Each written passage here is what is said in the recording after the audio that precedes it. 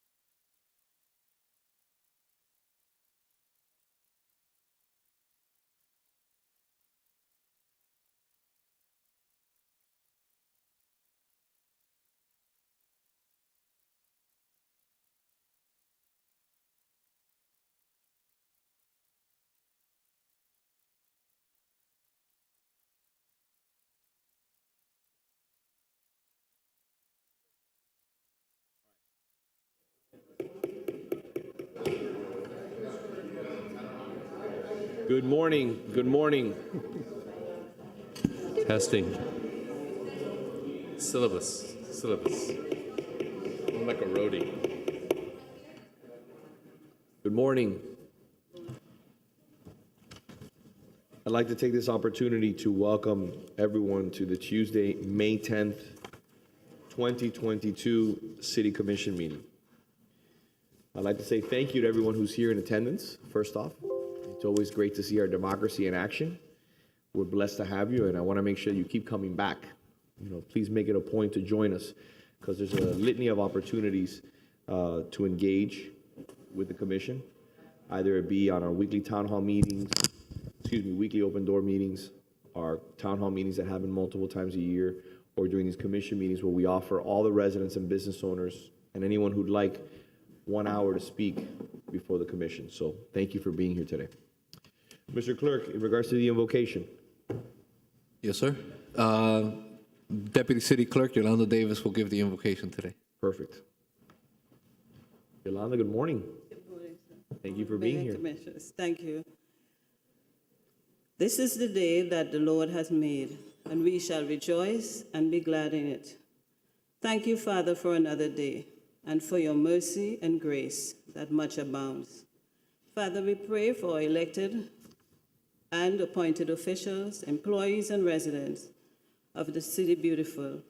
Father, we thank them all for their dedication in being public servants. Guide them today as they make decisions concerning the business of the city to make it a better place for us all. We thank them and their families also for their dedication. And Lord, we give you thanks and praise, for you are good and your mercies endure forever. Amen. Amen. Amen. Thank you, Yolanda. Now for our Pledge of Allegiance. Commissioner Forrest, please lead us in the pledge.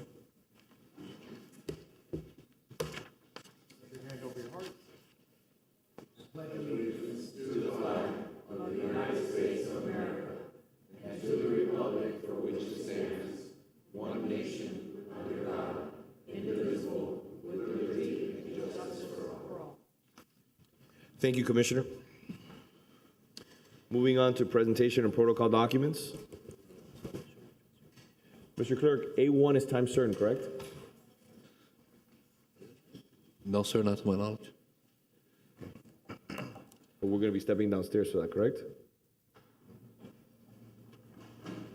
I think that's for Law Day. That's for Law Day? I heard that they were going to have their own presentation down there, then just come observe the meeting after. Okay, we were not aware that's what we were going to do. But we thought we were going to go downstairs? No, we thought everything was going to be done here. Oh, no, they're doing something beforehand there, then they're coming up here, and I figured we could just do the proclamation when they get up here. Okay. So I'm not gonna, we have Mayor Casey who's here and Mayor Thompson who just joined us, but I want to give us a few more minutes to see if we have some of our former mayors who are gonna hopefully be joining us to celebrate the life of Mayor Keith Phillips. So before we proceed with A1, I'm going to jump to A3 to recognize some incredible heroes in our community that we're blessed to recognize. And this is a presentation of certificates of recognition to the following teachers from Coral Gables Senior High School in acknowledgement of their retirement. So do we have anybody from staff that's going to be helping us with this today? Please join us. Please come up.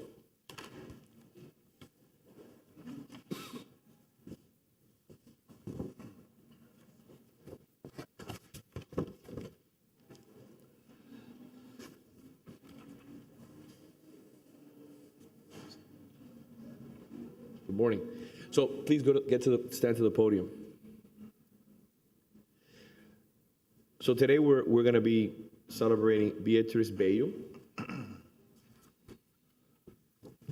you so much.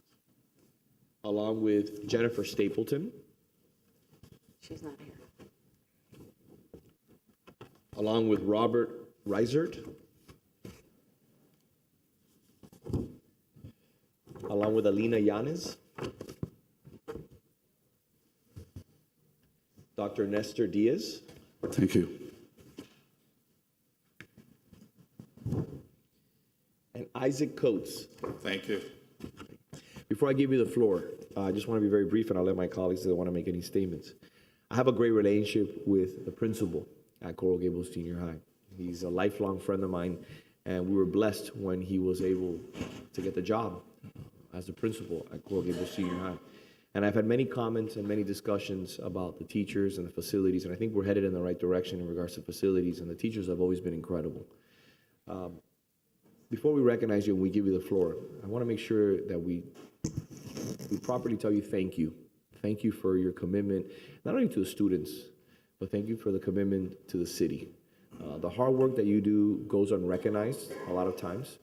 But like I've said before, you are the individuals that spend more time than we do with our own children. Sometimes we see our children in the morning, sometimes we don't. Like this morning, I didn't get to see my kids. Like my colleagues, the same. But at night when we get home, if we don't get home too late from work or from other commitments with the city, we may be able to catch our kids. You spend countless hours with our children, teaching them the fundamental lessons that are critically important to not only their future, but to the importance of our society. Because our society cannot progress and cannot continue to evolve without your hard work and commitment to our students. So I just wanted to say thank you for your hard work, and you make the city of Coral Gables incredibly proud. Please, the floor is yours. Thank you very much. I really appreciate it. Come up. No, come up to the podium, please. Oh, to the podium. Yeah, we're recognizing you. I mean, tell us how many years you served. I've been at Coral Gables Senior High School since 1984. Wow. So I've been there since the beginning. I helped build the IB program. Incredible. And tell us, what are your plans? What are your plans now in retirement, and how much are you going to miss the students? I'm going to miss the kids a lot. I have a lot of phone numbers of people that are going to other countries, so I'm going to be traveling to see them and see how they're doing. That's perfect. So I have quite a few trips coming up. I have a wedding next year in Greece for 2 of my kids. Oh, wow. So I've been invited to those places. That's a testament to the connections that you've made, Yes. and how you've truly advanced the careers of these young men and women. So thank you for that. Thank you. Thank you. Really appreciate it. It is. Doctor? Good morning. It's been an honor and a pleasure to be able to work at Coral Gables Senior High School since 1986. First as a teacher, then different roles, and lastly as an administrator. I work closely with Mr. Ibarri, and it's been great working for the school, for the community. We have established a lot of partnerships with the city, and we're very thankful. I'm really going to miss the kids, the staff, the faculty, and Coral Gables. So what are your plans for retirement? Right now, it's pretty much just to take a break and travel, go and visit my daughter in North Carolina, and spend time with the family. And then probably travel just like Mrs. Bayo at some point. Good, good. Well deserved. Well deserved. Thank you for your commitment to the city. Thank you. Sir, the floor is yours. Mr. Coates. Mr. Coates, I've been at Gables 34 years. I'm also alumni, 73. So I got 37 years with Gables, and I love the school. What did you specialize in? What was your main focus of teaching? My main focus was teaching them about life. I taught health Very nice. for 25 years, so we talked about everything, drugs, sex, rock and roll. I love it. I love it. We did it all. We team taught, it was a good time, It is a good time. yes. And thank you for your commitment. What are your plans in retirement? What are you going to do? To do nothing. That I highly doubt. That I highly doubt. Trust me, I play sports, so I have traveled all over the United States. I played basketball in college. I've been out of the country a few times. I don't like traveling that much. So I got my music, my videos, my grandkids, my man cave. I'm good. Let me tell you.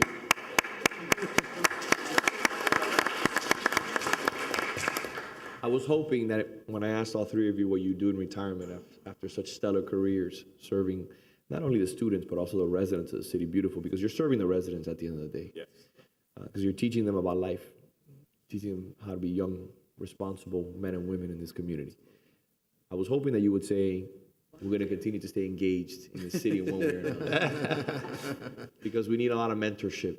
Yes, And I have a lot of mentorship, and you're going to meet some of the past mayors who are mentors to everyone on this commission and to a lot of individuals in this community. So I ask you to stay engaged because we need mentorship more than ever. And you're a wealth of knowledge and a wealth of commitment. So I want to say thank you again. And it's a privilege, it's a true privilege to recognize the three of you. Thank you. Commissioner? I just want to say, as a Gables alum, class of 1980, unfortunately I didn't get the opportunity to be taught by all of you, but lessons in life, that's the key. With regards to the IB program, I spoke with a dad of a senior the dad I coached when he was a kid, and because of the IB program, he was accepted in an amazing number of high-level schools throughout the country. So the impact on their lives is huge. Gables High and City of Coral Gables have an amazing history. The success of one is a reflection on the other. They've always excelled together. They're one and the same. No matter, the buildings can change, the buildings can be upgraded, but it's the people that touch the lives of our young people that are remembered. So decades go by, and even if you're in Greece or you're in your man cave or you're traveling, those kids will remember you, and they'll be telling their kids about you and the impact you had on their lives. So on behalf of the community, on behalf of the alums, on behalf of everyone who has, thank God, someone special in their lives, thank you. Just one quick second. Both of my girls went through Coral Gables High while you all had your tenure there.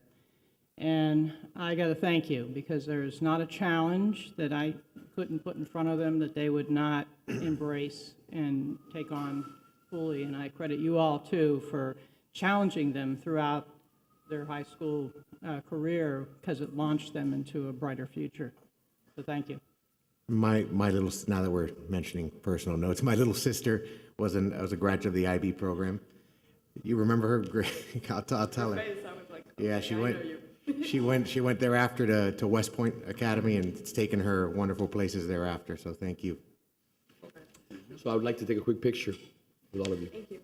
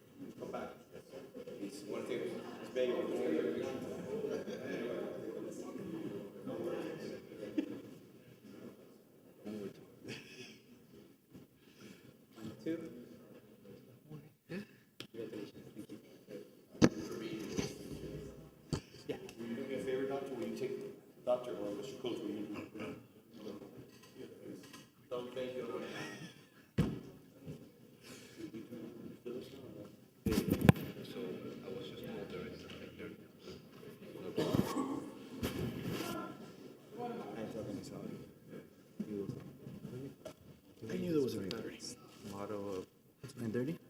Phillips downstairs. It is? Yes. Also, Phillips sit down. Phillips is 9:30 downstairs. I was, That's my, I was my told the same entire thing as speech you. was about the A2, not A1. No worries. Disregard. No worries. A4, presentation or proclamation declaring May 9th through the 13th, 2022 as Economic Development Week. Please join us.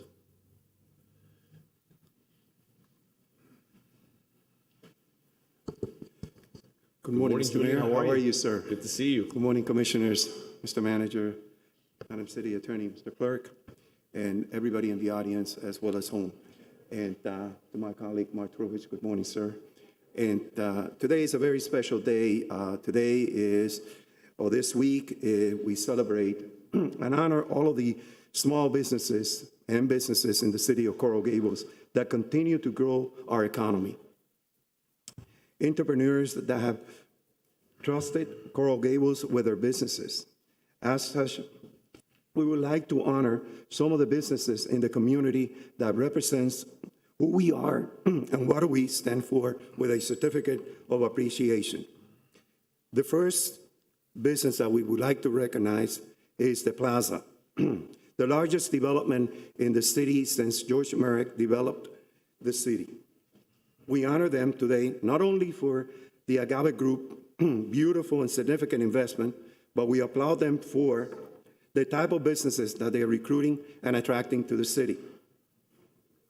Businesses such as AIC Worldwide, the regional offices of PNC Bank, are among the companies that now call the Plaza home. Joining us today is Mr. Carlos Beckman, management partner of Agave and his associate. Mr. Beckman, would you like to say a word?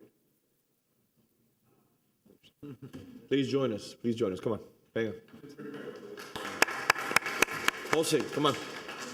Venga para acá. No, it's been a long journey, as some of you may know. It's been more than 10 years, so it's really nice to see it finally come to life and be done with the construction and now engage even more with the community as we bring the businesses, the tenants, and all the activities that we're planning for the plaza that are going to be open to the public, a weekend destination. So it's almost here. The hotel will be opening in November. And the spring of 2023 should see the grand opening of everything. So we want to thank you, and we'll be seeing a lot of more of each other in the future as now we become more of not just another developer, but residents, tenants, landlords that will be here every day of the week. A true destination. Yes. True destination. So congratulations. With that, we'd like to present you with a certificate of appreciation. And at the end of the introduction, we will ask you to come up and take a picture with the mayor and the commissioner. But this is Thank you. Thank you, gentlemen. Please. Thank you. The next person, it really signifies who we are as a city. A tremendous individual, a tremendous small business that sometimes we go and we visit her store, but it's someone that is there working every day, very, very hard. And it's that type of small business that worked very, very hard to overcome all of the economic and non-economic challenges associated with the pandemic. It was not only economics, but there was a lot of those non-economics that we still see. In order to survive and make that business, a success that is today. The owner attended every workshop the city organized, applied for grants, and even reinvented itself. It paid off. We couldn't be more happier to see her spirit and to see how that business continue to flourish in our city. And with that, I would like for Ms. Stephanie Shawn to please join us.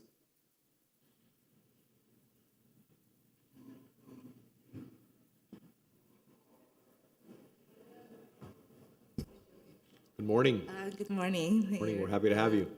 Thank you for having me. I actually wouldn't be here if it's not for Mr. Julian, Perez, and Belkis. They have been phenomenal in ensuring that my business continued to thrive during the pandemic.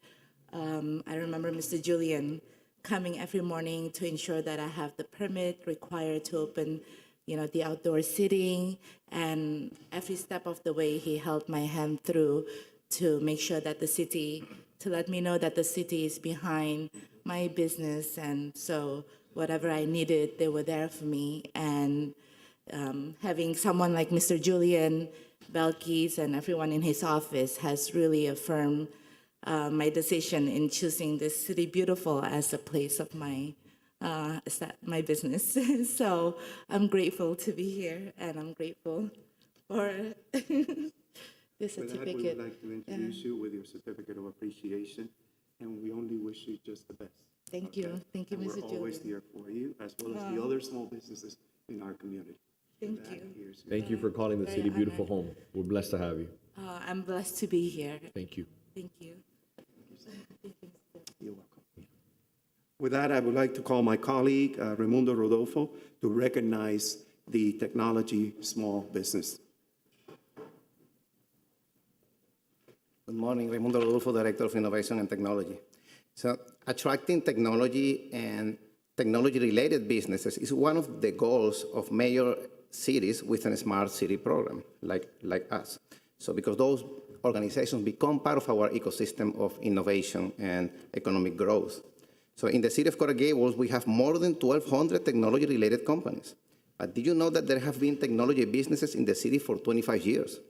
So ERM Protect Enterprise Risk Management is a boutique cybersecurity firm focused on protecting businesses in 39 industries. They have clients all over the world, including Coral Gables. And joining us today is Ms. Silka Gonzalez, President and founder of ERM, and also a renowned cybersecurity expert and advisor in the industry. So Ms. Gonzalez, would you like to come and say a few words? Thank you. Good morning. Good morning. Welcome to the City Beautiful. Thank you for joining us. Thank you. And thank you for having me. Thank you for this honor. I had this business, I started from home a long time ago. Obviously, we have an office now, and we serve 39 industries, including the city of Coral Gables, which has been our client for many years now, where we help the city with all the services required for credit card security and the security of the networks of your systems. And recently, your police department requested some information about the type of forensic investigations we perform, especially for crypto investigations. As we know, there's more schemes and fraud in that area. We're happy to be here in Coral Gables. We serve clients all over the United States and in the world. And we recruit in some of the best universities in the United States for cybersecurity students with masters and PhDs. And the city has been great for us, and the state. We serve a lot of counties like Miami-Dade County, Broward County, and a lot of other cities, as well as the private sector. So happy to be here, and thank you for this award. Thank you. And as I said before, we're blessed to have you here in the City Beautiful, and we look forward to an expansion of your business, because that's exactly, like Raimundo said, exactly some of the businesses that we're looking forward to really welcoming here to the City of Coral Gables. And we're here to help the community, not just to make money and be profitable, but we believe deeply that this is a big social problem, cybersecurity, that is ingrained in all aspects of our life, from healthcare, banking, government, even national security. And anything that we can do to educate the public and to help businesses and society, we're here to do. Thank you. Thank you. On behalf of the city of Coral Gables and my colleague, we would like to present you with a certificate of appreciation for all your hard work and dedication to our city. Thank you. Thank you very much.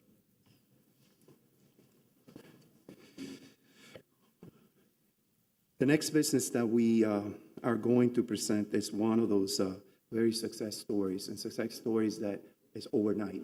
And it really makes our city, the city that it is, a city of opportunities. With that, I would like to ask my colleagues, Francesca Valdez and Seda Sardegna, who worked very hard on making this thing happen, with a business owner, to come please and introduce. Good morning. Good morning. We're so thrilled to be here today to talk about the city's pop-up tenant, Ben & Jules. Imagine opening a small business, what a big undertaking that is, and then to do it in the middle of the pandemic. So we're thrilled to have Elena here today. She is part of our pop-up program, which is meant to bring vibrancy to our downtown and foster the right type of retail businesses. So I'd like to bring Elena up.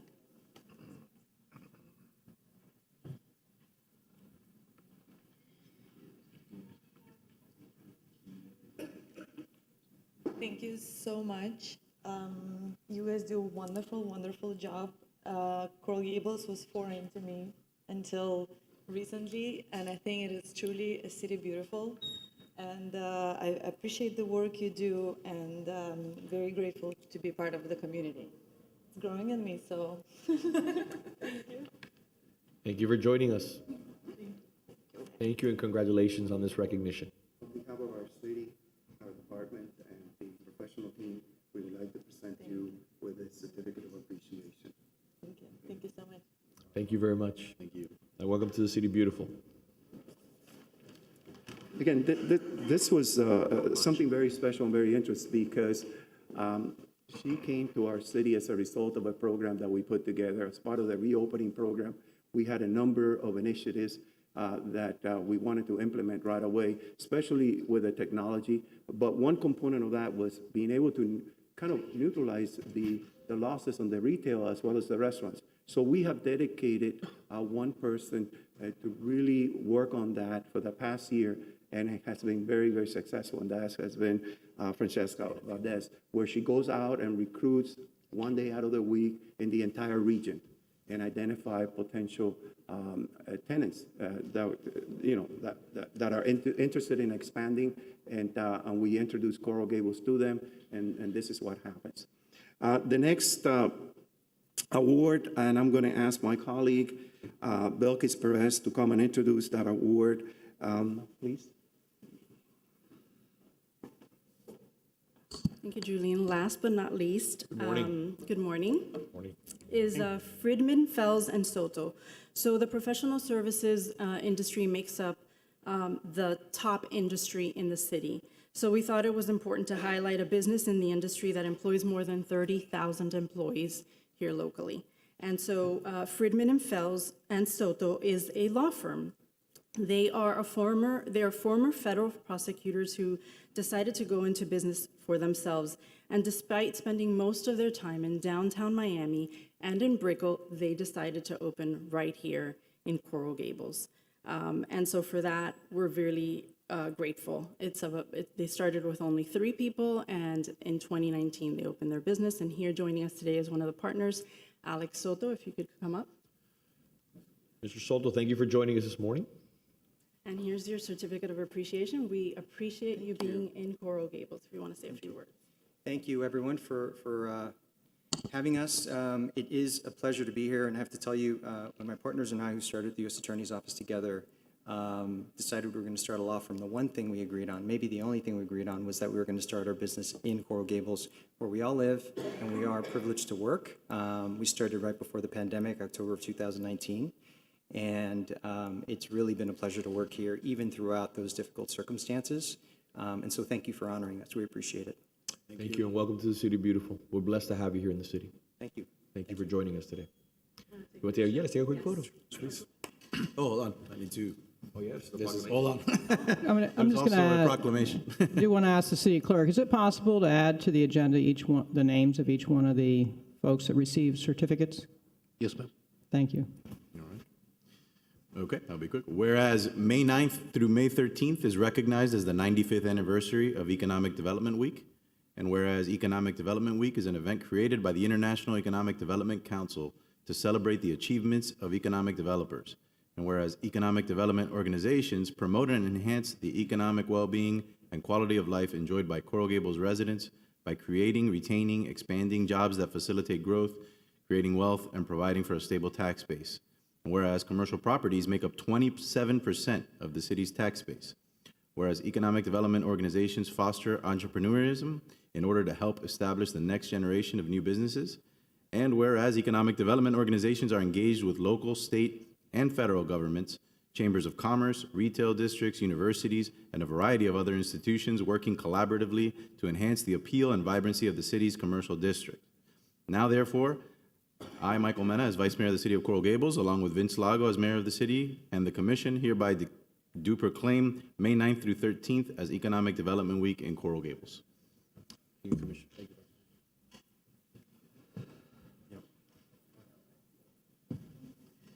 Mayor, do we get all of them to stand up at the same time? You can have all the recipients.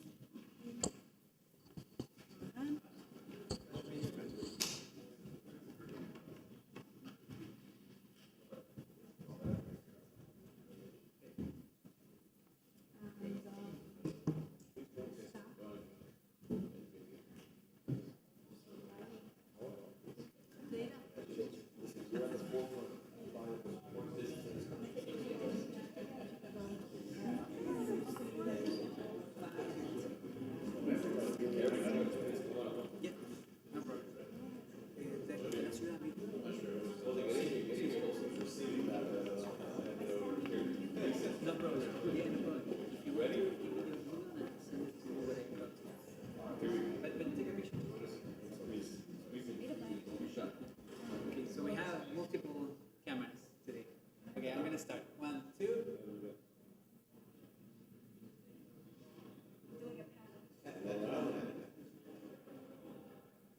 Okay, this one, second. 1, 2. Thank you.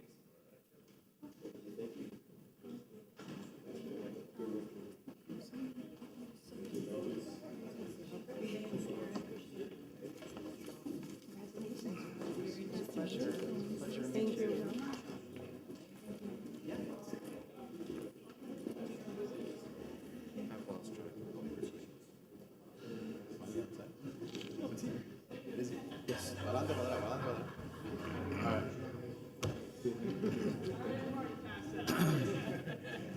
No, I thought about it for that. A lot of them. They're hard to come by locally.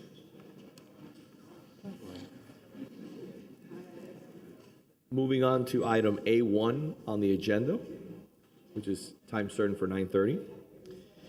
It is a celebration.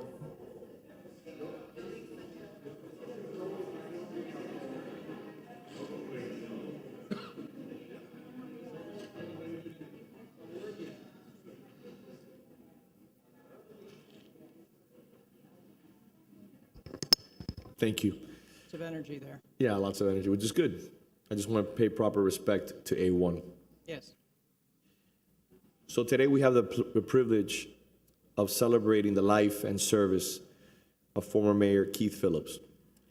And before I give a few words and my colleagues talk, I want to also express how honored I am to have former Mayor Jim Kaysen, Mayor Selesnik, and Mayor Dorothy Thompson. Like I mentioned before, when we had some of the teachers that were before us that were celebrating their years of service to not only the students, but more importantly to the city, I wanted to reiterate the importance of mentorship and of your leadership and of your commitment to the city.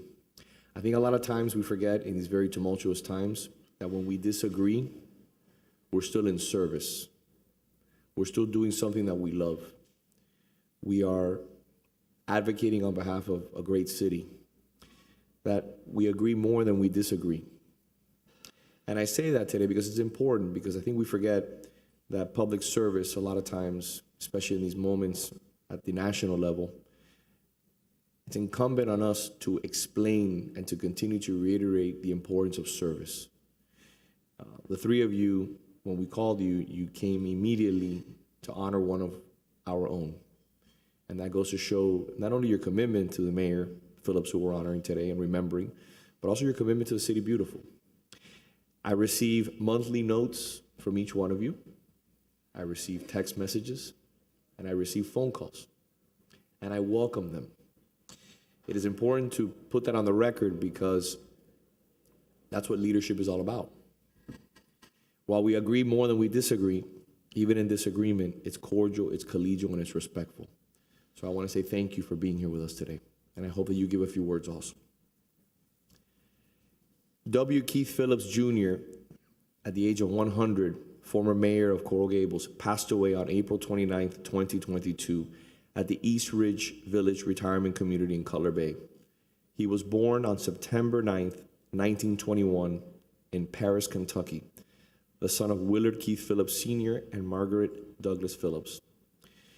He was preceded by his loving wife of 73 years, Mary Louise Grassmuck Phillips, his brother Marion Keith Phillips and Douglas Martin Phillips, and his sister Betty Phillips Jameson. He is survived by his son W. Keith Phillips III and his wife Angela Menes Phillips of Miami, and his daughter Patrice Phillips Alden of Flat Rock, North Carolina. He is also survived by grandchildren Andrea Phillips Tinder and her husband David of Davie, Florida, and Eric Phillips of Miami, great-grandchildren Colin and Riley Tinder of Davie, and many nieces and nephews.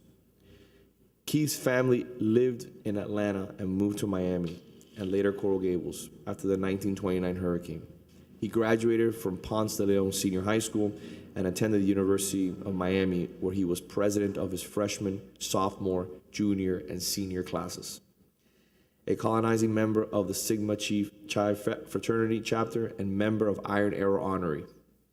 He received his BA from the University of Miami in 1942 and married Mary Lou, the love of his life, before being sent to the Pacific as a second lieutenant during World War II. If that wasn't enough, there was more. Upon his return from the war, he began a 40-year career as an insurance executive, culminating in establishing his own independent insurance agency, Keith Phillips Jr. and Associates. His commitment to service to his community led him to pursue politics, and he served as commissioner in the Gables for 8 years and as mayor from 1971 to 1972. There was many projects that he embarked on. There was many accomplishments, but I'm going to mention one. One of his signature accomplishments as mayor was securing ownership, along with my colleagues who were here, of the former Biltmore Hotel and then abandoned Veterans Hospital for the federal government for the citizens of Coral Gables. It was subsequently restored as a now luxurious Biltmore Hotel and Resort. He was involved in many charities, civic and philanthropic organizations, including the Rotary Club of Coral Gables, and served as president of the local Crippled Children's Society, later known as the Easter Seals, the University of Miami Alumni Association, and the Orange Bowl Committee. Phillips Park in Coral Gables was dedicated to him and his father in recognition of the service to the City Beautiful. I wanted to say these very simple words, as I mentioned before, because it's critically important that we remember. We remember those individuals who have dedicated their lives not only to the City Beautiful and to service as elected officials, but it's also important to remember people in this community who have continued to fight for what's right in this community. And we are reaping a lot of the benefits from his legacy. I'd like to invite my fellow three mayors to please come and give a few words if they'd be so kind.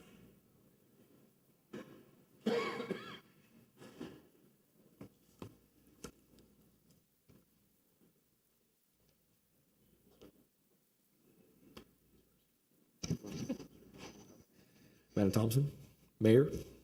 Well, thank you very, very much, and all of us appreciate so very, very much also that the city is taking this moment to honor a very special, wonderful person in the city, and his son being here today as well. Mayor Phillips, it's been many years ago, but we tend, time goes by and we tend to forget sometimes what individuals have done in the city. Like over 50 years ago, we're talking now that that beautiful, wonderful gem of the city, Biltmore Hotel, that everyone loves and is world-renowned, truly we have a great debt of gratitude to Mayor Phillips for engineering, if you will, the purchase, the acceptance, I should say, from the federal government ownership to the city of Coral Gables. The history of the Biltmore Hotel is very torturous, and people probably these days would think, how could this be? But there are times that the Biltmore Hotel was set to be demolished. A lot of people wanted it to be demolished. The city manager, and one of the city managers, it wasn't he, our current one, of course, but had suggested that it be demolished at one time. And it was a very split vote on the city commission as to whether or not they would come to fruition. However, Mayor Phillips, and also mentioned his father before him was the mayor of the city of Coral Gables, and we have the Phillips Park here in the city. But Mayor Phillips pulled this out and made sure that the hotel would not be demolished, and that he fought to his very essence to maintain that city that owned the hotel. And for that, we owe a great deal of gratitude. It's long forgotten, unless you read it in the history books, that the hotel, Biltmore Hotel that we know today, would not be there today were it not for Mayor Phillips. Thank you, Mayor. Mayor Schlesinger, good morning. Yes, well, Mayor and Commissioners, thank you for having us here today. Keith Phillips was a personal friend and an advisor when I was mayor. And Dorothy referred to it, but I think the citizens of Coral Gables really need to feel impressed by the fact of the Phillips family service to the city and the community. Keith Phillips Sr. was mayor in the 1950s, followed by the man we're here to honor today, Keith Phillips Jr., mayor in the 1970s. And one thing that ties me to them, too, is they both served as president of the Orange Bowl Committee, and the grandfather was actually a founder of the Orange Bowl Committee and was the very first president of the Orange Bowl Committee. And as a historical note, we have one other mayor that was president of the Orange Bowl Committee, and that was Jimmy Dunn. So the Phillips family has given a lot, has sacrificed a lot. And Mayor, you made some good comments about continuing to serve, and I'd like to ask Keith Phillips III, who is here with us today. Keith, just stand. Keith continues to serve the city in a way that he is a volunteer starter at Granada Golf Course. So there you go. I mean, he is still willing to step up and help out the citizens of Coral Gables. So thank you all for taking the time to recognize a family that is very meaningful to this immediate community and the community at large. Thank you. Thank you, Mayor. Mayor Casey. Well, thank you very much for inviting me. I did not have the privilege of knowing the mayor. I'm a person that spent most of his life overseas, one of the few probably in the history of Coral Gables that was not born and raised here. But I was always involved in public service. I spent more than 50 years in public service, and I really appreciate people like the mayor that dedicated his life and his family to public service. I think we need more and more people to be thinking of public service careers, and so I'm very pleased that you invited me here, and I'm here to show my respect to a former mayor and all the mayors that along with the commissioners that have helped build this great city. We've all built on the work of the people before us. It's a collective endeavor in which we all work to make the city better than it was before. So thank you for inviting me, and I think we need to pay homage to people like Mayor Phillips and that have spent so much of their life in public service. Thank you very much. Thank you, Mayor. Mr. Phillips, please join us. It's great to see you again. Thank you so much. Nice to see you, Mr. Mayor and Commissioners. I appreciate very much the recognition of my father today. He loved this city, and I once asked him, why did you want to be commissioner and mayor? And he says, because I felt I could do more as a politician than I could individually. And he said, my whole intent was to try to maintain the quality and everything. And you gentlemen are taxed with that duty and are doing a fine job. I want to thank you for this recognition. Thank you. I think I was with Commissioner Forrest. I'm not sure if any of my other colleagues were there when we cut the ribbon for the park, and we had the pleasure of getting to know each other. And I think it was a great opportunity. So I wanted to say thank you for your family on behalf of the city. Public life is not easy, as the three individuals will tell you. There's a lot of good times, but there's a lot of rocky times. There are times away from the family, and there are times when you have to make very tough decisions when some people may not be happy with you. But at the end of the day, everyone in this commission floor, including the three past mayors that are here, and all the employees, along with people like Mark Trowbridge, who are here today, who serve the city in a different capacity, basically an extension of the commission, and our city manager, our city attorney, and city clerk, they do it because they love the city. And I have to say that I do love the city also. And this city's worth fighting for. and this city is worth upholding the values of what have made this city so special. And your father, by saving the Biltmore, like Mayor Thompson so eloquently stated, left a legacy that will permeate this community, that my children, my young children who are 10 and 7, and the children of Commissioner Forrest and the Vice Mayor and Menendez's and Anderson's, no matter what age, it will be something that will be here in perpetuity that people will be able to enjoy. So I wanted to say thank you for that commitment, and I know that was a very tough decision. And there was a lot of sacrifice that had to be made, and this is why we take this very simple moment just to honor his legacy and his hard work on behalf of the city. So thank you. Thank you, Mr. Mayor. Of course, Commissioner Menendez, please. Thank you, Mayor. Just listening to the discussion regarding the Biltmore, and Mayor Thompson, I've had the pleasure of sitting down with you and hearing the amazing battles and stories of achievement on behalf of the community over the years. And if I recall, the Biltmore issue had even the community divided. It was very contentious. And at the end of the day, you and Mayor Phillips and stood your ground because you knew it was the right thing to do. One thing that was not mentioned, because I love to research and our history, and I've mentioned it before, in the late 1960s, the City Commission voted, if I'm not mistaken, 4-1 to tear down Coral Gables Elementary to build an office building. If I'm not mistaken, I'm pretty sure I got it right, the one no vote was then Commissioner Phillips. He stood his ground and said no to tearing down Coral Gables Elementary. It's because of people like Mayor Phillips, Mayor Kaysen, Slesnick, Thompson, that we're here today. We have something to fight for. We have something to stand upon, a foundation. So on behalf of, my family and the community, thank you for giving us a foundation to stand upon. It was based on the hard work and dedication and selflessness that we are here today. Thank you. Thank you so much.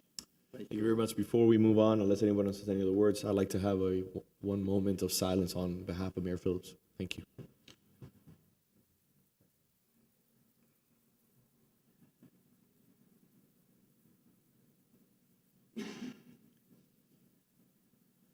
Thank you very much. Mayors, have a wonderful evening. Mr. Phillips, thank you so much. Mayor, Thank you. just to course, let you know please. just to let you know the intertwined histories of families here. At one time, Keith Phillips' daughter was a junior Orange Bowl princess, and my son was her escort. Stood on the float together. I love that. I love that. Thank you for that anecdote. Thank you. Thank you all. Thank you very much. Thank you. Please. Are we ready for A2 or not yet? Commissioner Forrest? We need a few more Not yet. moments. Yeah, I think they'll just show up. Perfect. Then we'll move on to A5. A5, presentation or proclamation declaring May 15th through the 21st, 2022 as National EMS Week in Coral Gables. Okay, so I think that's fine. Got the Commissioner, you got Is it? there anyone else here to Let's do it. receive it, or? Wait, here we go. I knew there was somebody missing.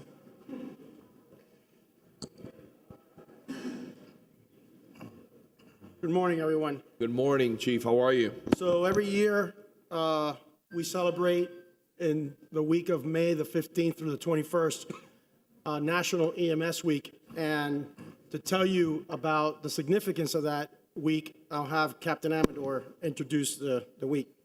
Good morning, everyone.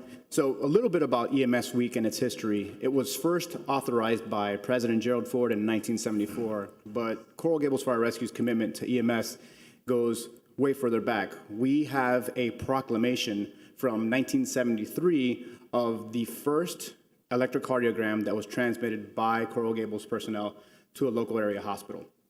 Now, the purpose of EMS Week is to celebrate EMS professionals and the work they do in their community. More often than not, the members of, EMS professionals are proud to be of service to their community and don't really care so much for the adulation. So this whole week is about thanking them and for what they do. So every year has a theme, and this year's theme is Rising to the Challenge, which can really be applied to any year especially after 2020 and the global pandemic, that EMS professionals worked firsthand in combating and providing service. So thank you. So as Captain Amador just stated, it's important to note that our industry with regards to emergency medical services is fairly young. Our Dr. Hirschman, our first medical director, was also an electrical engineer. And so he devised the first telemetry machine that transmitted an EKG that really started the technology as we know it today, where we're diagnosing heart attacks and strokes in the field. So every year around this time, we like to celebrate and recognize certain crews that went above and beyond. I always state that this job is a once in a lifetime if you make that achievement. And that in itself is probably the greatest achievement in your life. But like any professional athlete, it's great to be a baseball player, but it's wonderful to go to the World Series or to go to the Super Bowl. So today we recognize 3 crews that probably had a once in a lifetime experience. And their experience had a significant outcome on the patient's life and their families. So the first crew is the crew of Rescue 3 that included Lieutenant John Perotti, Lieutenant Kyle Durham, Firefighter Lee Espinal, Firefighter Mario Izquierdo, Firefighter Nicholas Martin, Engineer Brian Menares, and Paramedic Firefighter Javier Rodriguez. They were dispatched to a 14-year-old that came in as a seizure call. That child ended up going into cardiac arrest. The crew was very aggressive in their resuscitative efforts. The patient was transported to Nicholas Children's Hospital, where he made a complete recovery. The hospital, the family, everyone credited with what occurred in the back of that truck. And if you know the family, you know how significant and close to home that call was to us. So congratulations to Lieutenant Perotti, Lieutenant Kyle Durham, and the crew of Rescue 3 at Station 3.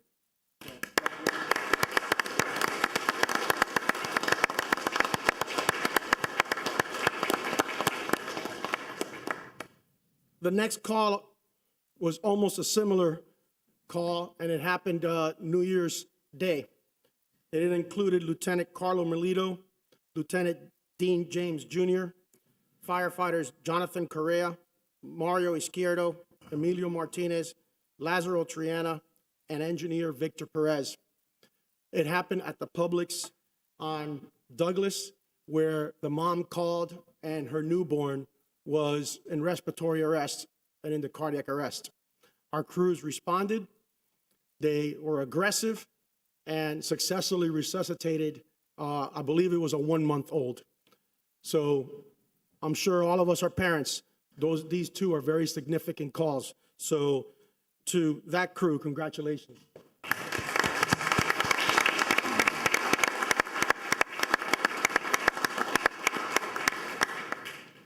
And the last one, I'm going to hang around with these guys because they seem to be either very fortunate or very talented.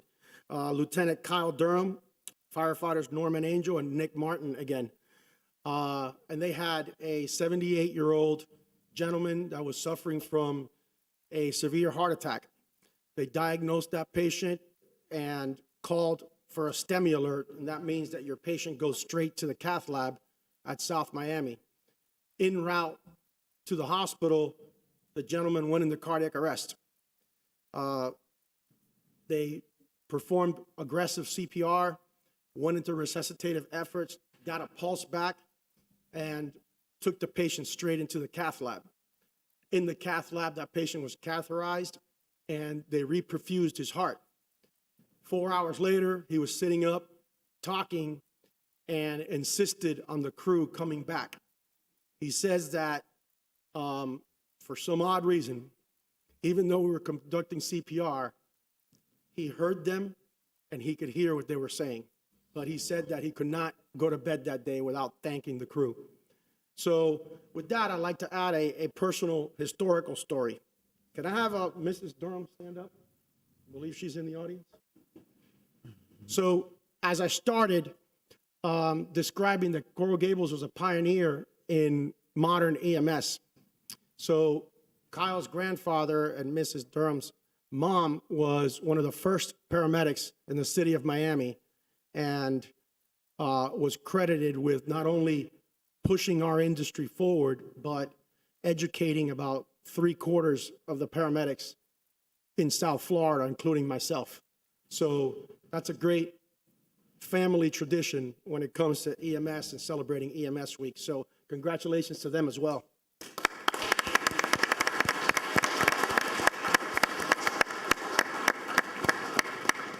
That's it, I'm done. Oh, I'm gonna have John Parati speak on their behalf. He retires in July, so I think it's best fitting that he kind of closes us out. So, Lieutenant? Lieutenant, welcome and congratulations on your retirement. Well deserved. Thank you. Thank you Thank very you for your much. years of service to the city and to Thank the you. residents and the business community. Thank you. It's been an honor. He doesn't realize how dangerous it is giving me a microphone with only 9 more days to go before I leave. You're good. You're good. You've earned it. You've earned it. The floor is yours. But we just want to say what an honor it is to serve. I've been here almost 3 decades. We've had many saves that sometimes go unnoticed, and it's wonderful to give this kind of recognition to the crews. You've got many people, everyone in our department. These guys are extremely motivated, extremely dedicated. What I've always tried to teach the younger guys, and for now that's pretty much everyone other than me in the department, is the treatment criteria that I say is pretend that the patient is a family member that you really like. And every decision you make is very simple after that. All of our personnel are extremely well trained, and the chief continues to take our training to the highest levels. I'm here with 2 other people that we were on an SRT team, which is the special response team, cutting people in and out of cars, and we were on the world championship team in almost 22 years ago. And that stopped after the planes hit the towers. That type of training and those type of competitions stopped for a long time. The chief is reintroducing that. That does fit in with EMS because following the car crash, there's the emergency medical attention that has to be given. The chief and our department are extremely proactive in having us be trained. We feel so fortunate. It's such an honor to have such a tense situation, such a bad moment in someone's life turn out so positive, and to have the training and the understanding of what to do to make it turn positive. And I am truly honored to have the outcome that we had, as are all the crew members that are here. And just want to say thank you again for taking the time to recognize the crew members and these wonderful calls and their amazingly good outcomes. Thank you very much. Thank you very much.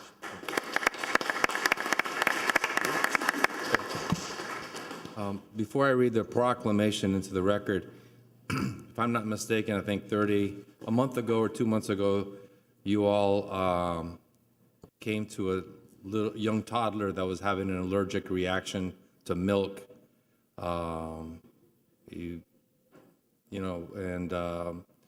You guys helped him get through that medical crisis, and his name is Juan, and his parents are forever grateful, saving his life. He's my cousin. Thanks. Thanks. Sorry, George, I'm crying again. Who made the bet? Who won the bet this week? I don't know. Commissioner Menendez is leading the pack in terms of times cried on the dais. The good thing is there are good reasons to cry. Yes. And it's Great because reasons. of people like you Right. making a difference. So thank you. Whereas emergency medical professionals provide medical care to victims of sudden life-threatening injuries and illnesses, often under stressful conditions and in high-risk situations to save lives.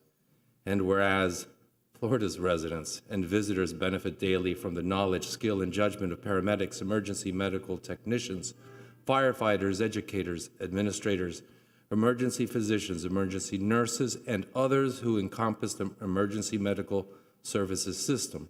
And whereas emergency medical personnel must rapidly assess, manage, and effectively provide care in unpredictable situations requiring life and death judgments, and whereas Florida's medical services EMS teams unselfishly serve on the front line of healthcare when responding to man-made and natural disasters at the local, state, and national levels. And whereas it is critical that the general public be made aware of, understand, support, and effectively use its local emergency medical services systems. And whereas recognition is due for the emergency medical services EMS system for its countless accomplishments and contributions towards the improvement of public welfare through healthcare, medical transportation, injury prevention, education, disaster response, homeland security, and other initiatives reducing healthcare costs and saving lives. Now, therefore, Vince Lago, as mayor of the city of Coral Gables and on behalf of the city commission, do hereby proclaim the week of May 15th through the 21st, 2022 as Emergency Medical Services Week in Coral Gables. Congratulations. Thank you, sir.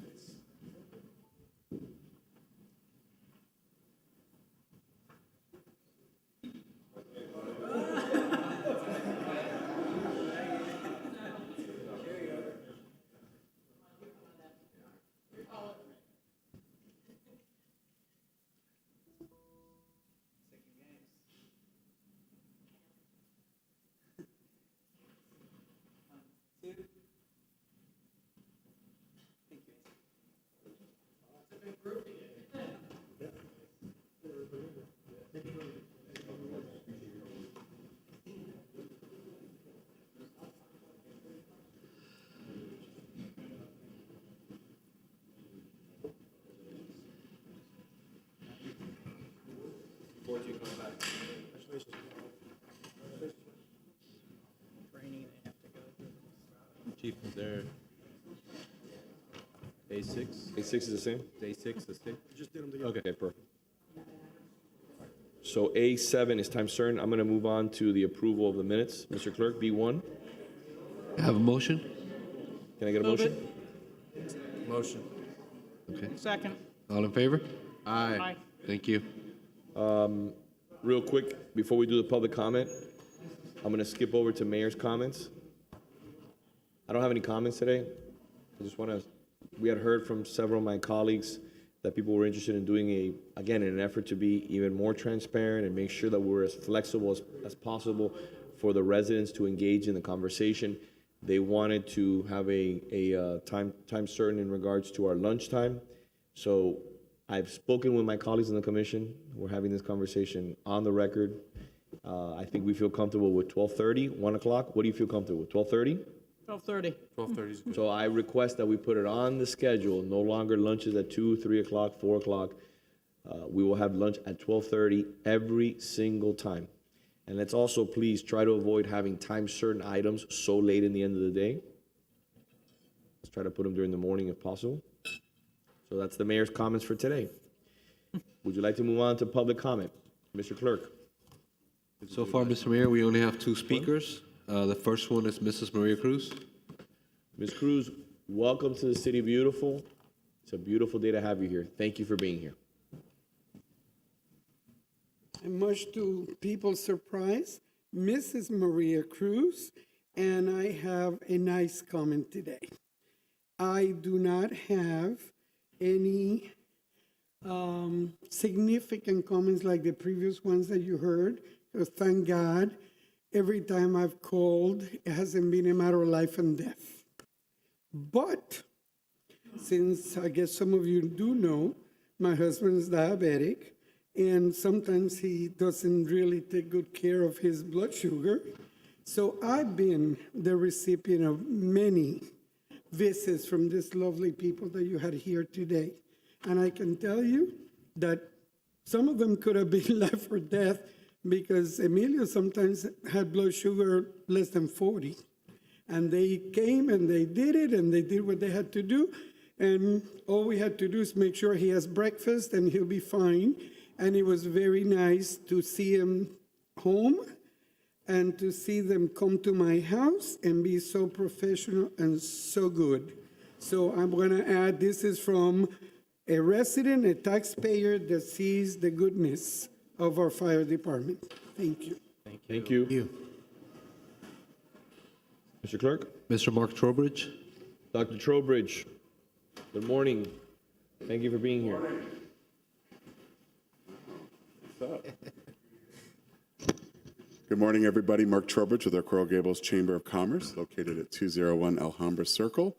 First of all, I want to thank you all for the proclamation that you did for Economic Development Week. As you know, we are very close partners with Julian and his team, and have had a great opportunity over these many years to work closely not only with their department, but also work jointly to recruit and bring some of the businesses that you saw today being recognized and honored. So thank you very much for that opportunity.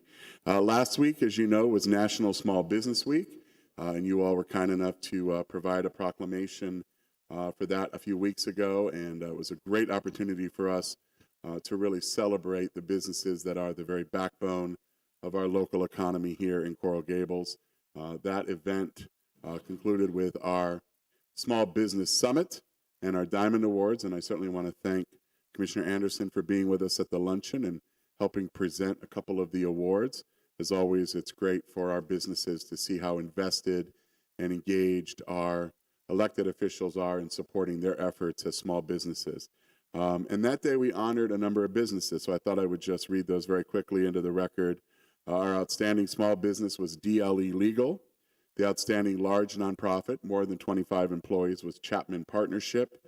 Outstanding hospitality and restaurant business, Sushi Maki. Outstanding woman-owned business, Granny Nannies of South Florida. Outstanding healthcare organization, Choice MD. Outstanding family-owned business, Peta Weber Del Prado. Outstanding small nonprofit, less than 25 employees, the Girl Scouts of Tropical Florida, who are celebrating their 100th anniversary this next year. Outstanding law firm, Barakat and Bosa. And our outstanding large business, Garcia Espinosa Miares Rodriguez Truega and Company, known as GEM RT. We also took time to recognize our 2022 Business Leader of the Year, gentleman many of you know, Alirio Torrealba of MG Developer. As you might imagine, it's always a great opportunity for our chamber to honor those doing great things, not only in their business, but in corporate citizenship, workplace environment, customer care, and their ability over the last 2 years really to pivot. I will mention that we have another downtown cleanup coming, so please put it on your calendar. The mayor and many of you I know will be there presiding over that. That's Monday, May 23rd at 5 p.m., and we'll meet at our chamber offices and work like we've done over the last year or so to continue to beautify our downtown.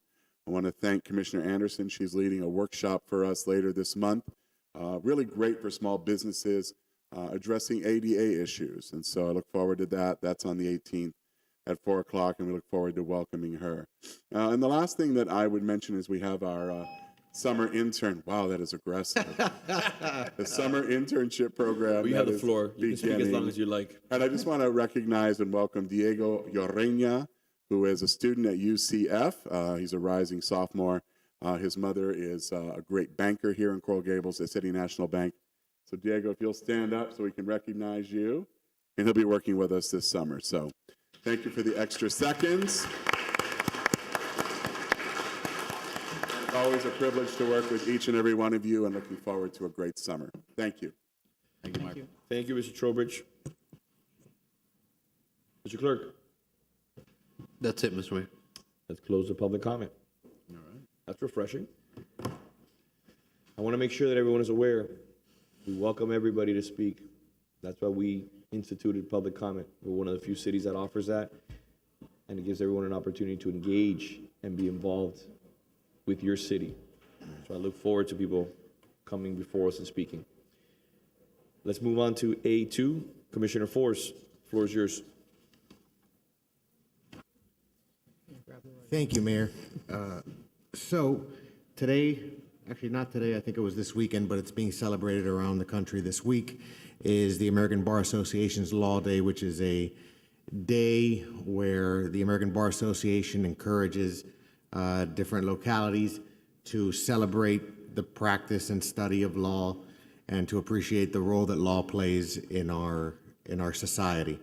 One of the things that the Coral Gables Bar Association, who joins us today, has always done is been the celebrator or the coordinator of that celebration here in the city of Coral Gables, working with as the liaison that sits on the board of the Coral Gables Bar Association. I worked in coordination with current president PJ Mitchell and board member Daniel Forrest, who happens to be my brother, to coordinate a event for a school inside Coral Gables to celebrate Law Day with a field trip and a lesson about this year's ABA theme for Law Day, which is lawmaking / legislation, which is what we do here or try to do here every day. So with that, I'd like to welcome the kids of Ponce Middle School to City Hall. I know they were able to participate in some programming today before coming up here. I think they're going to get a tour if they haven't already. And by the way, before I forget, I'd like to thank Principal Balboa, the principal of Ponce Middle, who I believe is here, for immediately being interested in this event for Law Day. Marta Panting for helping to coordinate a lot of it. Of course, the current president of Coral Gables Bar Association, PJ Mitchell, for his annual, and the Bar Association for their annual efforts to celebrate this day here in Coral Gables. And again, this is a day that's celebrated all over the country around the same time. And also to Christina Suarez for leading some of the programming today. We have a proclamation declaring it Law Day in Coral Gables today, but I believe PJ Mitchell was going to give some remarks beforehand. I'd also like to thank, by the way, school board member Maritere Rojas, who wanted to make it today but couldn't. So with that, we can have PJ say a few words. Unless you'd like to wait until after the proclamation? No, go ahead. Go ahead. Come on down. Mr. Mitchell. Yes, sir. How you doing, sir? Mayor. It's always great to have you here. Thank you, sir. You don't come by City Hall enough. You Yes, should sir. make it more of a point to come by. Understood. It's all good. We appreciate you. Well, I appreciate you for your leadership and service. I appreciate the commission. I thank you for hosting today's Law Day. My name's PJ Mitchell. I'm president of Coral Gables Bar Association this year. I'd like to thank the City of Coral Gables, the Commission, for hosting and celebrating Law Day. Law Day is a national day which is set aside to celebrate the rule of law. The theme this year is focused on towards a more perfect union, the Constitution in times of change.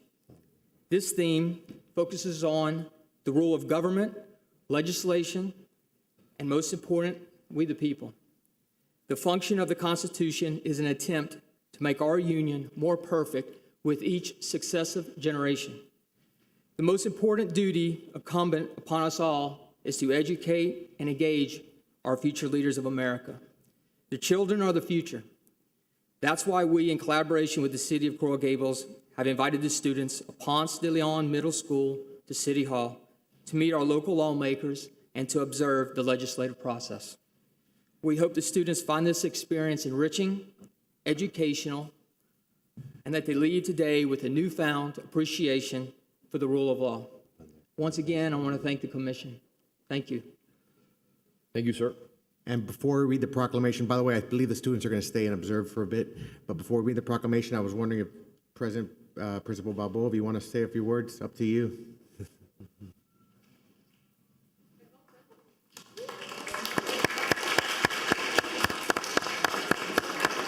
By the way, I know the Coral Gables Bar Association spoke to several principals who were all interested and said that they would have to, figure some things out and see about the logistics of it. But Principal Balboa said yes immediately and said, we'll figure out the logistics afterwards. And he was very eager to do so, and that's why his kids ended up here first. Good morning, everyone. I'd like to thank you on behalf of Ponce de Leon Middle School on inviting our students. You know, like you said, the moment that we were reached out to, we said yes, and we figured out after. Okay, we are always the school that tries to get it done.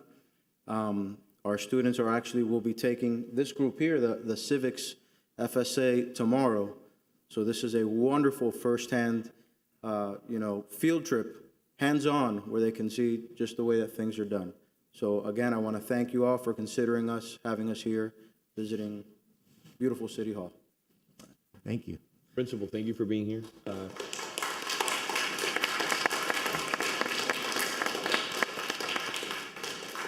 And I'd like to just quickly not only recognize yourself for your hard work, as you and I have worked together on multiple occasions.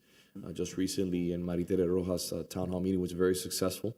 Along with, we've done book bag drives and a litany of different things for the students, and I've always been impressed in the direction and your leadership in the school. But I want to thank Commissioner Force for taking a real leadership position today and all the time. He's always very vocal and very active. But this is something that is very important to the commission as a whole.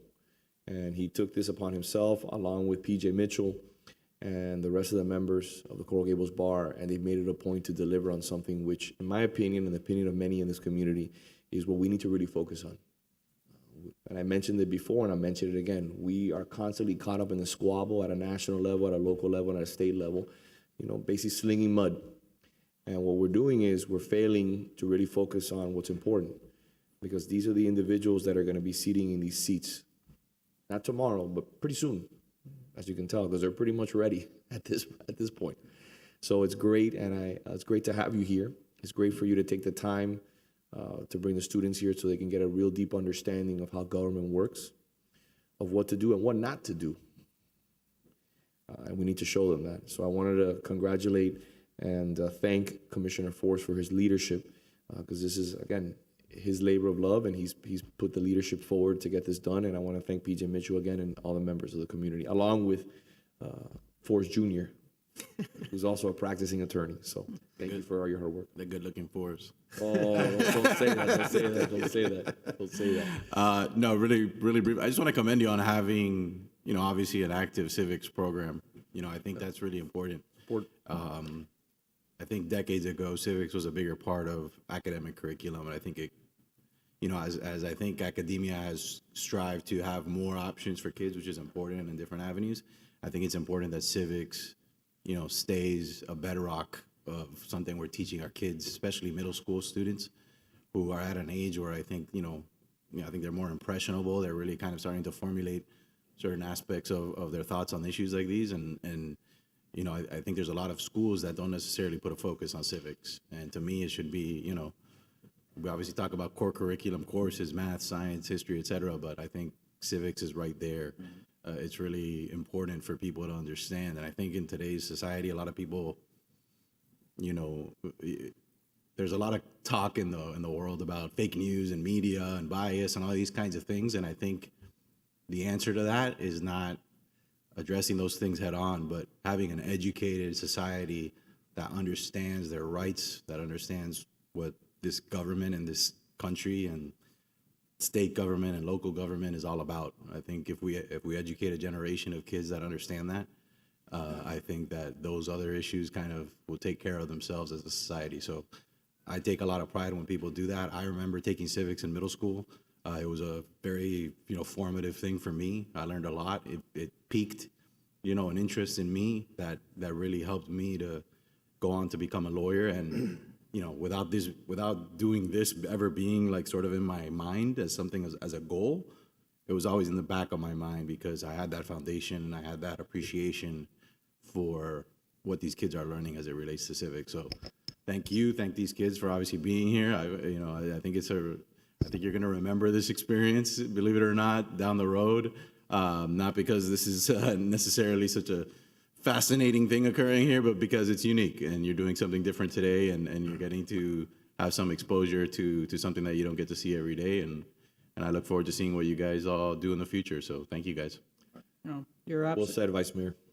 You're absolutely correct. In the 1970s, I was about where you are now. In middle school and high school, they had programs like the Court Observer program that I attended, and I got to explore my passions later on. Never imagined sitting here, but I've been on both sides of the podium following my passions for what meant something to me, and that's how I ended up getting here. You know, whether it's the environment or speeding cars down the street, follow your passions and let your commissioners know what the problems are, because we can't address them unless you do. So thank you for coming here today. I just want to add that growing up in this community and at their age, you read about things in books and you watch things on TV and you understand it, but you don't understand that you can be a part of it and it can be a part of your life going forward. I think just today's event and all the other opportunities presented with these kids, I think it opens their eyes to the possibilities that maybe one day they're up here serving the community.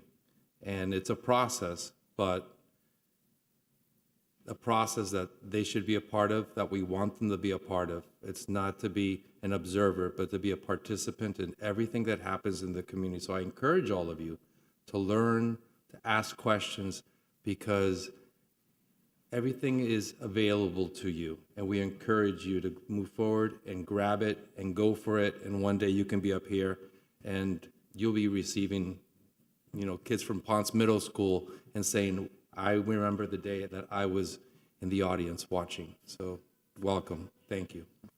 Thank you. Thank you, Commissioner.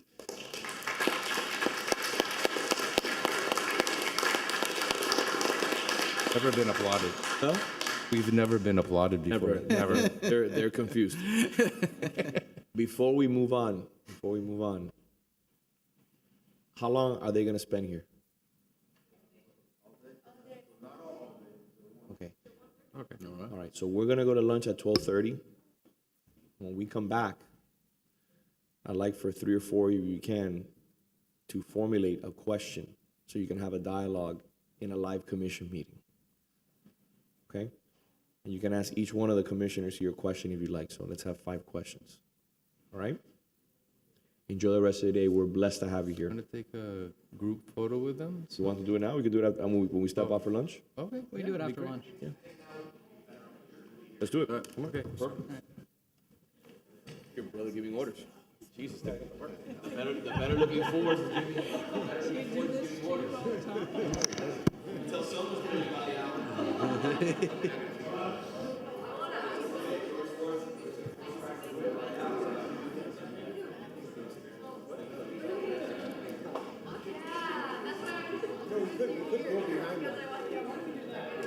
Everybody stay where you're sitting, where you go behind. You guys can sit down. The problem is the podium. Okay. All right. Right now.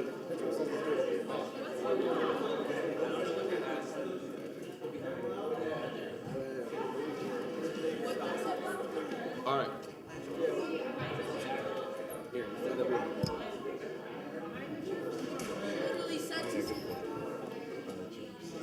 Here, come up here. Over here. Yeah. All right.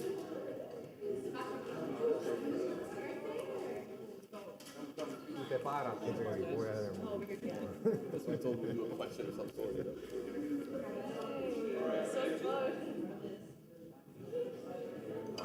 Wait. Maybe we should get up there. Should we get up there? All right, let's go. We're gonna get up there. Okay. That didn't work. Okay, hang on.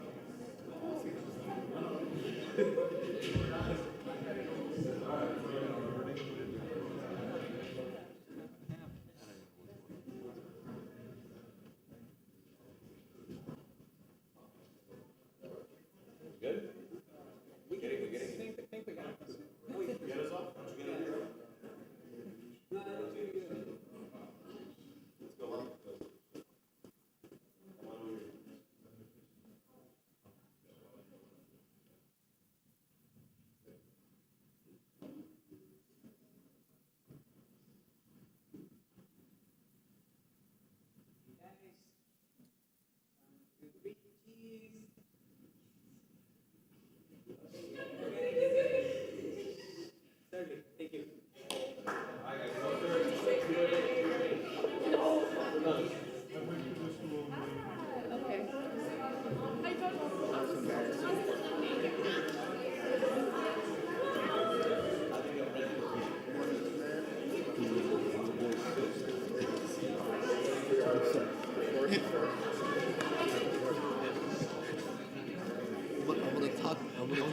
their pants into the suit.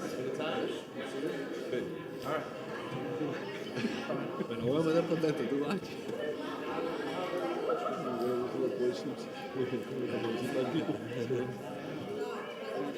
And Mayor, since they applauded, can we give them each a key to the city? All right, let's. We have enough. We'll do it. All right, what's next? All right. Commission, we don't want to wear something different. Mr. Clerk. Yes, sir. Order, order.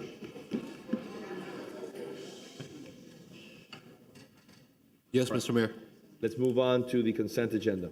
Before the vote adopting the consent agenda is taken, is there anyone who wishes additional discussion or review of any item on the consent agenda? No.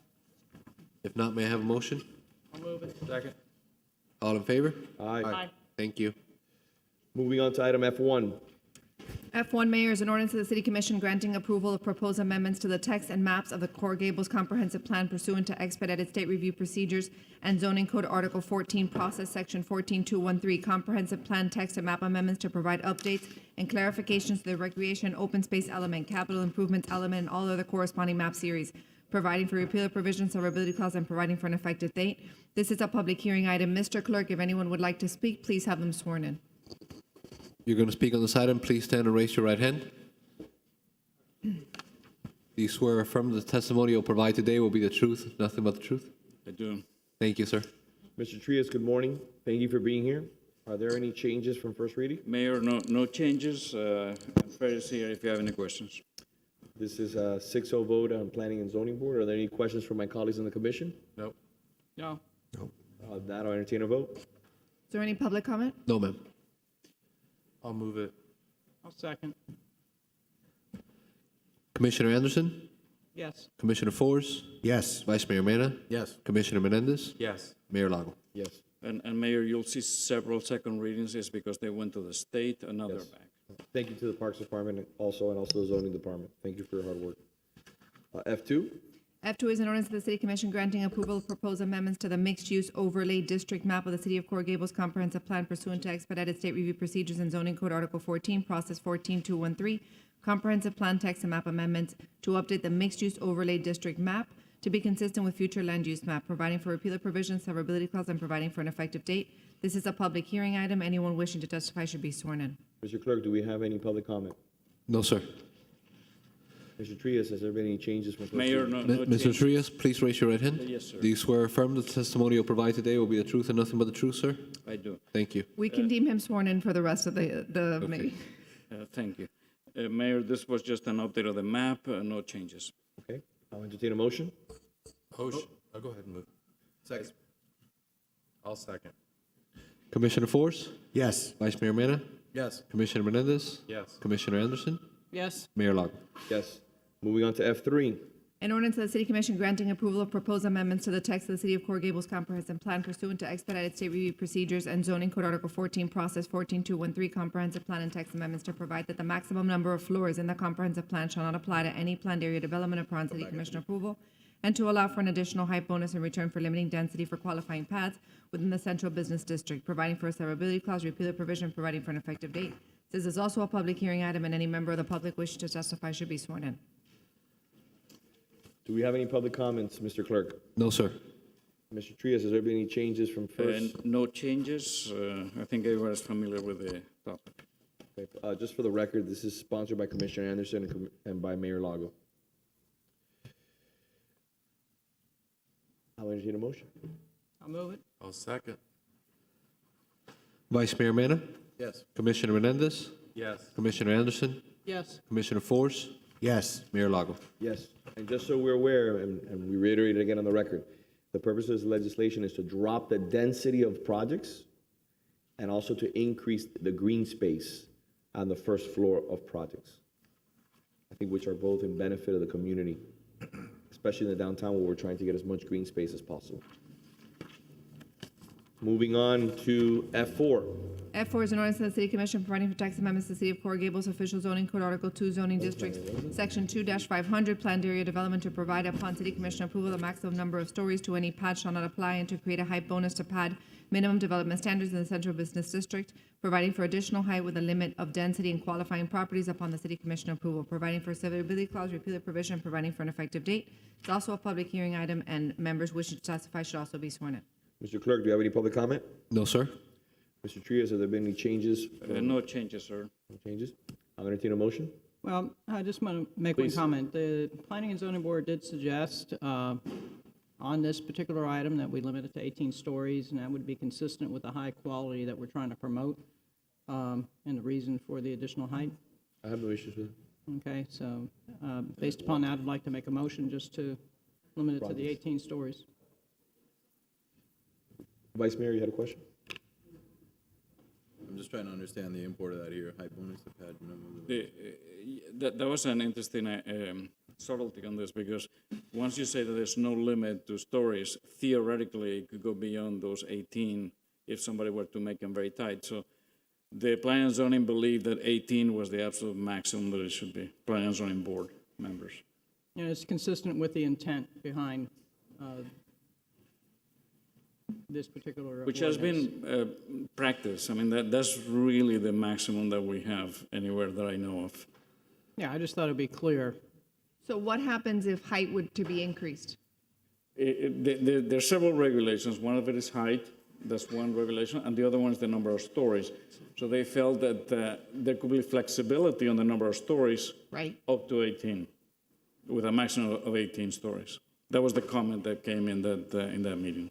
Okay, so just so the commission knows, this was partially a codification of a city attorney opinion that was issued.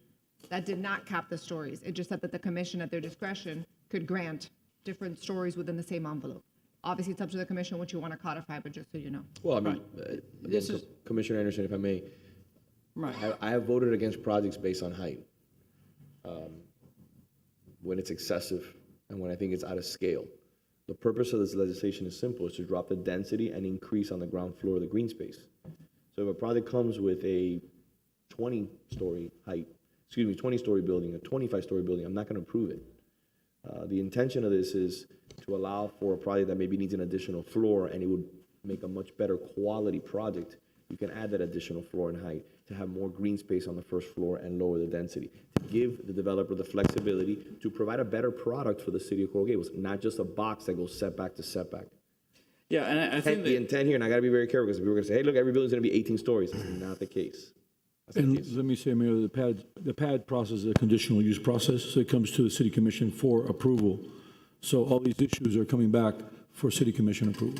Which is the only thing I just. Yeah, the concern your was question, Vice Mayor. I think that that was your somebody point. would Well, no, try I'm just to- not sure why, if it's conditional, it's gonna come to us, we're gonna make the decision anyway. Absolutely, that is true. That is true. Well, Because the this is city only, yeah, this is only, for no, I want to separate this. Yeah, two just- different things.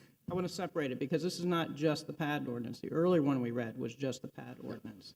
This particular one deals with the increased height to allow taller ceiling heights. For pads though, no?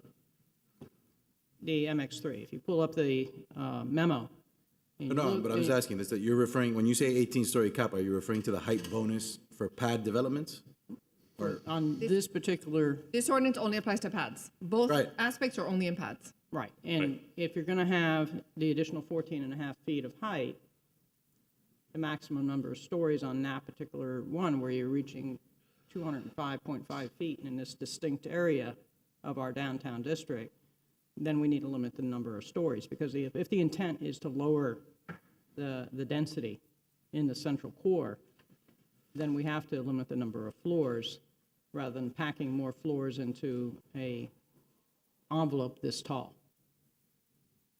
We're defeating the purpose otherwise. If I may say, this is a little bit self-controlling because you're capping density. capping density. right? And so which really, and then floor height is really controlled by what 8-foot floor height is not used anymore. So I think there's a lot of issues, plus the fact that this is conditional use, and this pad comes back to the city commission. So I think there's a lot of things here that govern, that really take care of a lot of these issues already. Right, I know, and this is just for clarity. Yeah, because- and again, that was a concern that came from some of the members of the Planning and Zoning Board. That was the Right, discussion. it was a 6-0 vote, if memory serves me correctly? Or was it 6-0 vote to support the item as written, no? It was 6-0 with the height limitation. Is there any They vote on the height limitation of 18 stories? Did they vote on that? No, I don't believe so. It was just this as written, yeah. Planning and Zoning Board at their March 1st meeting recommended approval with conditions, vote 6-0 for the proposed comprehensive plan and zoning code text amendments to limit the maximum number of stories to 18 and require high-quality design for the first 3 stories. That's page 1 of the staff memo. Is there any downside, or is it not good practice to specify an exact number of floors and not let the other factors control it? So Just out of curiosity. this is nuanced. There's a chart with number of floors. The opinion that I rendered various years ago was regarding to a particular project, and the idea was whether the commission could give relief from that story limitation in a pad because it made for a better project, as long as they stayed in the same envelope. I concluded that that was permissible in a pad if the commission wished. The commission doesn't have to. The idea was to codify that opinion. So it just allows you the wiggle room, which I believe you have already, by the way, to grant relief and say you can, if you want to have tiny little stories and have 20 in a building that's 100 feet, as long as it's 100 feet, it's 100 feet. And you can play with the stories, that it's your prerogative. So if we codify the 18 feet, then we would lose Stories. stories. If we codify the 18 stories, we would lose the discretion to do Correct. 18 stories and 3 inches. for instance. Correct. Well, To do 19 stories. 19 stories. Right. yeah, If I If I may that's- say, there's a height limitation, there's a intensity limitation on the FAR, there's a density limitation by lowering density to do this. And so and it also is a conditional use, which comes back to the commission for the pad. So I think there's quite a number of controls already. Right, okay. It does, but we're going from, I mean, if you take a look at the memo on page 2, look at the chart. Current number of stories allowed is 16 with a med bonus 2. And instead of going to no limit, you were specifying 18. So it's actually an increase of 2. So the practical issue is this. There's a 16-story site-specific in many places. Through the pad, in the past, we've allowed an interpretation that didn't apply, so some buildings, 1 or 2, have 18 stories. It's very unlikely that you could do much more than that within the maximum height. You could do maybe 1 more story, maybe 19, perhaps, if you make it really tight. That was the nature of the concern. It's not whether you can do 25 stories, because that just doesn't fit. It was 1 more story, maybe, if you made the ceiling heights very low. Which means a lower quality building. Which is a lower quality building. That was the concern, and that's the nature of the discussion. But when we talk about the lower quality of building, I understand the point you're Yes. making. But it's not a lower quality of building to the city per se. It's a lower market product. Yes. But there's a lot of talk about affordability in the Gables, right? And having units that are at a more affordable price. And it may be that a given project, not the one we're talking about, that related to the opinion that the city attorney referenced, wants to have a product that maybe doesn't have the high ceilings and is at a lower price point. I'm just not sure why we want to give up the flexibility on a project-by-project basis. This is ultimately conditional use. There's already limiting factors in place with density and height. I just would rather retain the ability of this commission and future commissions to assess each case and decide whether or not it makes sense in that instance. And I don't think, so to me, I'd rather just leave it as is without that additional requirement. And that's a Vice policy Mayor, choice. the form is not changed. The form stays the same. Right. So really, and the intensity stays the same, the FAR, and the density is lowered. So really, it's hard to perceive where that can be a problem. But more importantly, right now, you can grant them 30 stories if they wanted to make them 6 inches tall. By doing this, you're capping yourself at 18, The building code also has some regulations. So theoretically. Yeah. I just lean on trying to be clear so people don't waste their time on projects that are not going to succeed through the process. I'm following, I agree with Vice Mayor Mena. I think the community, the focus and the task we're given is to better manage density and height. And I think as it's written right now, we're able to do so. I think at the end of the day, that's the focus of the community, and I'm comfortable with the ordinance the way it's written. Commissioner, how do you feel? We'll move it as written. We have a motion? I'll move it. Second. Yeah, I mean, Yeah, I know. I mean, I did move it, but. Oh, no, I was going to say, that's why I said. you're Okay. responsible. No, I couldn't move it. I couldn't I'll move it. second, Move it I'll as second. written. Oh, I didn't know. I'll second. I would love to move my own motion, but I can't. Commissioner Menendez? Yeah, I know. I should have. Menendez? Yes. Commissioner Anderson? Yes. Commissioner Forrest? Yes. Vice Mayor Mena? Yes. Mayor Long? Yes. Moving on to F5 and I3, which are related.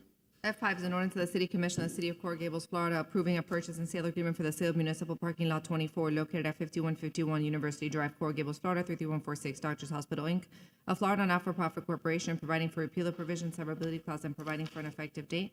This is a public hearing item. It must pass by 4/5 vote. Ms. Sardinez. Ms. Sardinez, how are you? Good morning, Mayor and Commissioners. Good. Before we discuss the item, I'd like to just put a few things on the record.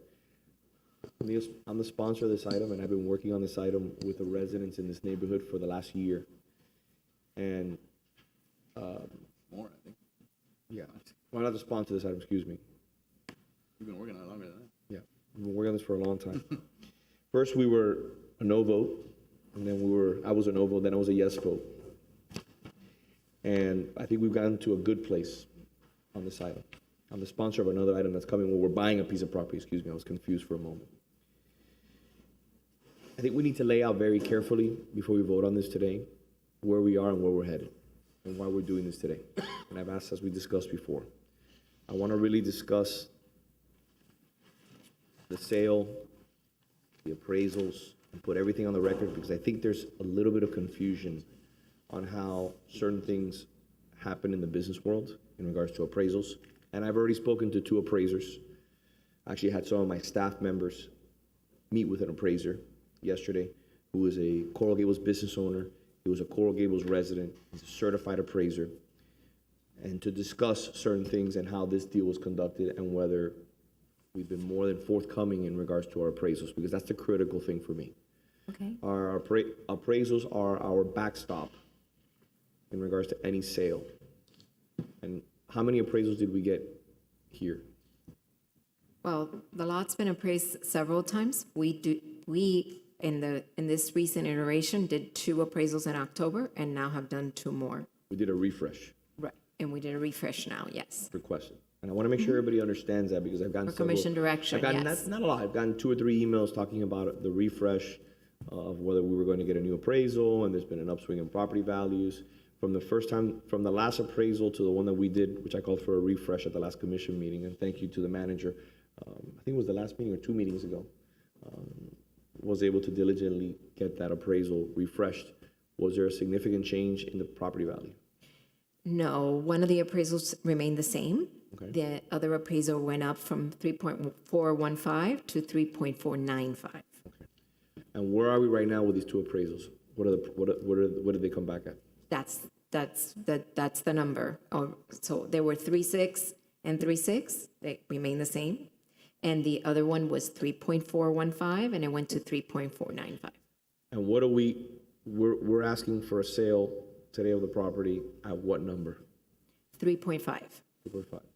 And it's standard operating procedure to split the baby when you have 2 appraisals, correct? We have in the past done that since I've been here. Yes, we can. Absolutely. We're doing it on other properties now that we're purchasing as well. So, yes, absolutely. But you see that other cities do the same thing. They do. And appraisals are a funny thing. They're opinions of value for a reason, right? It depends on what the appraiser sees, what comps he chooses to take to do his analysis, and he puts forth an opinion of value. So, but it is the best way we have of being able to establish value and what it is accepted in the market. Okay. Besides that, at the last commission meeting, I made a request to the manager to speak with Doctors Hospital Baptist, which is one of the largest employers in South Florida, not the largest employer in South Florida, and a member of this community having their offices here in the city, along with obviously owning Doctors Hospital. I asked them to continue because they've been a long-standing team member of this community, but I asked them for a commitment in regards to sidewalks. Mayor, I'm sorry to interrupt you. Yes. The site plan is quasi-judicial, and it's I-4, so if we could talk about the sidewalks on that one, it would make my heartburn better than if we do it in the You purchase shouldn't and have sale. heartburn at all. I always have heartburn. Shouldn't You have know me. heartburn. It's okay. We do everything above board here on the commission floor, so nobody should have any heartburn whatsoever. It's okay. So we'll talk sidewalks later. Okay. Thank you. Do any of my colleagues have any other questions or any other concerns or any other items that they would like to discuss in regards to the appraisals, the sale of the property? I know that we're going through a rigorous landscaping process here. There's going to be a wall that's going to be built, which is going to protect the neighborhood on multiple fronts, from the headlights, from other issues that, erosion or other things that are currently issues as a result of that parking lot. Is there anything else that anybody would like to discuss or would like to put on the record? Mr. Vice Mayor? No, not at this time. I think we've pretty much discussed this one for a long time now, and I'm comfortable with where it is now. Another thing I wanted to put on the record, the reason why I'm voting in favor of this is because of what, and I saw Zuli walk in here a little while ago, I don't know where she's at, she's probably outside. She's one of the residents that has been advocating for a long time for the property that we're about to purchase on 37th Avenue that I've been working on for the last year. I'm selling this property because this is a parking lot. It's a parking lot that only serves one entity. That's it. I love Doctors Hospital. I love Baptist Hospital. By the way, when I've been injured or a family member's been injured, we have run to Doctors Hospital. They have been incredible. As a matter of fact, my father is a physician that practices at Doctors Hospital for many, many, many years before I was ever in the commission. Let's be clear. But we're going to use this money to buy parks. Like you're going to see an example of something that we're going to buy in the future. In the next hour, we'll be discussing that. And this commission, with the leadership of my colleagues here, I think we've purchased, 7 or 8 parks in the last 5 years, would you say? Yes, Mayor. So this money is going to be used to buy parks. A portion of it is going to refurbish certain parks. And I think that, especially when you see so many young people here today, we're going to get a lot better use of that money than just using it, having it as a parking lot. And also, this property will go on the tax record, which is not currently on the tax record. So in perpetuity, Baptist Hospital will be paying taxes on this property. Is that correct? Correct. Okay, and that's my understanding. I want to make sure that's correct. And what are we looking at in regards to taxes on a yearly basis? I think we calculated it was about $20,000 a year. Give or take? So these are the benefits of selling this property. And please, I've also had one individual write me saying there's concerns about that we're selling property. I'm not in the business of selling, as you know. Since I've been in this diocese, this is the second property that I remember that we've sold. And it's been 9 years since I've been on this diocese. And we've actually acquired potentially 4 times more property than we've actually sold. And I think that's critically important that we mention. And thank God we bought those properties, because the property values have gone up incredibly. There still continues to be a 30-year lease on this property.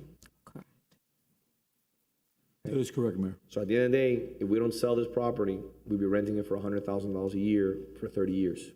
So I'd rather take the money now and use this money to buy pieces of property in our community where we may need pocket parks or refurbishing of existing parks, and continue to build on our world-class park system. So those are the reasons why I have turned from a no vote to a yes vote. I think our team members at Baptist have also been receptive to requests, and that's why I'm now a yes vote. And this is a block and a half away from my house. Mayor, if I could add one thing to what you said. Correct me if I'm wrong, but the other property that we've sold, out of the only two that we've sold, was also a surface parking lot. Yes. Correct? Correct. So there's a common theme here. It's service parking lots Great point. that we don't have much use for, and we can liquidate them and then put them towards things that we do have use for. And if I may, also, Commissioner Forrest, that's a very good point. Now, I'm not gonna, please don't write me an email saying, okay, we're gonna sell surface parking lots in the downtown. That's not the case. The downtown, the surface parking lots play a critical role for a business community. And when we did sell that surface parking lot on Lejeune in front of Havana Harry's, the person who ended up buying the that piece of property, is going to replenish all those parking spaces in a much better situation with electric parking opportunities, with lighting, undercovered, which is much better for disabled, elderly, and people who want to park their cars. So the parking, we sold the land, and we still got the parking basically available for the community to use it. So to Commissioner Forrest's point, which is very important, we're not in the business of selling property. I'm in the business of buying property.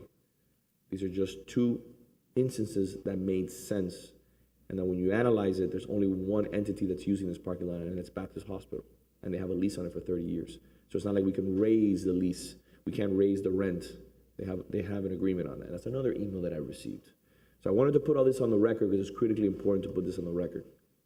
Commissioner Menendez, Commissioner Anderson, any comments? Well, just a quick question. You considered the income potential and the tax revenue potential of the property in evaluating whether this asset should be held, correct? Yes, we did, although the appraisals are based on the MF1 and the residential zoning, they didn't analyze the income potential, but we have done the analysis in-house, and yes, absolutely. And what were your findings? Of the income potential? Right. We, the lifeline of the lease right now is 25 years because it renewed in 2017. So we did a 2% overall increase over time of what, because the rate of leasing is tied to the parking rates. So it's not a straight calculation. So we ended up somewhere along 3.4 million. I think the manager. We looked at the present worth of the lease, the tax consequences, and the future worth of the property, and it would have to appreciate substantially to make the present worth value exceed the current contract. Okay. Yeah. Thank you. Appreciate your intense study of this issue. Thank you. I just want to add that for those folks out there that I guess are naysayers, that say things like, this is a fire sale, the city's in trouble. Our city is in great shape financially, thanks to the hard work of the administration and the leadership of the commission. This is, in my opinion, a recalibration. And like the mayor said, we're able to take these funds and do something positive. And instead of maybe, like you said, a surface parking lot, we can have a park where families and kids can enjoy being part of the Coral Gables community. So I think it's a recalibration. I think it's a smart move. It's well thought out. As the mayor said, we've been discussing this for a while. Every questions that have been asked have been answered. So in my opinion, we're ready to move forward. If this is a fire sale, it's the most methodical, longest lasting fire sale in the history of fire sales, because we've been talking about this since, I think Vice Mayor Quesada was still on the commission. He was. So for 4 years, 5 years. So It's smoldering. It's yeah, I think And we refreshed. and refresh the listen, appraisal. I'm not even complaining about the amount of time. It is what it is, and I think it's a better situation today, and that's fine. But the notion that this is some sort of reactionary situation. It is certainly not. We've been talking about it for a long time. I think it's in a good place now, and I think we're ready to move forward. And I'm happy that we've already identified on the same agenda another property that I know the mayor's worked very hard on. And it's a nice sort of synergy to be able to do those two things on the same day, because it really highlights the mayor's point that he said from the beginning, and we committed as a commission at the time, we'll only sell if we use the funds to acquire other properties that we have a better use for, and I think we're doing that, so. Mr. Clerk, are there any public comment? Yes, Mr. Mayor. Mrs. Maria Cruz? Ms. Cruz, the floor is yours. Welcome again.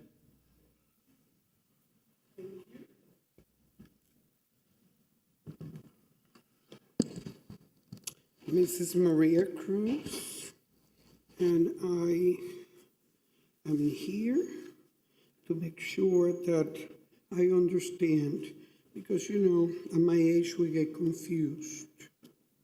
Okay? Would it be possible for me to deal with F5 and I3 so I don't have to keep coming up? They are very closely related. Do you want me to read I3? It's not I3 is not No, but quasi-judicial. Do you want me to read it, Mayor? Yeah. Go ahead, and you want to just. I3 is a resolution of the City Commission authorizing entering into a lease with Dodgers Hospital, a Florida nonprofit corporation, for the platted right-of-way University Drive bound by the surface lot 5151 University Drive for a period of 5 years with 1 year renewal option unless terminated and extended at the City Commission's discretion. Okay? All right.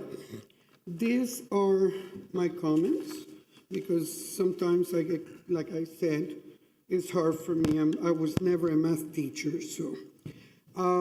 We're talking about appraisers. From what I understand, my mind, 3.5 and 3.6, the great amount is $100,000.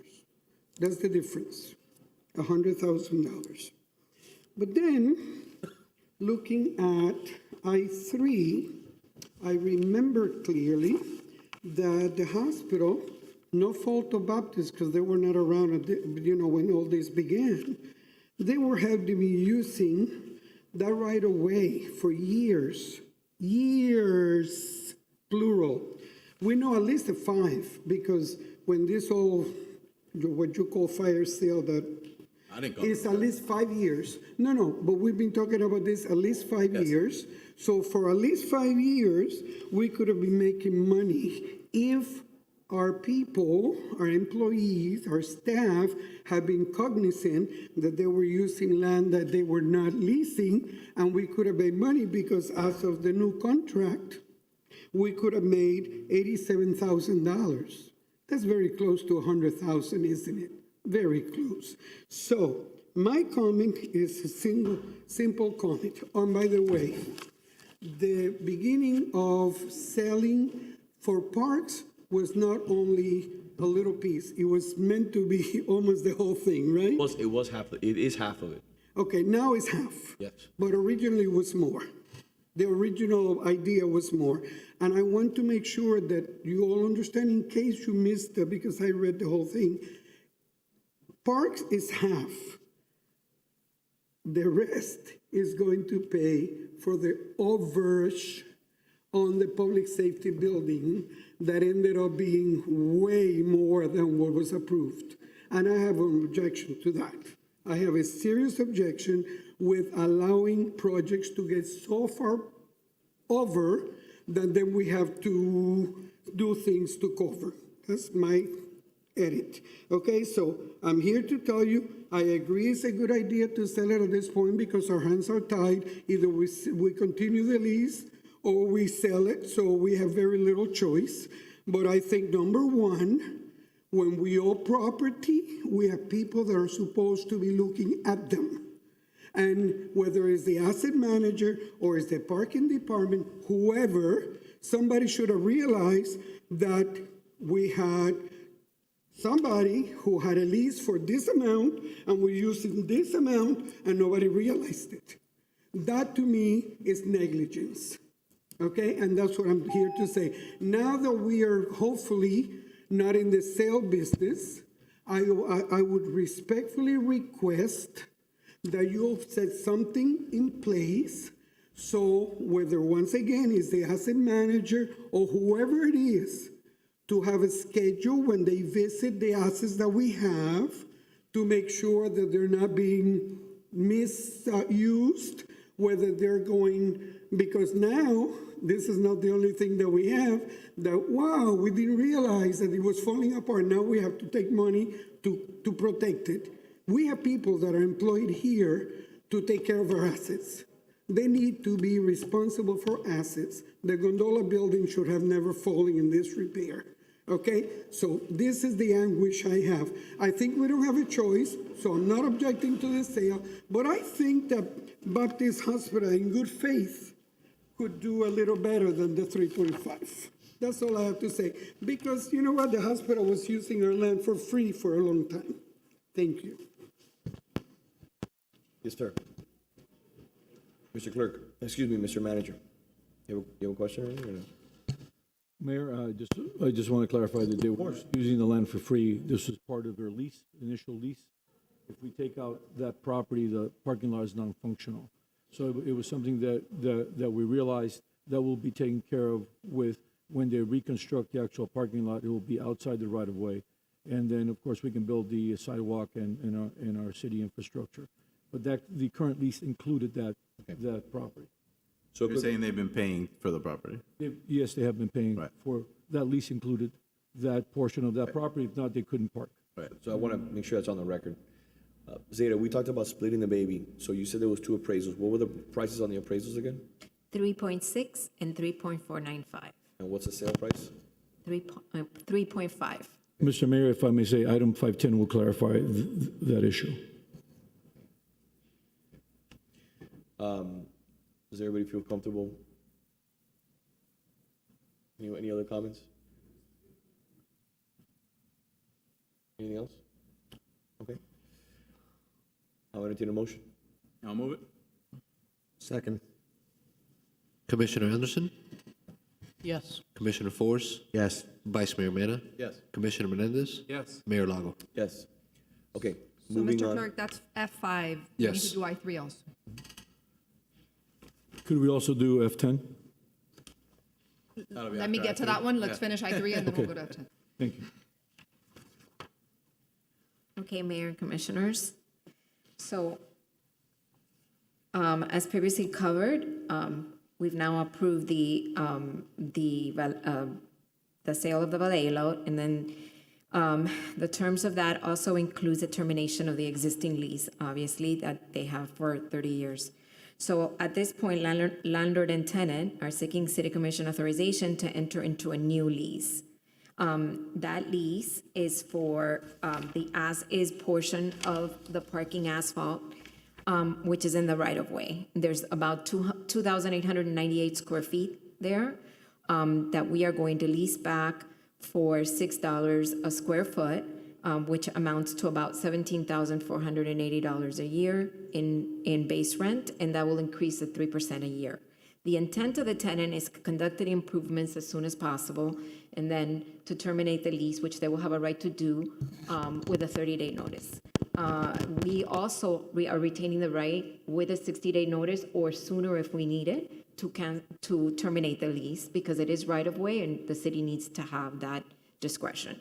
The tenant's intention is to terminate, like I said, as soon as possible. And we need for the tenant to be working, if the tenant is working diligently, should the project be delayed, then they have a right to renew for 3 years, but again, at the city's discretion. We'll have a $1,400 deposit, and their occupancy of the premises is going to be for a public purpose. There's no other use or purpose as a surface parking lot for the tenant to continue to provide free valet service to the hospital's patients and visitors.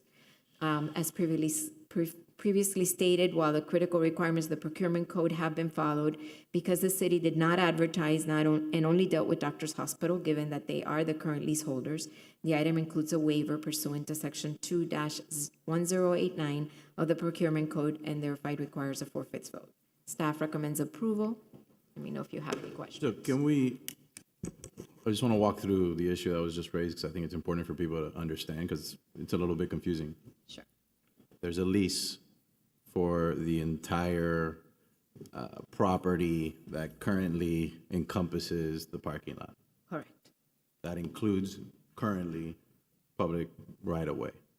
Correct, because, Those square feet are included in that lease and have been included in that. yes, So now, there's a purchase and sale of the property, which does not include that portion of the existing parking lot that is public right-of-way. It only includes the other portion. correct, because you sell, Right. So Single now, Baptist will be the owner, and I'm just going to use made-up round numbers for purposes of the discussion. Let's say that the property being acquired is 95% of the property, or whatever it is, and the other 5% was the city right-of-way. So now, until they come in and redevelop this site, while this surface parking lot continues to be there, because they own the balance of it, they have to now pay rent on that 5% portion. correct. Which they were already doing, but because they're now purchasing the rest of it, that's to clarify that. Is that a fair explanation? That's correct, because we cannot sell right of way. Okay. Correct. So, and when they come in to redevelop this in any way in the future, it will not include the public right-of-way portion, and I think we're going to talk about in the next item that there's going to be a sidewalk, et cetera. Vice Mayor, the current drawings do not include the right of way. Right. Okay. Correct. Thank you. Maria, does that help clarify a little bit? No, they were paying. That's the part for as long as the lease has been in place, they've been paying for that square footage.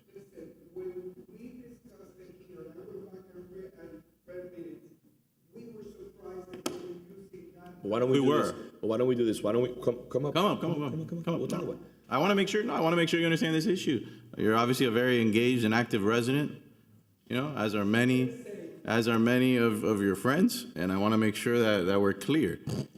I don't disagree with you that there was a moment in time where there was a bit of surprise that the public right-of-way had been included in what was developed as a parking lot many years ago, and the lease that was entered. But despite that, that square footage was included in the lease and was being paid for throughout. I think that's an important distinction. The newest lease, which has been in place since when? No, Yes, that's okay. but I think a very important point is that was at one time a city parking lot, Right. which was then leased to Doctors Hospital. So we incorporated that right of way in a city parking lot that we later leased. Right.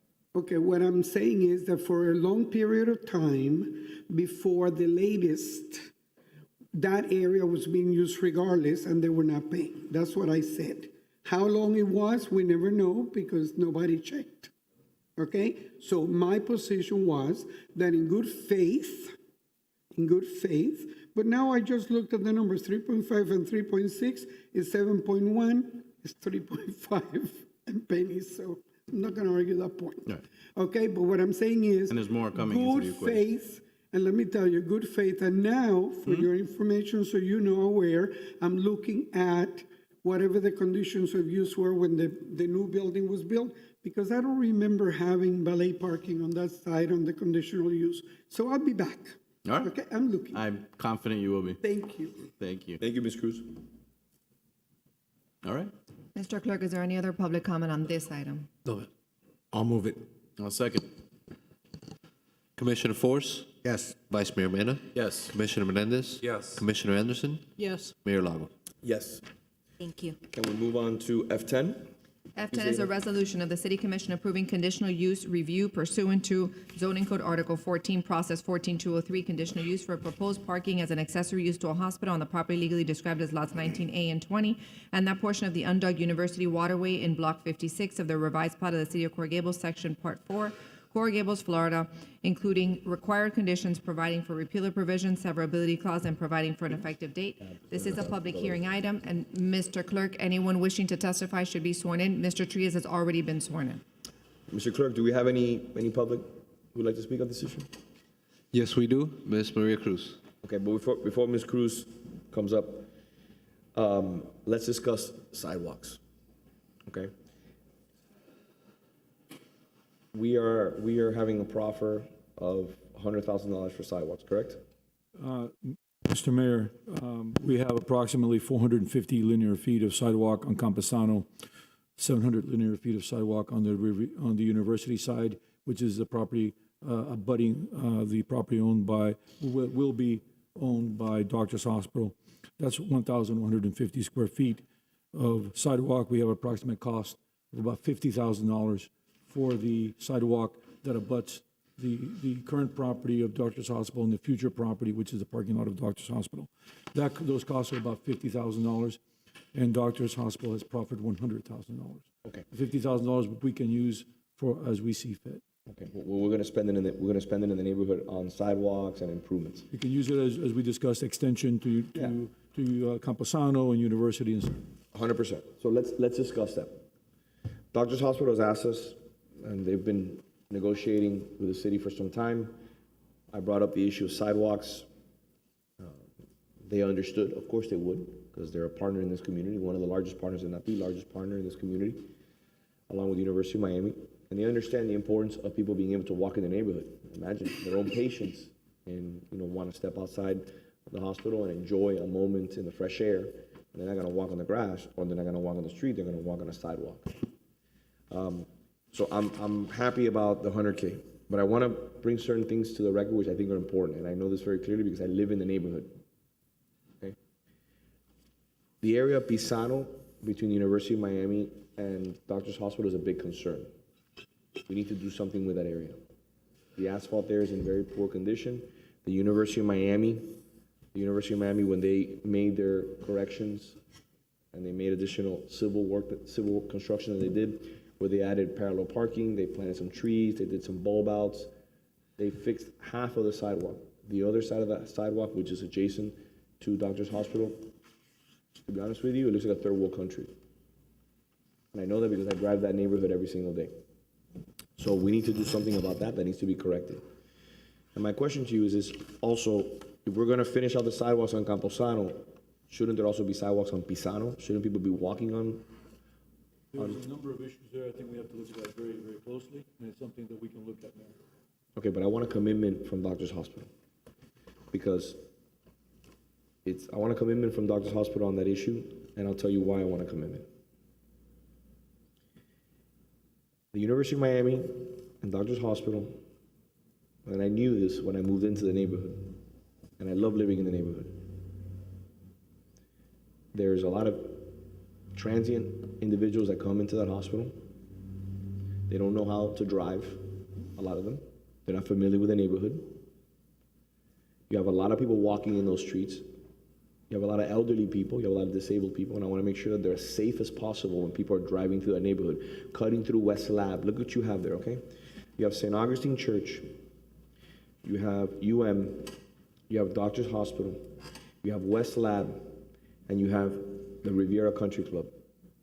Name me an area that has more congestion than that in our city. I love my neighborhood. Trust me, if it's up to me, I'd live there forever.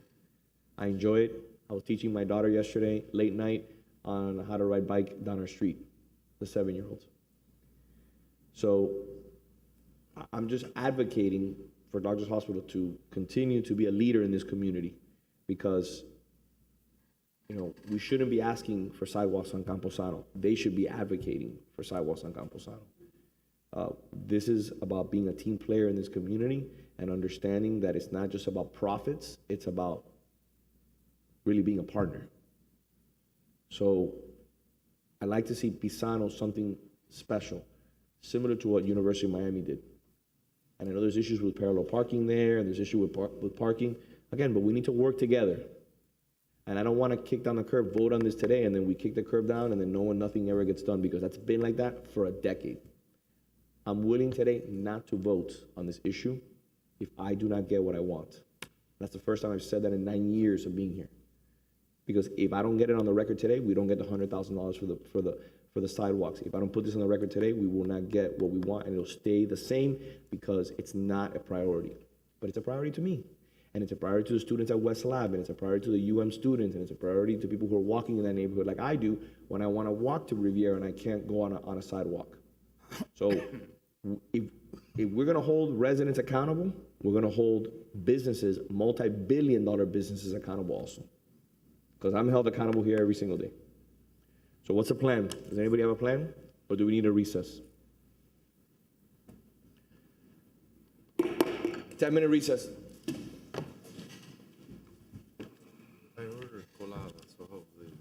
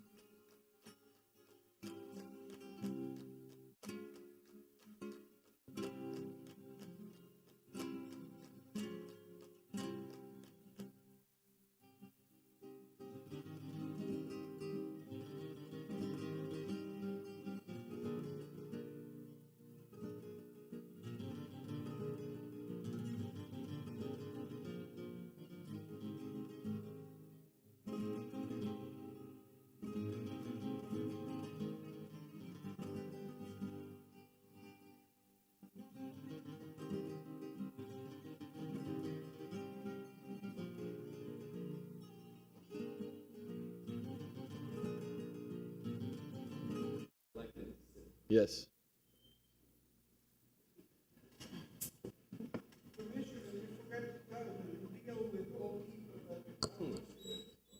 That's the easiest part. That's the easiest part.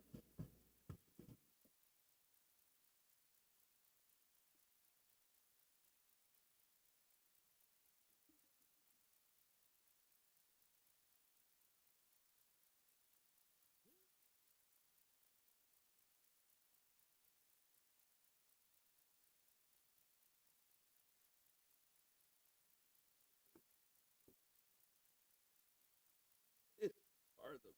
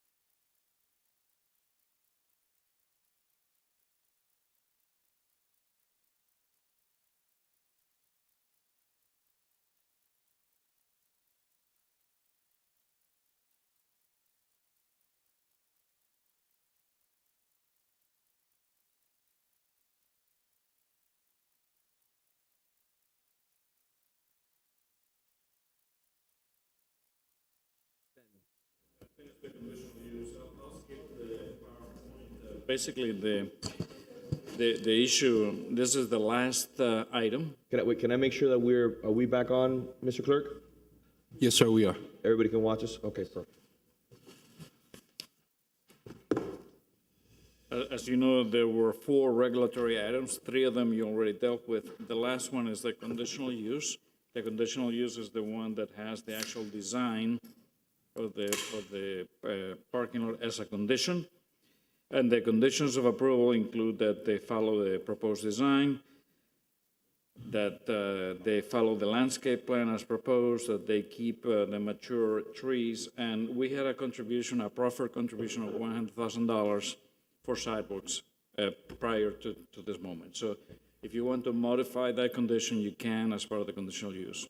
So I'm going to modify that. We had some very healthy discussions with the manager, the city attorney, the ACM, in my office, along with Baptist Hospital. I'd like for the manager to briefly discuss the outcome. Mayor, Baptist Hospital agrees to redo Pisano as an improvement district with 100% assessment for the work, something that the Public Works Department will initiate, and we'll work on the sidewalk, parking, and so forth, and the asphalt and drainage. Okay. So when can we commence working on that project? I will discuss that with our Public Works Director. Since we have funding, we will move on that as quickly as possible. Okay. I want to thank Baptist Hospital for being a team player on that. Whenever we've asked, you said yes, and you will reap the benefits along with the community will reap the benefits of this commitment. So thank you for that. I can't thank you enough. I'm ready to make a motion unless there's any public comment or any other further discussion. Yes, we do have public comments. This is from Mrs. Maria Cruz. F10.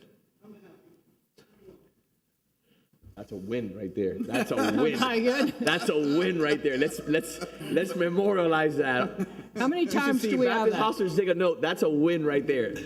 That's a win. And the young people are here to witness. Witness. This is history. History in the making. First time ever. All right. Can I get a motion? I'll move it. I'll second. Vice Mayor Mena? Yes. Commissioner Menendez? Yes. Commissioner Anderson? Yes. Commissioner Force? Yes. Mayor Lago? Yes. Thank you very much. Moving on to time certain, 11 a.m., A7.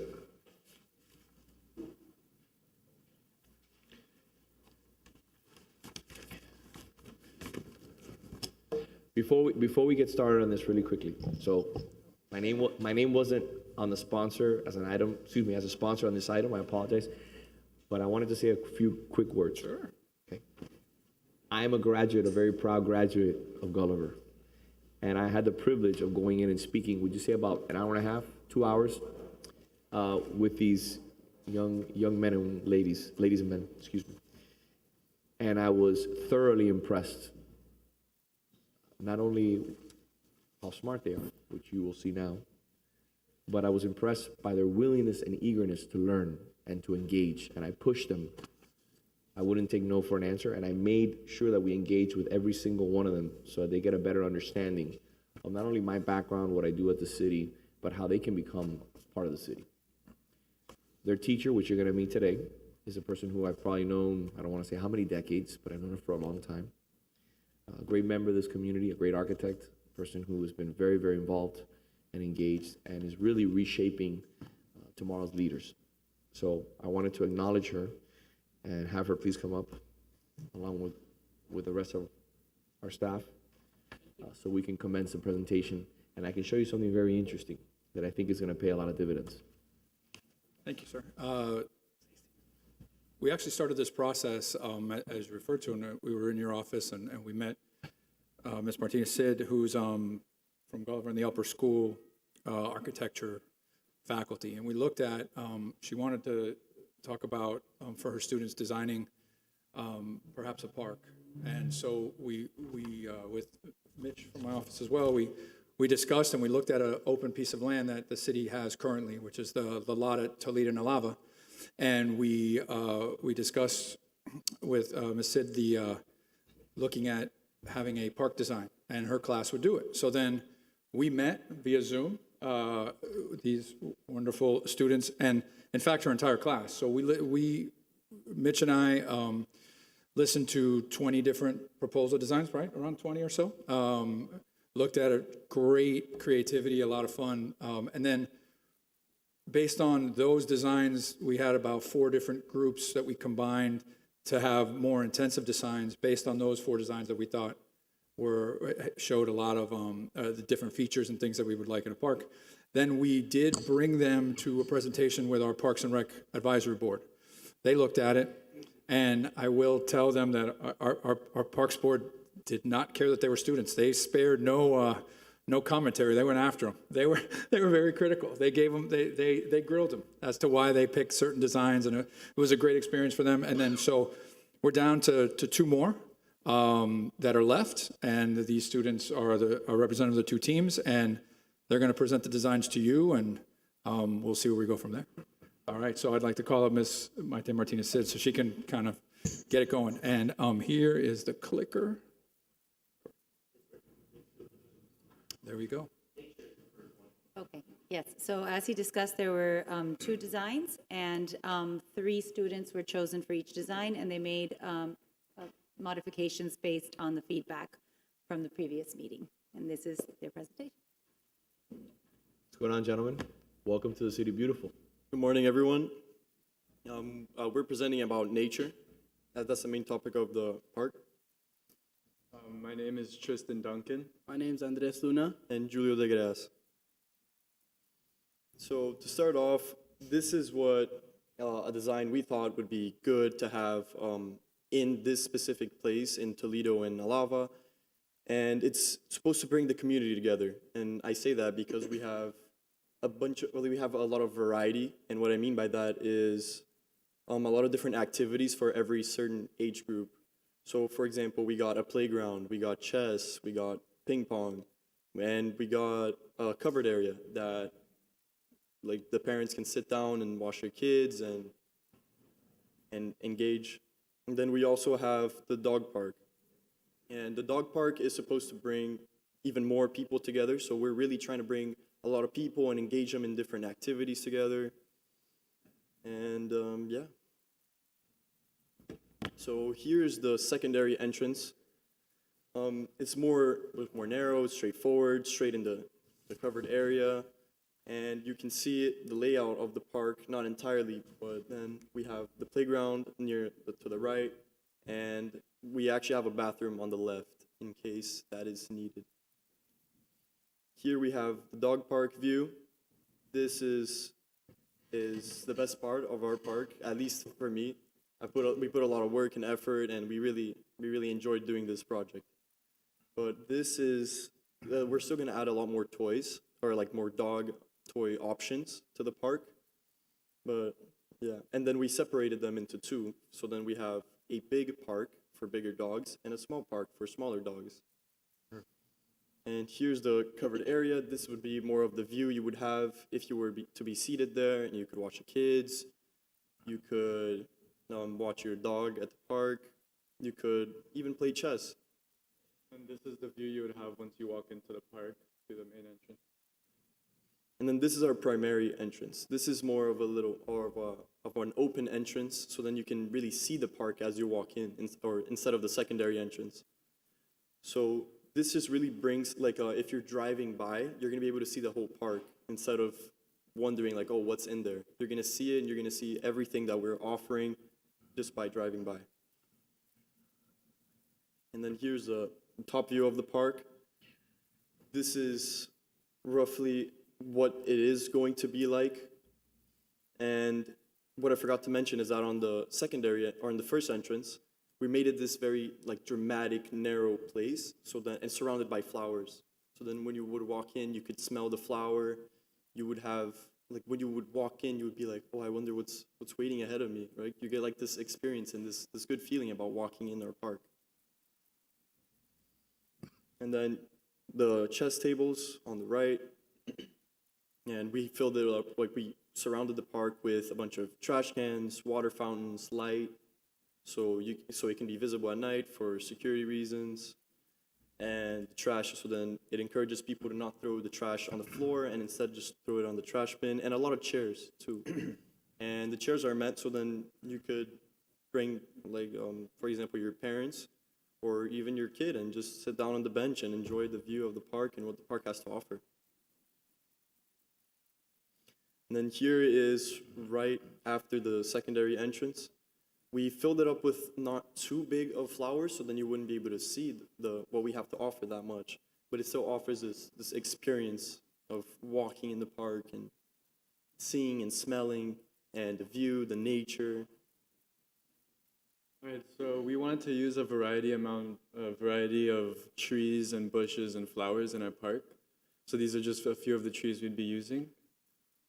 These are some of the flowers. All of the plants we are using are non-invasive. They're hardy, so they'll survive in hurricanes and they won't die. And they also attract birds and butterflies, so it's appealing. So these are the bushes that we'll be using: the Ligustrum bush and the Hope philodendron bush. That'll be surrounding the park. So the dog park, we split it in two so it's safer, so that the people who have small dogs can bring their dogs into the smaller park, so that they don't have to deal with the bigger dogs attacking or hurting their dog.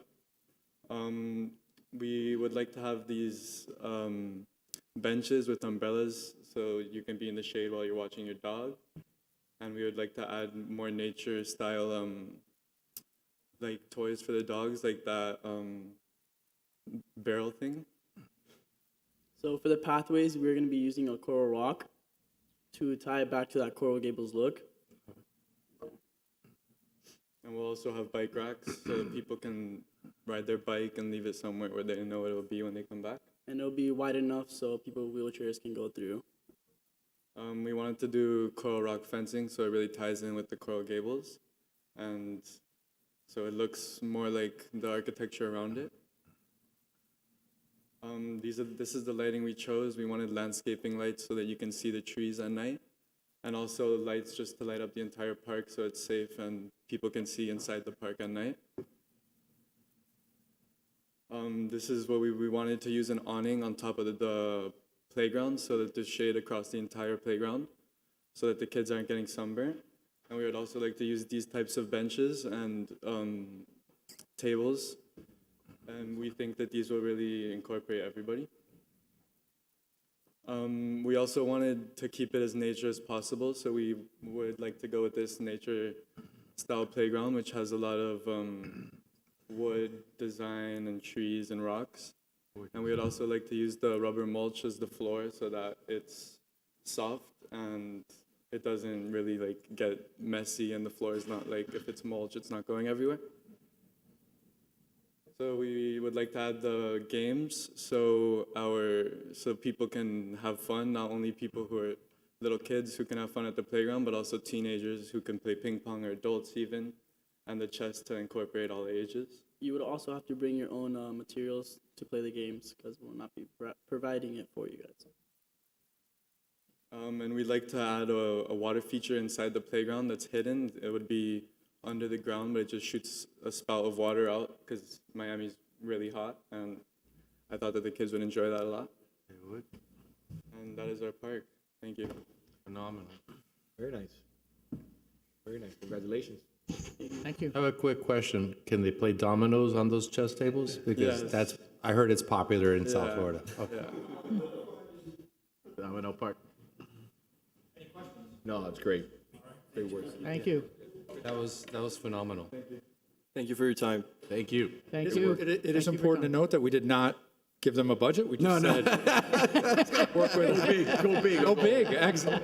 But we're Everything I've ever wanted was in there. I love it. I love it. If we're we could ready just- to sell more parking lots if we can fund that. So It's the Gators. So then can we have the next presentation? So, yes, our second group took a different approach. They have a different concept. As mentioned, Gulliver is a great school. These students are amazing and very intelligent, but they're also highly competitive. So if you would do us the honor of selecting a winner after these two presentations, we would love that. All right, thank you. I may recuse myself. Hello, welcome to the City Beautiful. Hello, good afternoon.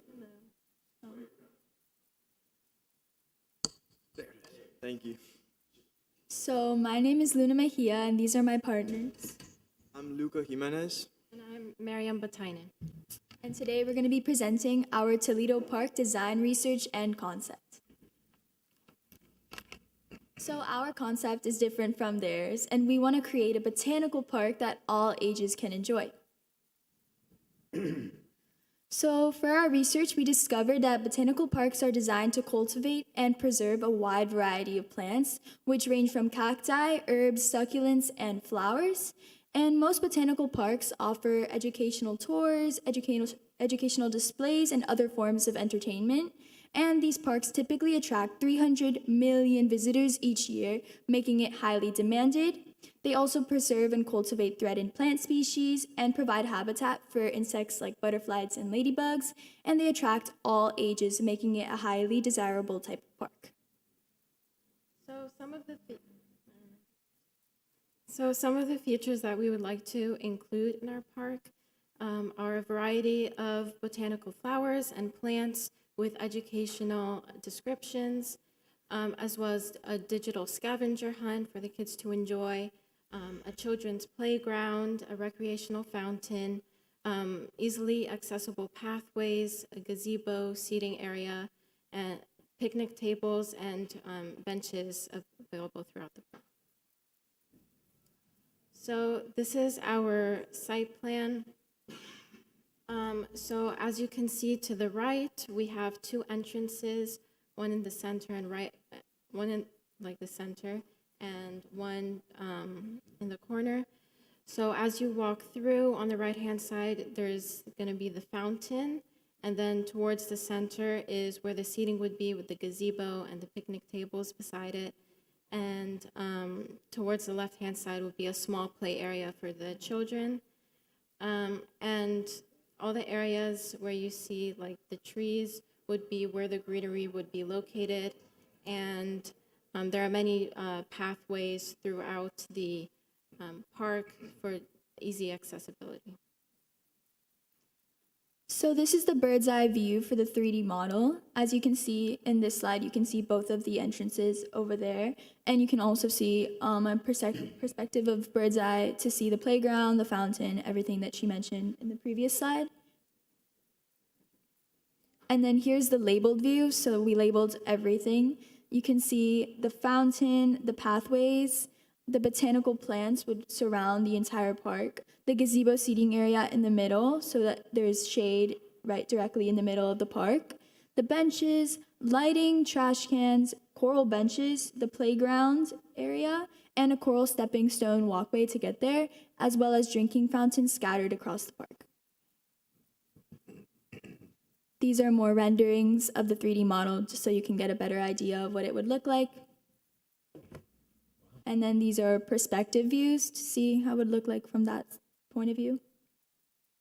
And here are some close-ups of specific areas in the park. So that's the close-up of the fountain area, a close-up of the gazebo with the picnic tables, and then the close-up of the playground. So that's how we designed how it would look. So now we'll be discussing some of our furniture design ideas.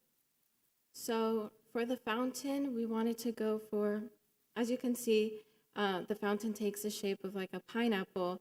And we actually noticed through like Mediterranean design and architecture, there are like elements of pineapples, like whether on top of a fountain or on a house. And pineapples represent welcoming and hospitality, so we thought it would be suitable for our park while also bringing an element of tranquility to the park.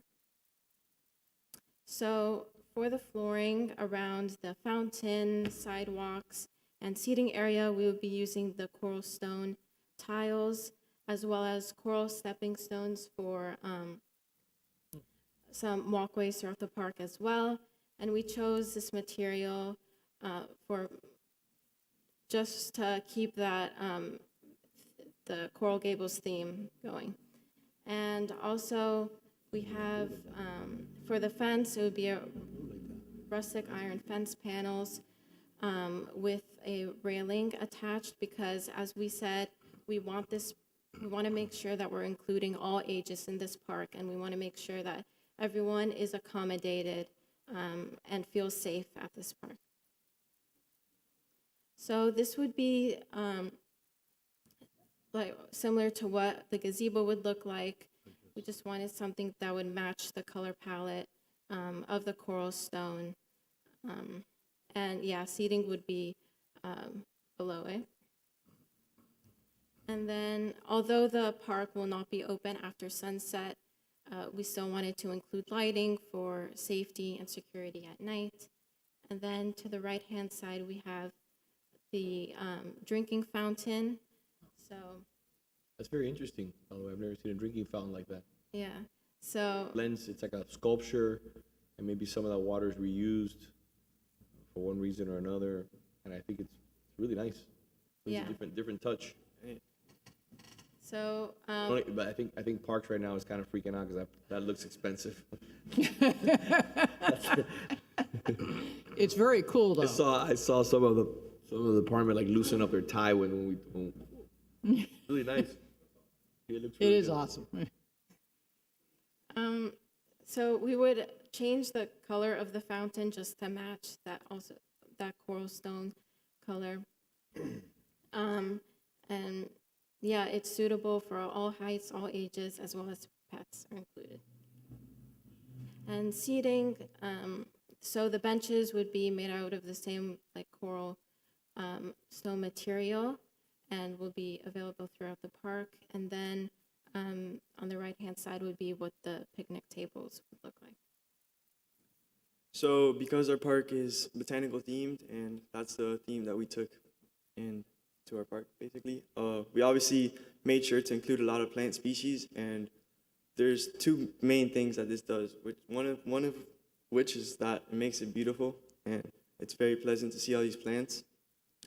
And another thing is that it brings natural life and insects and butterflies, and it just makes a beautiful environment. So these are some of the species of plants that we'd be including.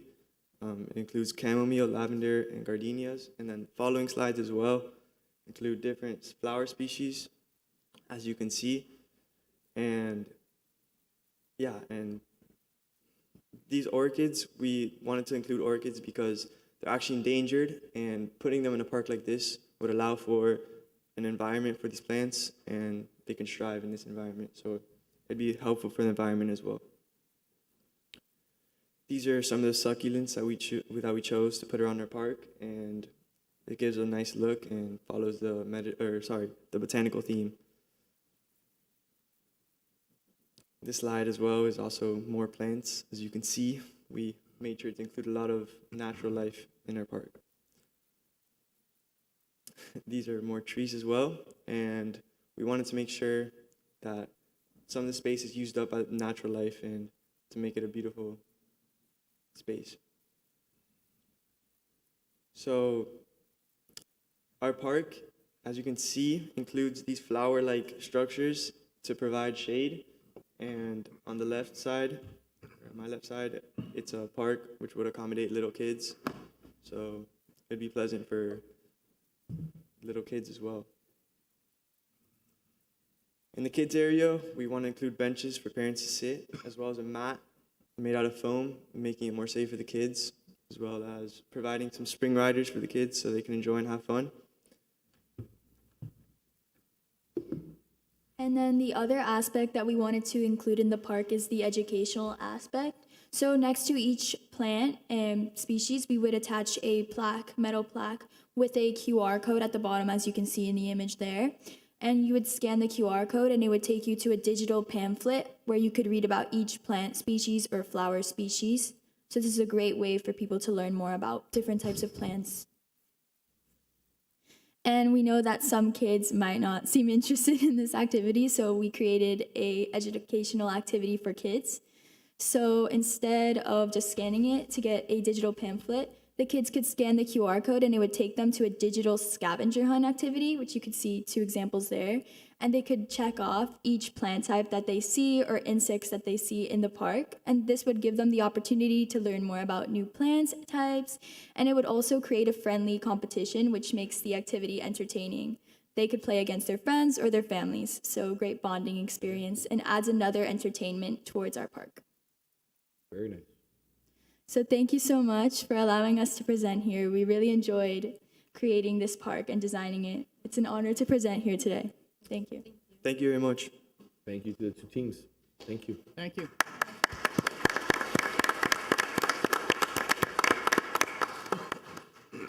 Ms. Martinez said, thank you again for your leadership and your efforts with all these students. You make us very proud.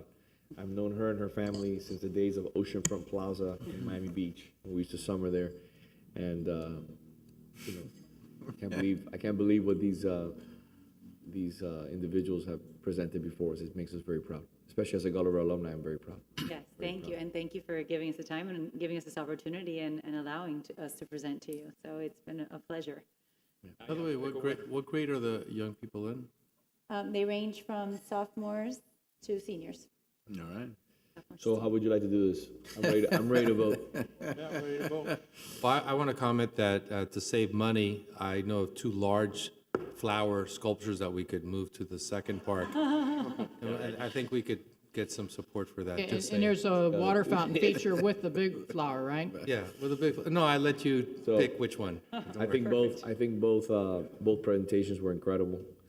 But if I had to vote, and it was very close, to be honest with you, I'm going to have to vote with the second team. I think they did a very good job, and I was very impressed by the scope and breadth of the presentation. What's that? Anybody else? You have to vote. They want to know finalists. You gotta vote. They're competitive. You guys gotta vote. So I went with number We've been two. winnowing him down from a whole class. We've been doing this for a while. It's okay. Yes, we went down from about 25 wanna vote presentations, first? so. I went first. Herbert. Okay, You went first. You voted for number 2. we'll go, No, I'll go next. I'll leave you last. okay. Thanks a lot. Can we go alphabetically? No, I'm still screwed. All joking aside, you guys really both covered a lot of features that a lot of them are things that we hear a lot from residents, in talking about our parks, and we joke around Did about their homework. They did their we homework. joke about budget because unfortunately a lot of times we don't get to do certain things because of budget considerations. But you guys covered sort of, the laundry list of things that we hear, whether it be shade features, whether it be water fountain, even on the dog park stuff, having the separate areas for the large and small dogs. Obviously the aesthetic of what you guys did, it was really consistent with the city's aesthetic, all the care that was taken to pick the different species of plants. I thought that the digital sort of scavenger hunt idea is a really cool idea. Actually, seems like something that's not very budget heavy and we could probably do.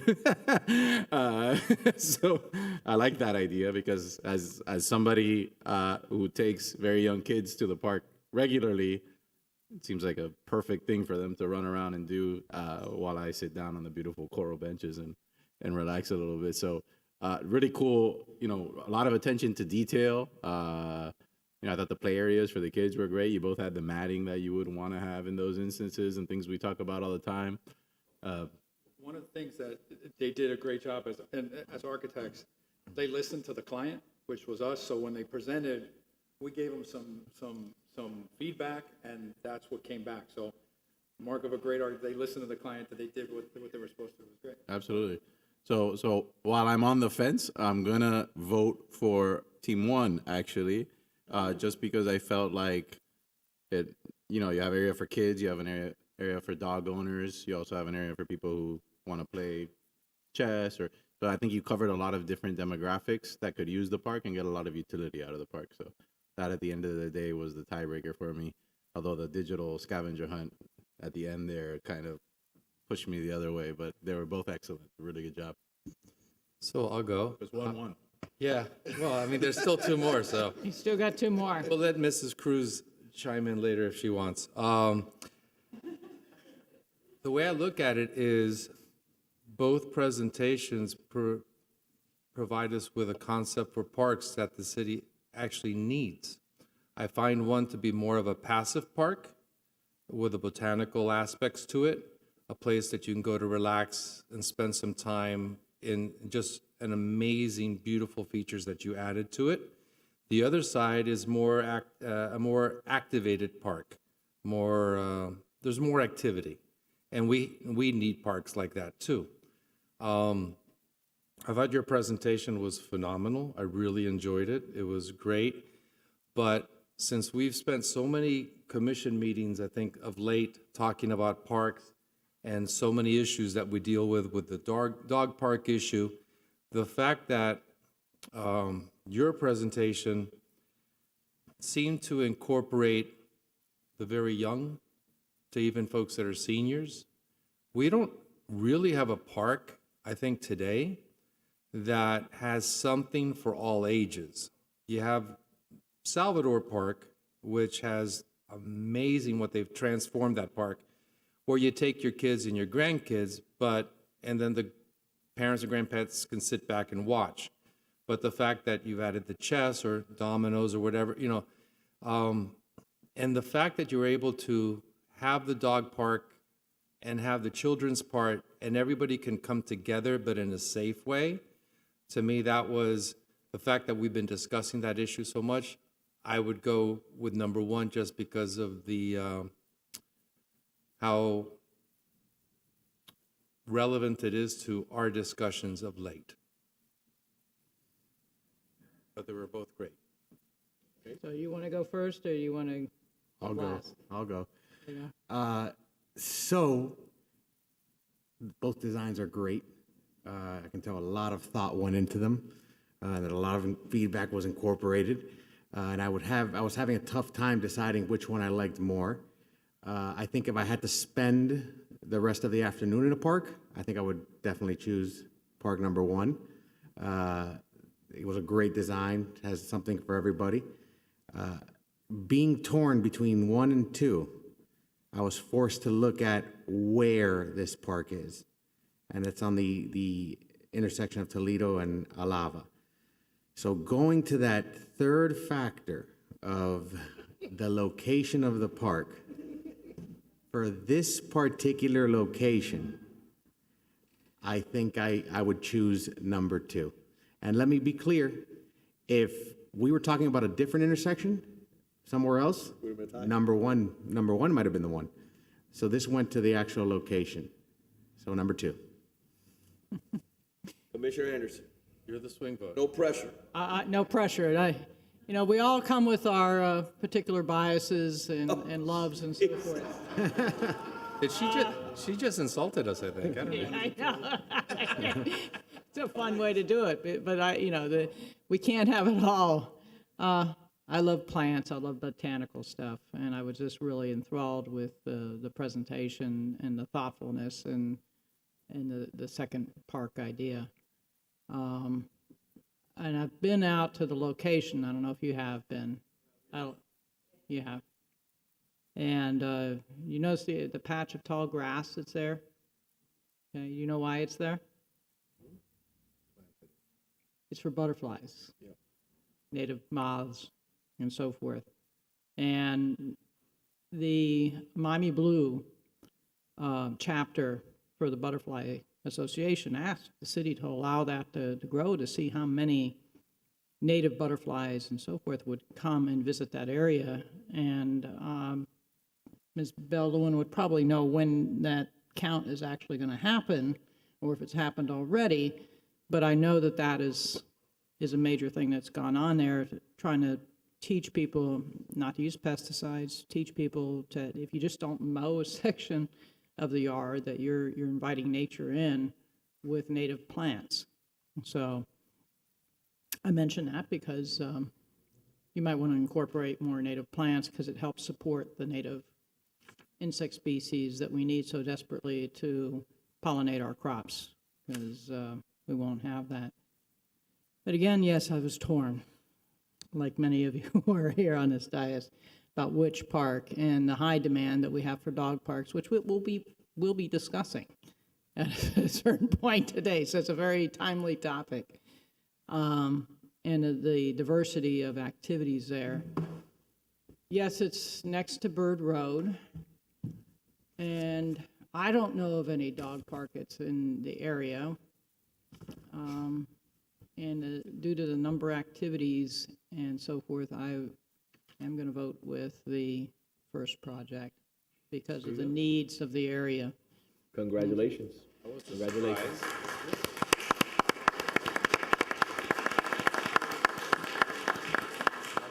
Both very deserving teams. You guys have made me very proud as a Gulliver alumni, and I want to say thank you, and I wish you the best of luck in your future endeavors. You got a very bright future ahead of you. So thank you, and we're going to appropriate your ideas. All jokes aside, we're going to be calling on you in the future to help us out. We got a lot of great ideas. We're acquiring another piece of land today to build another park or potential entrance feature. So there's a lot of opportunities for architects, landscape architects, people who are interested in design, especially here in the City Beautiful. So thank you. I just want to say your presentations, the confidence, your command of the information. I mean, I was sitting here listening to you, and at the same time, I'm thinking, projecting 5-10 years ahead and how successful you're going to be in your careers and in your life and whatever endeavors. I mean, so impressive. Congratulations. It's just very impressive what you all did today. Yeah. Great work. Thank you. Before we break to lunch, can we just hit 2 quick items? I think, is F7 going to take a long time? I know it's first reading, but it's a simple item. I don't think it takes much discussion. Oh, picture time. Yeah, absolutely.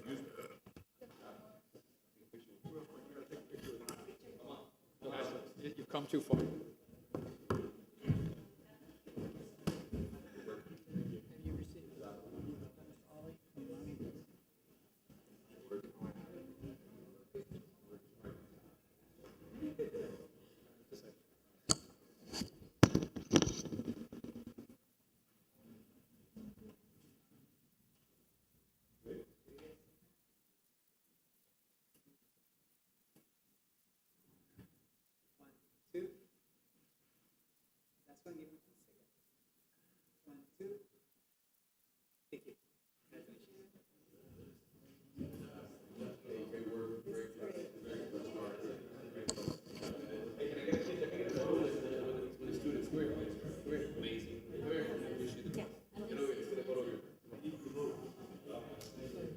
Have any kunti in your yards? Yep, I sure do. That's what I was about to tell you. We have kunti, which brings the atlata.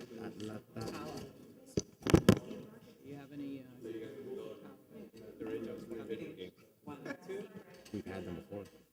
Is it season right now? Yeah. The video games? Yeah. Oh, we would love that. My dad would love that. Yeah. This will Fun with the kids. You set them up inside of a screened enclosure. F7. Mr. Trias? F7 is an ordinance of the City Commission providing for a text amendment to the City of Coral Gables official zoning code by amending Article 14, Process, Section 14204, transfer of development rights to allow the City Commission to designate a TDR receiving site when located in a planned area development and zoned MX2 or MX3, providing for severability, repeal, or codification, and providing for an effective date. This is a public hearing item. Mayor, this gives the commission the option to select, to have a receiving site whenever there's a PAD and also zone MX2 or MX3. So it has to be a mixed-use PAD. I have no further questions on my end. Does anybody have any questions or comments? Nope. Do we have any public comment? No, sir. I'll entertain a motion. I'll move it. Second. Commissioner Menendez? Yes. Commissioner Anderson? Yes. Commissioner Forrest? Yes. Vice Mayor Mena? Yes. Mayor Lago? Yes. And one last one, F11, and we'll move from lunch after. F11 is a resolution of the City Commission of the City of Coral Gables, Florida, amending Resolution Number 2021-56, which amended Resolution 2016-172 as amended, which approved a mixed-use site plan for the project known as Gable Station located at 211 through 237 South Dixie Highway, providing for amended conditions of approval to allow for certain off-site improvements to be completed and to allow for payment of the remaining art and public places fee after the issuance of a certificate of occupancy as provided in an escrow agreement, and amending Resolution Number 2021-57, which authorized an amendment to the Declaration of Restrictive Covenants entered into for this project. This is a public hearing item. Ms. Suarez. Mr. Clerk, are there any public comment? No, Mr. Mayor. Okay. Before we get into the presentation, I don't think if there's any, what is the total amount of additional art and public places fee? The total amount, the additional fee that's owed is $642,062. And how about for parks? Isn't there also a fee for parks? There's not an item here related to parks. There's, if you want, I can go through the three things that this addresses. So this would be an amendment to the conditions of approval for the project. The developer has asked that the CO be issued prior to completion of some of these items. The one that was a condition of approval in the in the site plan approval was a crosswalk that's to be constructed along Ponce de Leon and certain signalization. And so what the developer proposed was putting funds in an escrow account, $350,000, to allow the CO to issue, and then they will construct the crosswalk and the funds will be released at the 50% point, 75% completion, and then finally when they're completely done. If, of course, they don't construct and complete the sidewalk, then the city can have those funds and do it. The other item is a ceiling panel improvement that needs to be done, and there's $95,000 being put into escrow for that similar situation. Then with respect to the remaining art and public places fee, they want the CO to issue and then pay that within 10 days.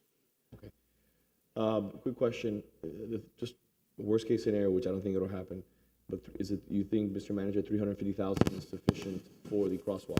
It should be, Mayor. It's a signalized crosswalk. It's close to what it's about what we paid for the signalization at the public safety building. However, it's more confined, and they didn't have to go to Salcedo and Ponce, so we feel it's in line. Do we have an idea when they're proposing to finalize to construct that? If they don't construct it, But we have an idea of when they're planning on doing this. I'd rather have them do it because they're going for permitting. So I'm not sure. I believe, Mr. Manager, I believe they have their permit in hand. Okay, so what's holding them back from starting? I think that my understanding is why it wasn't done before, and I don't know if they're here to explain, By but coordination of some sort. it was coordination with the county, so the crosswalk, I guess, needs to line up with a certain improvement in the underline, and then the underline, of course, hasn't been completed. Okay. And so they were waiting on the county and waiting on the county, and they finally, I guess, coordinated all that, and they got the go-ahead to just go ahead and do it, even though the underline isn't designed yet. This is a reasonable request at the end of the day. The money's there, and we're waiting for the underline to do things the right way, and I have to do it probably 2 or 3 times over. I think what they have is some minor issues in permitting that should be done quickly, Mayor. Just want to make sure we stay on top of it at the end of the day. Okay, perfect. Are there any other questions? Any other concerns? Any comments from the Is commission? there a deadline built in for them to do it? Well, the underline basically is the issue. Well, I understand, but I mean, condition, Yeah. No, there is a happens. deadline. And just to clarify, I don't think that they're waiting. At this point, they've already coordinated with the county, and they're not waiting for the underline. They've got to go ahead and do it, and then I guess the underline will need to do their design to I think match up with that. the commissioner makes a good point. She's like, either they do it or they don't. When do we get the check? There's a deadline built into the escrow agreement. Okay. If you just give me a chance to, final completion on the crosswalk improvements will be, there's a deadline, 180 days from the effective date of the escrow agreement. So I'll entertain a motion. Is there any other further comment? I'll move it. I'll second. Commissioner Anderson? Yes. Commissioner Force? Yes. Vice Mayor Mena? Yes. Commissioner Menendez? Yes. Mayor Lago? Yes. Before we break for lunch, just really quick, for I-2 city manager items, is there a presentation or there's not a presentation? Mayor, our asset manager will be presenting that, but I believe that is a direct sale. I don't think there's any direct There's no presentation? Purchase. Quick, let's go. I-2 and we're done. Resolution of the City Commission I authorizing see Zuli in the back and I want to get her, make sure she doesn't spend half an hour here. the approval Yeah. of an as-is FAR Bar residential contract for the sale and purchase amended with Coral 37 PDL for the purchase of the property located at 142 Southwood 37th Avenue, Coral Gables, Florida. Good morning again, Mayor and Commissioners. Zeta Sardinez, Asset Manager for Economic Development.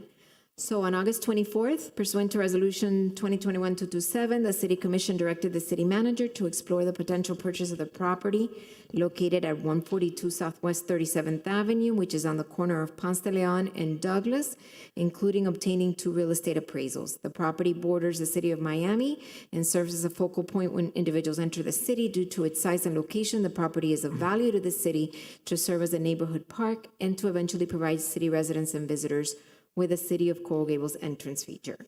In accordance with the City Commission's direction pursuant to the Procurement Code, we conducted 2 MIA real estate appraisals. The seller had conducted their own MAI certified appraisal. The appraisals came in at $1,015,000, $430,000, and $790,000. Staff is requesting authorization to execute the FAR Bar residential contract for sale and purchase of amended to purchase the property with the following terms. This is an as-is sale at the purchase price of $750,000, which amounts to $66.37 a square foot.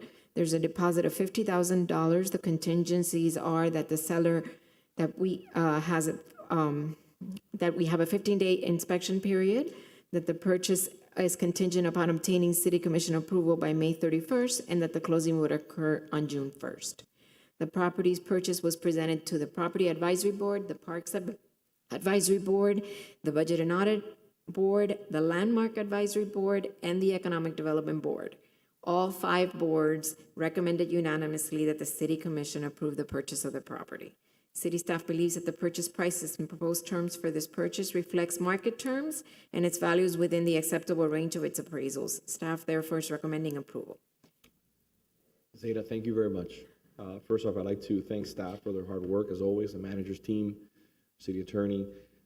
You guys did a wonderful job. I also want to thank Margaret Sarah, who brought this property to my attention because of his client. We had a long discussion, and they came to the table and they understood the importance of this property. This is a win, not only for myself, but this is a win for the city.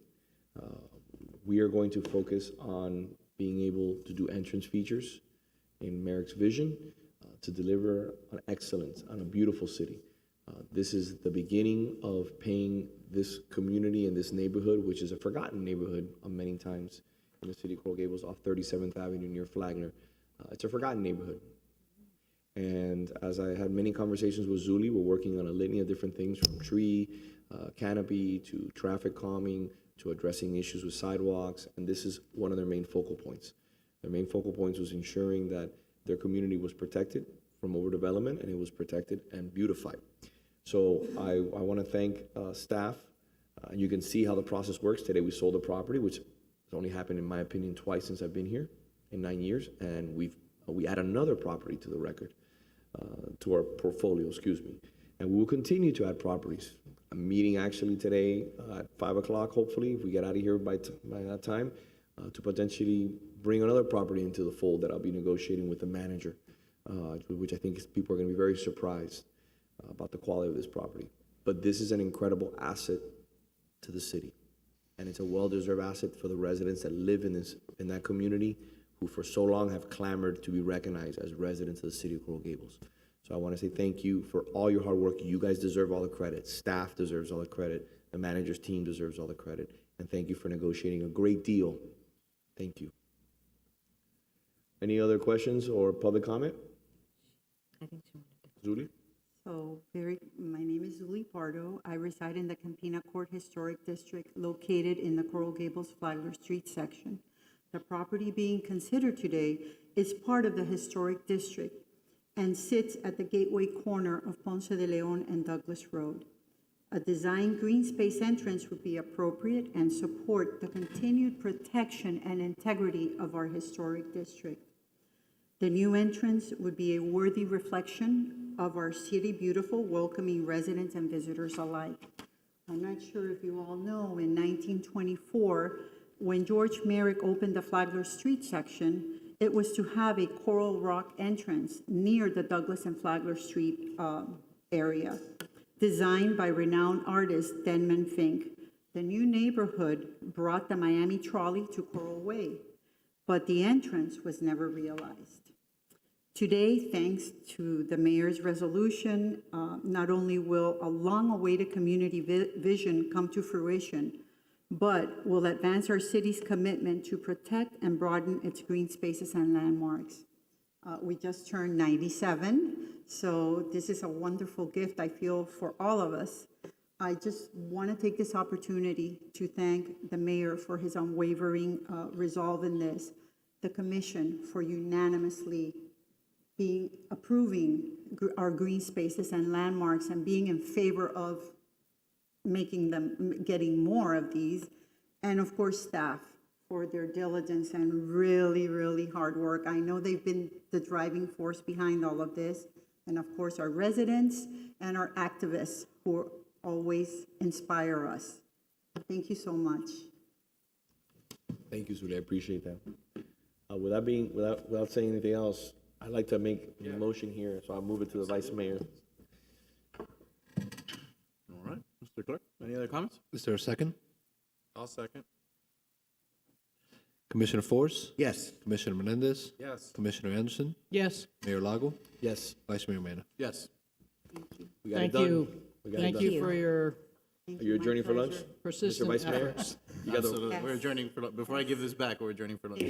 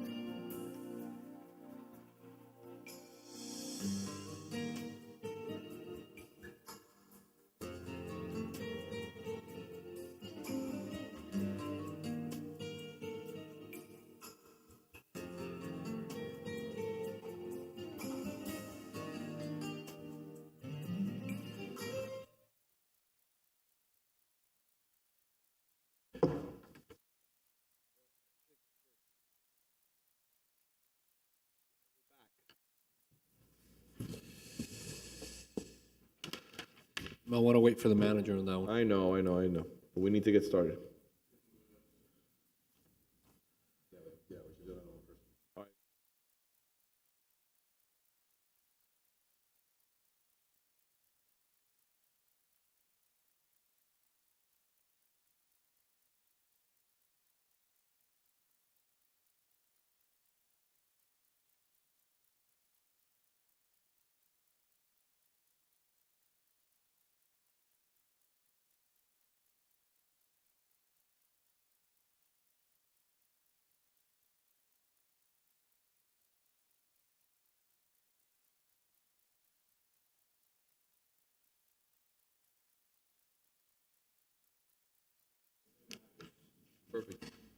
F6 is an ordinance of the City Commission providing for a text amendment to the City of Coral Gables official zoning code by amending Article 14 process, Section 14103.2, membership terms, vacancies, removal to allow certain percentage of the Board of Architect members to not be residents and have their principal place of business in the City of Coral Gables.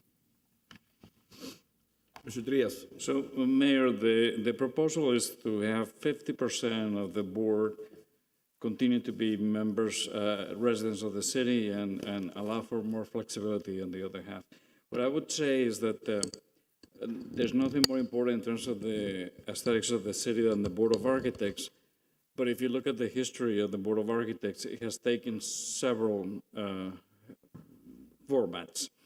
For example, in 1937, at the beginning, the city manager would appoint a supervising architect and an associate supervising architect. In other words, 2 staff people. So it wasn't a board. Then in 1946, the city manager appointed 5 supervising architects. In 1963, the city manager appointed a board of architects, and the members were paid. And then it was in 1993. 1993 is when the city manager got to appoint a board of architects of volunteers, which is the format that we have right now. So as you can see, the format has evolved, and through the years, it has always been a group of professionals who have assisted the city manager and staff implement the aesthetics of the city. So at this point, that's the request. So I imagine, Mr. Manager, you want to say a few things in regards to this. And just, Mayor, that when a member for the board is selected, I select that person in consultation with the Development Services Director, with the Assistant Planning Director, and with the City Architect to make sure that we select the right member with the credentials and with the experience to serve on that board. It's a board that's reviewing work of other licensed architects, so it needs to be at a high level. So I understand the need, and I know how we've had an inability to find individuals to serve on that board. We're blessed to have this board in the city of Coral Gables, and I think it's one of the most important boards, if not the most important board that we currently have. And it's gotten so bad that we've had to extend beyond the time period to allow people to continue to serve on that board because we haven't been able to find individuals. For example, my planning and zoning board appointment was Commissioner Anderson when she decided to run for office. I was privileged enough to find a pretty well-respected architect who's serving on the planning and zoning board, Mr. Revuelta. He has extensive experience not only in the residential but also in the commercial markets. He's a person that I would love to serve on the BOA if we had the time, because it's a lot more intensive in regards to time than, say, the planning and zoning board. I'm not saying the planning and zoning board is a cakewalk. It's not. No boards are a cakewalk. But the BOA meets every week. So I understand what you're requesting, but I have a little bit of reservations, and I'll tell you what they are. My reservations are, the city has a certain flavor, has a certain appeal, has a certain look. And I want to be very careful when we're entrusting that feel and that look in someone who does not either work for the city, live in the city, or have their business in the city. So that's a concern, and I need to kind of have that conversation here on the dais with my colleagues and along with staff to understand what are the negatives and what are the positives of making that decision. I had a similar reaction. I had a discussion with Andrew yesterday. One of my thoughts was, one, to maybe have a lower percentage. So maybe it's not 50%, maybe it's, whatever we're comfortable with. The other one, though, was could you have a component that is experience as a professional architect doing projects in the city, because I don't think obviously being a resident is great, but if you're an architect and you've done a lot of projects in the city of Coral Gables, but you live in Coconut Grove or whatever, I think you have a familiarity with the code and the aesthetic of the city based on your experience. So I wonder if there's also, we could tie in like an experience component, some prior experience doing work in the city that might, bridge the gap. But I also kind of wanted to hear what everybody had to say because it is a tricky subject. You have to have you can have your office in Coral Gables also, which means that you may not necessarily be doing work in Coral Gables just because your office is in Coral Gables. Agreed. So there's there's a number of different components here, but I thought maybe reducing it from 50 to 1/3, where the vast majority of the board would still be from Coral Gables, but we would have that 1/3 component that may bring in something interesting and kind of diverse experience that would really help the board in that respect. The major component here that is detracting from folks wanting to serve on the Board of Architects is the number of hours. But we haven't increased the number of members on the board to be able to divide the work up more. Residential houses, a lot of people have been doing changes. If we had more panels of architects handling that, I think we could maintain the integrity of our board to have the high quality and standards that we want for Coral Gables properties.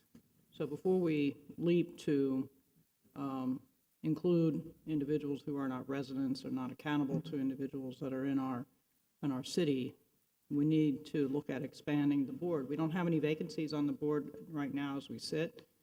We have particular standards that we want to continue to maintain. And I'm glad you put this on because this is something I think that's been overdue for some discussion for some time. And perhaps too would help if, because we're the ones out talking to the residents, we meaning members of the commission, and having more of that interaction to be able to, discuss with architects their level of interest and then put them through a vetting process if they're indeed practicing, in our city, good architecture. We can spot them as well and procure them to be part of our city Board of Architects. I mean, this was the only option that was put before the Planning and Zoning Board. I don't see that it ever was even presented before the Board of Architects, but the architects that I've talked to about their level of interest of serving, their main component of complaint was the number of hours. So if you have more people in the serving line handling, whatever's got to be done in a way of work, the faster you get it done. I mean, I'll use the Mangrove Project as an example. We had 100 volunteers. We got done in 2 hours, which took me weeks to get done. And I think we can deliver better quality by just, expanding the board and keeping our standards high. I understand. Can I point out something? In addition to this, as a separate qualification is that a person has to have 5 years of experience with projects in the city. That's a separate qualification. That's in there? Yes, that's in there already. Good. So that's one thing. You need to have experience with projects in the city. And then the second one was you have to have an office in the city or live in the city. So what the city manager is saying, just waive slightly the second one. Continue with the fact that you need to have. You're saying that's in the current requirement? Yes, it's in the current, Gotcha. yeah. If you read the. So that even if you eliminate the residency requirement, you'd still have that requirement? That's is what you're correct. saying. So I think, to me, that makes it a little bit better as a proposal. And I have to say that I agree completely with you. The experience in Coral Gables is essential. every time I have to deal with an architect with no experience in Coral Gables, it's a challenge. I mean, it really is, because they don't understand the standards and so on. So that's A. If you look at the Is there, the other thing, this is just like a brainstorming idea. Yeah. I brought it up to the manager yesterday. I don't necessarily think he loved it, to be honest, but that's okay. We can still talk about it. But, because I agree with you, Commissioner Anderson, that the time commitment is the biggest problem. Yeah. And they meet once a week. It is heavy. And I almost wonder if there's a way to like do different panels, for lack of a better word. And I'm just, again, just brainstorming. But like if you had a panel A and a panel B, it could be every other week. Or if, you know, where panel A, you're on call the first week of every month, and panel B, you're on call for those meetings, that kind of thing. Just a the main point I'm suggesting is there a different way structurally to manage how much of their time you use so that it's not as taxing on their time and therefore becomes more attractive to other people to do it? Because I recognize that doing it every week is a big ask. It's a big commitment. What has happened is that the city architect, the current city architect, has streamlined the process and reviews a lot of things that he's able to review under the authority of the code. And then the actual meeting has that two-part component, which is the full board and then the panels. Right. So that's working, I think, fairly well, and we can keep making it better through time. I think that, Yeah. I think organizationally, I think that seems to work fine. I agree. I'm not a professional architect and I don't really deal in that process, but it seems like that makes sense on that level. But it doesn't necessarily alleviate the weekly obligation, right? And so that's why I'm saying, is there a way to structure things so that, again, maybe the obligation is every other week, or,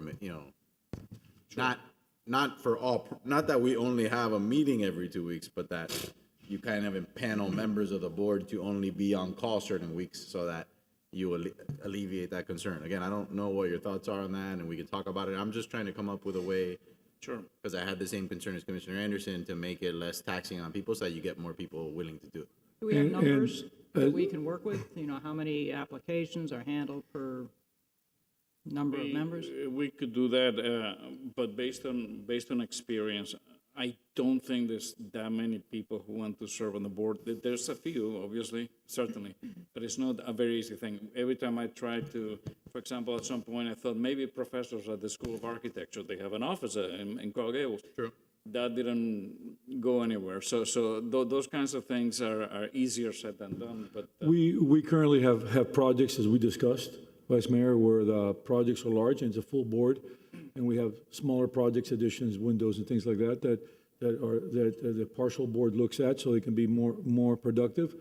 The question is, can we use different architects at different times for, let's say the first week, one architectural team, second week, that would be a logistical issue to track what architectural team reviewed what, and try to get back the same reviewers on a second review, so you have consistency, which is not easy to track and not easy to do. And so you take the possibility of, if you want to come the following week, you may not be able to because one person is not on that board, and we would have to track the approval process for every plan also. I think everybody here agrees that in a perfect world, we would have ample, able architects who live in the Coral Gables to fill the board. I think we can all agree on that. In my view, it's clear that that's a challenge, and I think that you can have able architects who are professionals, trained professionals, with extensive experience in Coral Gables, working in Coral Gables, who are able to apply our standards and capture our flavor and character, despite the fact that they don't live in the city limits or have an office in the city limits. And I think that given the burdensome commitment And I don't think it makes that big of a difference if we go and tell folks that they only have to come every other week, apart from the logistical issues that'll delay review.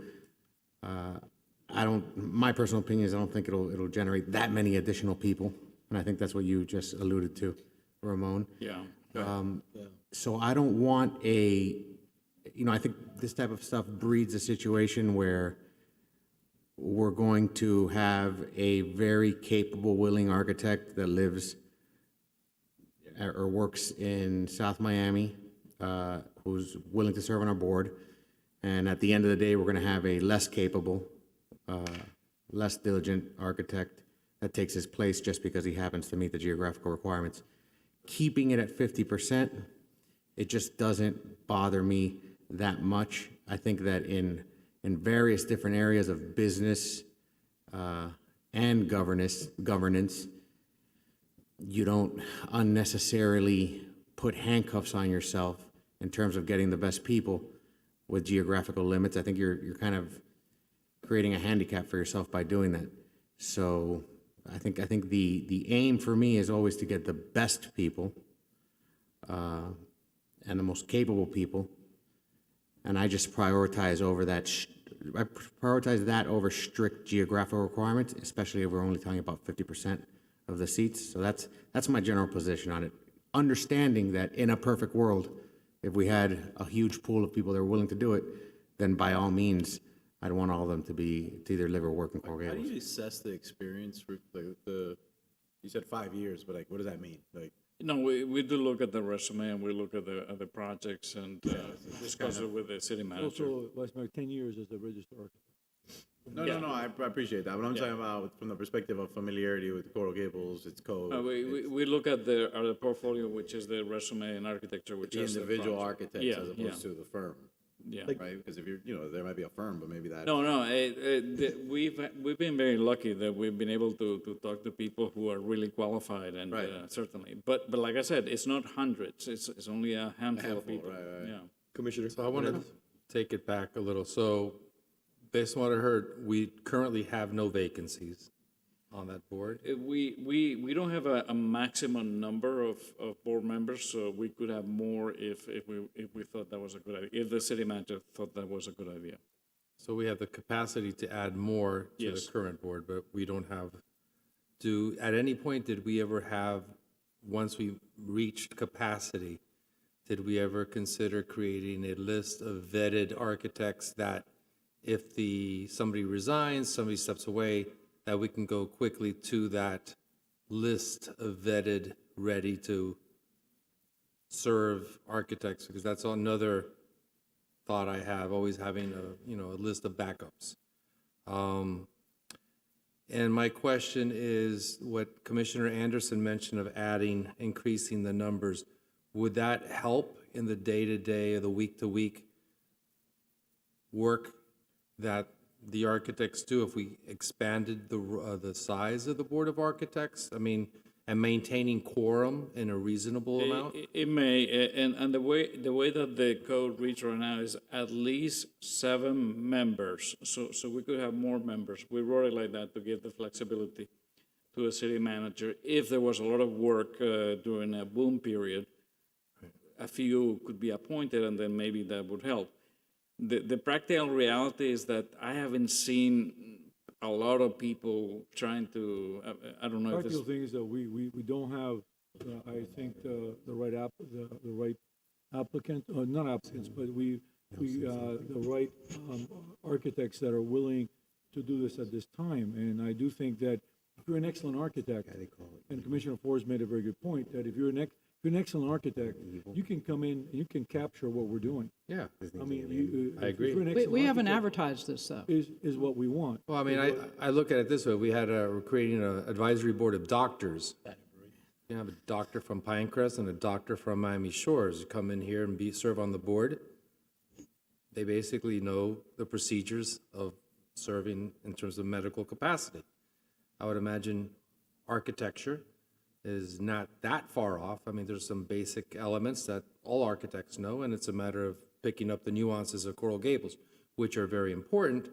But one thing I've observed in the last year, 2 years of the Board of Architects, and I think it's finally settled down, but there was a time that the Board of Architects seemed to be taking on more than it was supposed to, in terms of responsibilities and in terms of opining, in terms of giving guidance.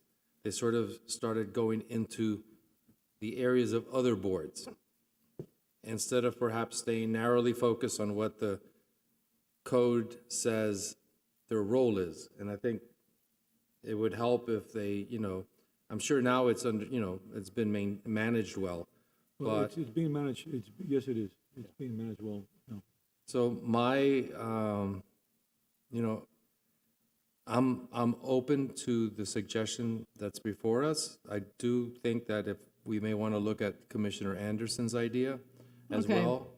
We can run shifts to try to reduce the burden. We haven't even tried expanding the board yet But I wanted to, yeah. and advertise, but we can run But shifts. this is 9 to not- 12 is such and such type projects. From 12 to 3 is another. I mean, Right, and before we take this radical measure, But this is not, we don't look at this board as saying, you're a registered architect for 10 years, check. We look at the portfolio, we look at the quality of the architect. We have to look at what that architect is bringing to this board. So it's not a checklist that we use, right? 10 years. You have many professionals, in all professions, who may not be the professionals we might want on that board. You have that in attorneys, you have that in medical doctors, you have that in architects, you have that in engineers. And so we try to get, if we're gonna have an architectural board, it needs to be at a high level so it works as it's supposed to. I do kind of come back to the experience, you know what I mean? Because 5 years of experience in Coral Gables and 10 years total. This is what I wanted to Still remains. There was a few points that have been made here that I think really I'm latching onto. Number one, I think it was Commissioner Menendez made the point about the issue that I think the board in the past was, taking a little bit more responsibility than the aesthetic review, and that needed to be reined in. With all due respect to the board, I'm very grateful for their time, always grateful. But they were talking about other issues that I think are outside of the aesthetic purview of the board. Number two, the board is currently full. I know that we're having tough times potentially finding other people, but I just went off my brain right now, off the head, and I ran off people who I don't know if they're on the board or not. Great architects, maybe they have served on the board. They got tired of being on the board. You serve on a board. I recently got off a board that I served on for 15 years. And I needed to, I served in La Liga for 15 years. I served on Locust projects for 10 years. I didn't get on the board for any reason. I just got on the board because I have other commitments, and, I had to focus on those commitments. But I mean, we have great architects like Pardo, Portuondo, Hamed, De Leon, this young. Hamed is a member of the board. Okay. It's a great architect who has a lot of. And De Leon was a member of the board. We got to drag them back in. These are great architects that have both residential and commercial experience, along with this gentleman who does a lot of residential work, tropical modern. Portuondo and they wouldn't qualify for other reasons. Okay, that's fine. Yeah. But my point is that I want to make sure that we're exhausting every avenue before we open it up to either 33% or 50%. And what I would recommend, and this is what I'm asking as a courtesy, because I've heard that there have been people who are interested. If they don't qualify, let's prove they don't qualify. I would ask for just, to Commissioner Anderson's, comments. Let's advertise, and also let's get in contact with the AIA.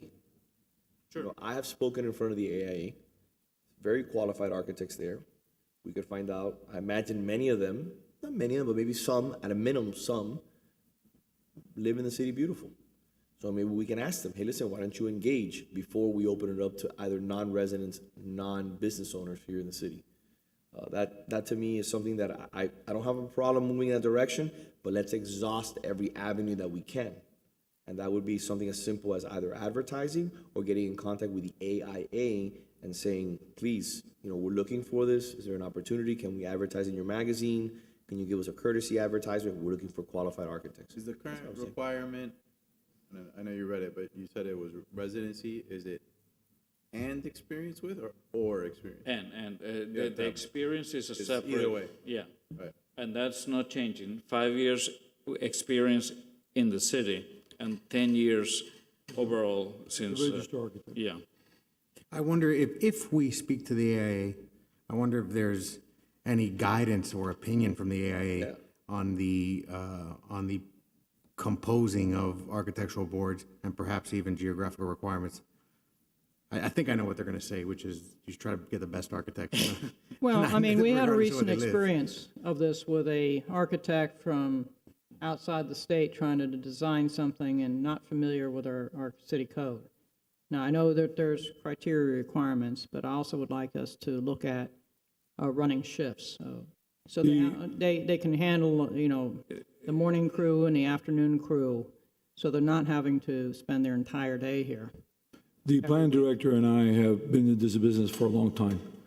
So we have an idea of who the members are and who the people are and who can bring in the design talent that we are looking for. And that's why we brought this up, to try to increase that design talent in that board. And just like you all are attorneys and you know a lot of the attorneys in your profession, we know a lot of people in our profession. And so that's why we brought this, to try to inject a high level. Look, I'm willing to go down this path and see, what we garner from it. Maybe from the advertising? Yeah, and approaching the AIA and all that. Ultimately, though, if you go that route, and I would be supportive of something like this. The more I think about it, to me, it's about the experience in the city. I literally know architects that were born and raised in the city, lived here for 30 years.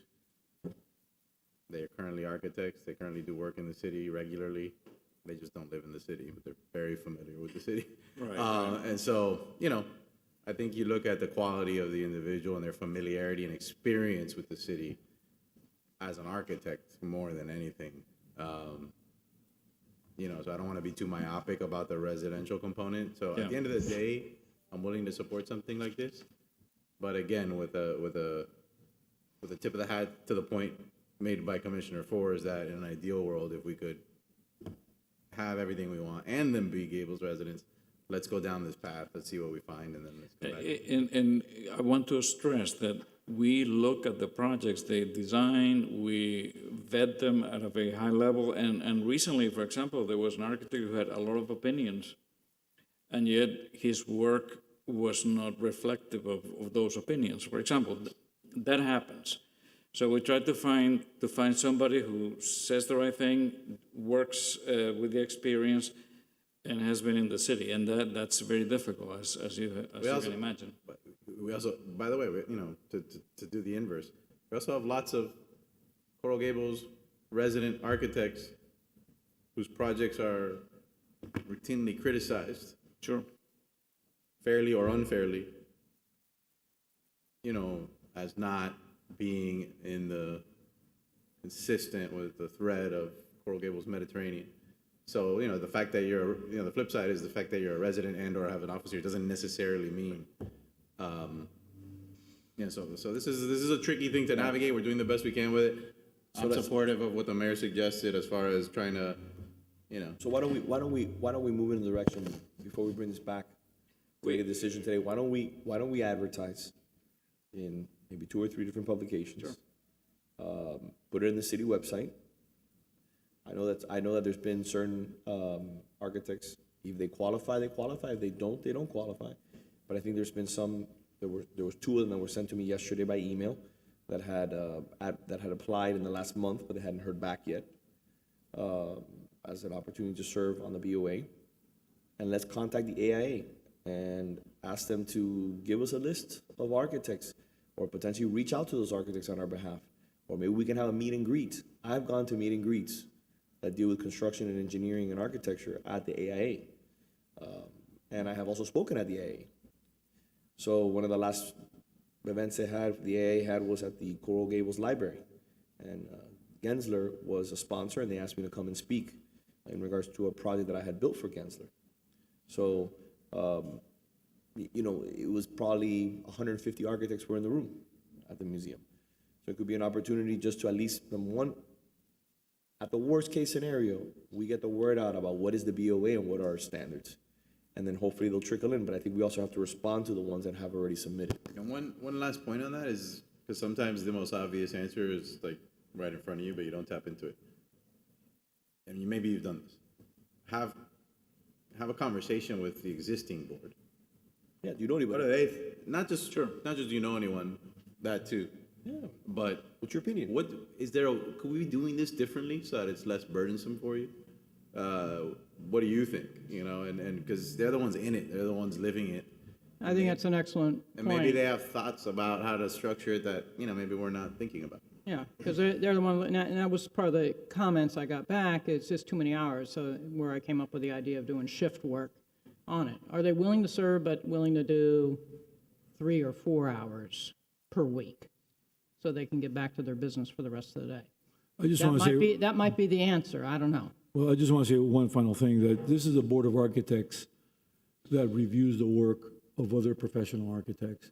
And when you're doing that, you should be at a very high level. Absolutely. It should not be a mediocre board that reviews work of other people. If we're going to have a government, if we're in government going to review work of other people, then you need to be at a high level so that can be a productive board and that can get us to the next level as far as architecture. So it's very important that we just don't say architect check. It's not quite that easy. We want a board at a very high level, and that requires a lot of work on us to make sure that we bring in the right people and not just someone who's done really mediocre work, and that's not someone that should be in our board of And I architects. don't want you to take away from this that anybody up here is asking you to compromise on the quality. Right. That's not, you know, we're just trying to see if there's other ways to skin this cat, and if there's not, we can revisit this approach or some iteration of it. But, you know. So it's not simply getting bodies, it's getting the right people on this very important board. Absolutely. We could do some research and bring it back to you and tell you what we found, if that's okay. And, I'd be real interested in hearing their input as to how many hours they can afford to spend, because maybe that's the impediment. Sure. Assuming they satisfy the qualifications. You know, that comes first. Understood. Mr. Mayor, we have 2 members of the board, of the public requesting to speak on this item. Please. First one is Mrs. Maria Cruz.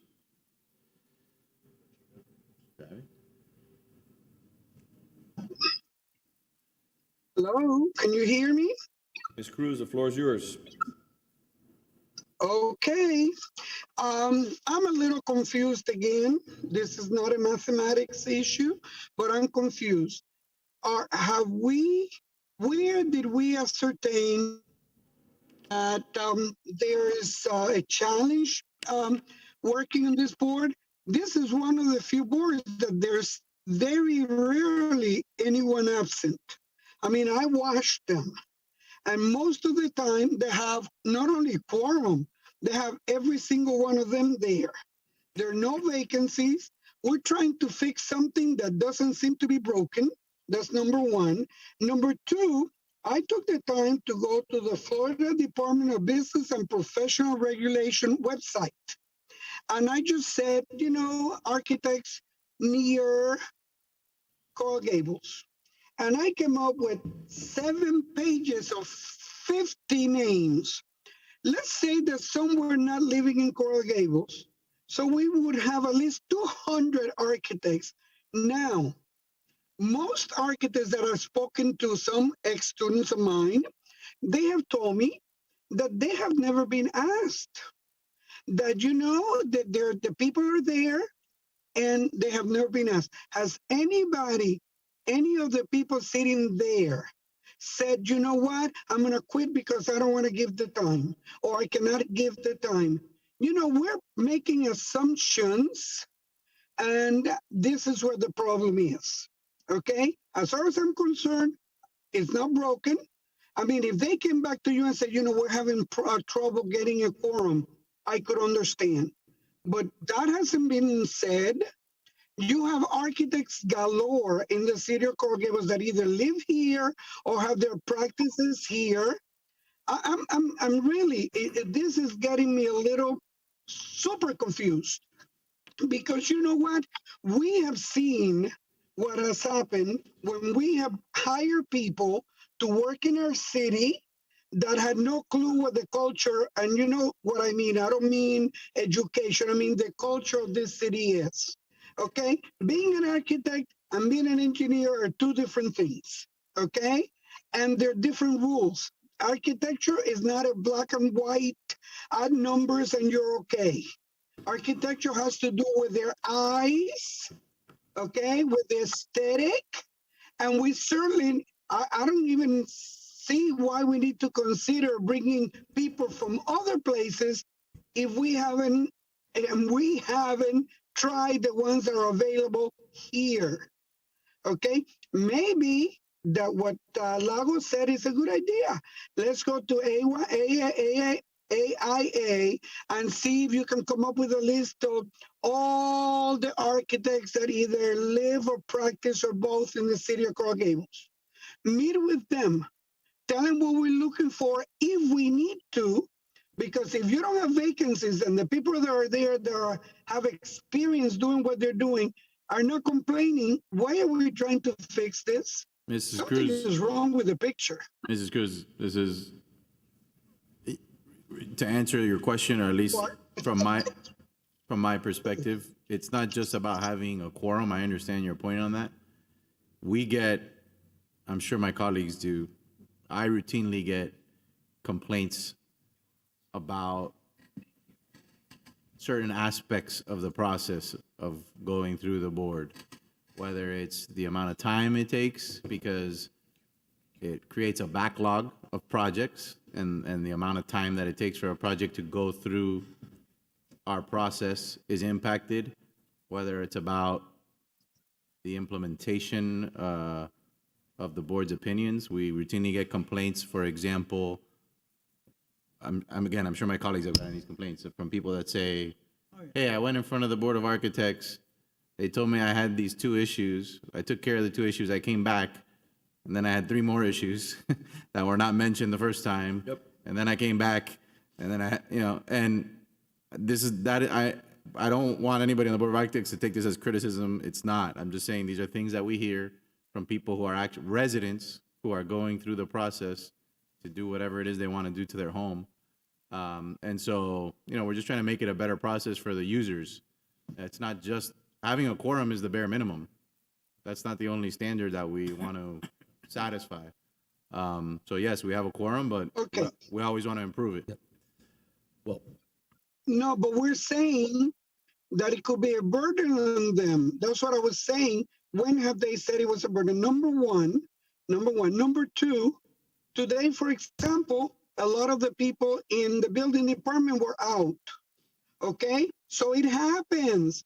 You know what? Let me tell you something. You need to take what you hear with a grain of salt. Trust me, we I do. sit on a board. Ditto. I sit on a board. Listen, I sit on a board where they come in and say, oh my God, I've been sitting waiting for the plans to be approved. And guess what?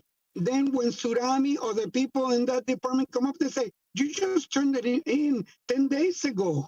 Oh, I thought it was longer. The people color their comments based on what they expect, not necessarily the facts. Number one. Number two, this is, I think you need to first, before you want to throw out the baby with the bathwater, you need to look at the people that live here, have offices here, qualify with the years, and are very good architects before you start bringing somebody that has to learn the culture of the place. I think we just agreed with and that. Number three, okay, and number three, okay, and number three, since I became interested in this issue, I sat at the beginning of this year, I believe it must have been September, whatever, when the Mediterranean issue was being discussed. And I was there when, I don't remember whether it was Ramon, somebody said to them, this is what you're supposed to be doing.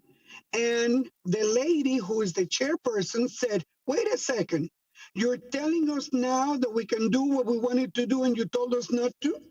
So, you need to talk to them because there's undue pressure coming from many sides and you may not necessarily be getting the real facts. Okay, that's all I'm saying. I'm not an architect, but I've talked to several of them, and the first thing they said, and they're well-known architects in the city of Coral Gables, and they told me, Maria, nobody has ever told me that I could do that.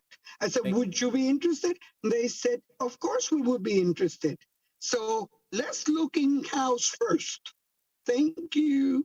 Thank you very much. The next speaker, Mr. Mayor, is Ms. Carelia Carbonell. Ms. Carbonell, the floor is yours. Good afternoon.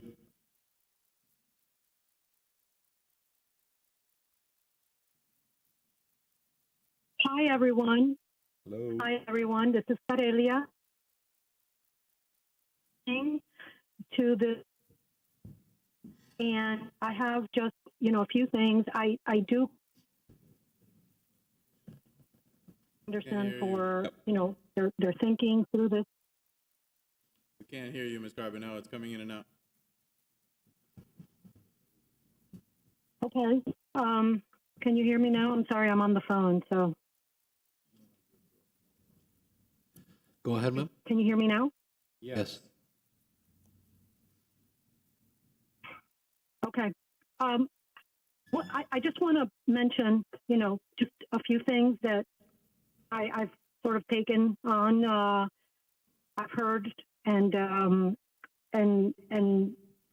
read through these boards, and we're going to go down a slippery slope if we start tinkering with our residency situation, and also because BOA is a quasi-judicial board. So they, our members there, need to really be part of the city. They need to be part of our municipality as part of either a resident or whatever those requirements are. But the other thing is that the commission can waive.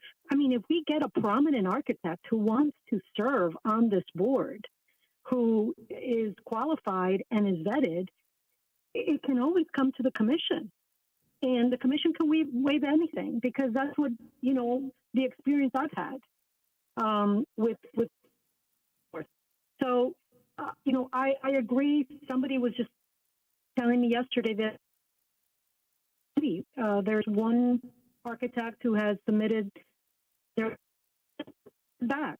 Now, I don't know who's vetting, these candidates, but it seems that at least an acknowledgement.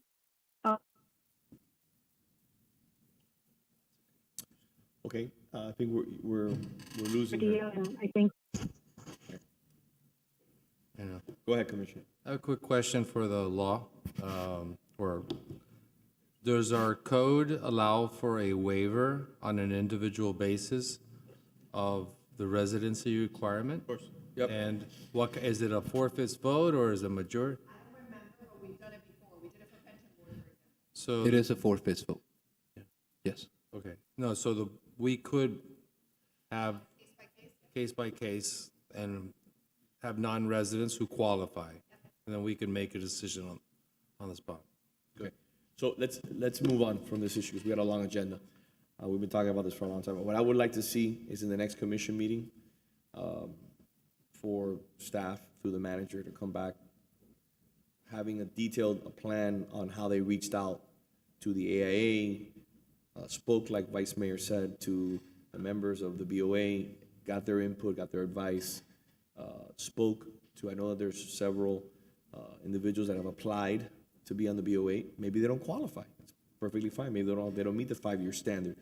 But I'd like for those individuals to show that we obviously accepted those applications and either they were approved or they were disapproved. What was the reasoning behind it before I'm willing to move to lowering it to 33% or 50%. Mayor, I think we need a little more time. Let us look at this issue again and bring it back. But at a later date. But I'm going to tell you, Mr. Manager, I am willing, just like the Vice Mayor said, willing to move in that direction once we've exhausted all opportunities.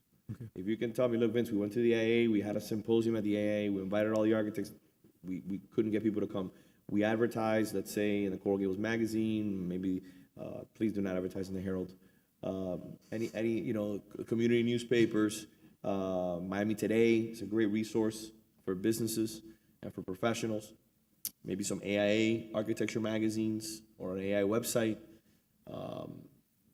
Once we've exhausted those opportunities, and again, also prominently displayed it on our website, spoken to the BOA, asked their input. How can we make your job easier? Because we really appreciate you. We're grateful to have you on the board. Then I'm willing to move in this direction. I just want to make sure we exhaust all opportunities and all avenues. Okay. As a member of the AIA and a long-time architect, I'll be happy to do that for you, sir. Thank you. Understood, Mayor. Thank you. Thank you. But I understand, by the way, I don't want you to think this falls on deaf ears. I know this is important. And I know it's been an issue for a long time, and I'm glad that you brought it up. I think that was mentioned by the Vice Mayor also. Moving on to F8, F9.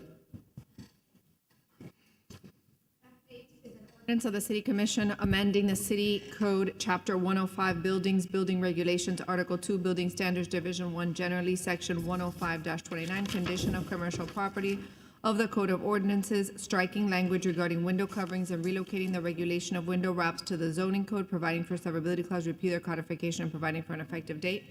This is a public hearing item. Ms. Levy Garcia. Good afternoon, Naomi Levy Garcia, Assistant City Attorney and Intergovernmental Affairs Manager. Mayor, thank you for sponsoring these ordinances. This is part of our collaborative effort to uniformly regulate window wraps citywide. So currently they're regulated in the zoning code, in the city code, and there is some more specific regulations in the bid overlay. We're trying to move away from that, streamline it, make it more clear. So that's exactly what these ordinances do. It brings all of the regulations into the zoning code, and it requires that if you have a vacant or unoccupied storefront on the ground floor, it must be screened by a temporary window wrap. So if we're going to go into the actual zoning code provision, then let me read that one too. Sure, okay. An ordinance of the City Commission providing for a text amendment to the City of Coral Gables official zoning code by striking Appendix E, Business Improvement Overlay District, Section E1, Business Improvement Overlay District, subsection B1D, temporary window sign wraps, and creating Article 11, sign Section 11-101, Purpose and Applicability, Section C9, temporary window wraps to uniformly regulate temporary window wraps within the city. So in addition to having the windows screened, if you're using a pre-approved design, you can go ahead and do that without a permit.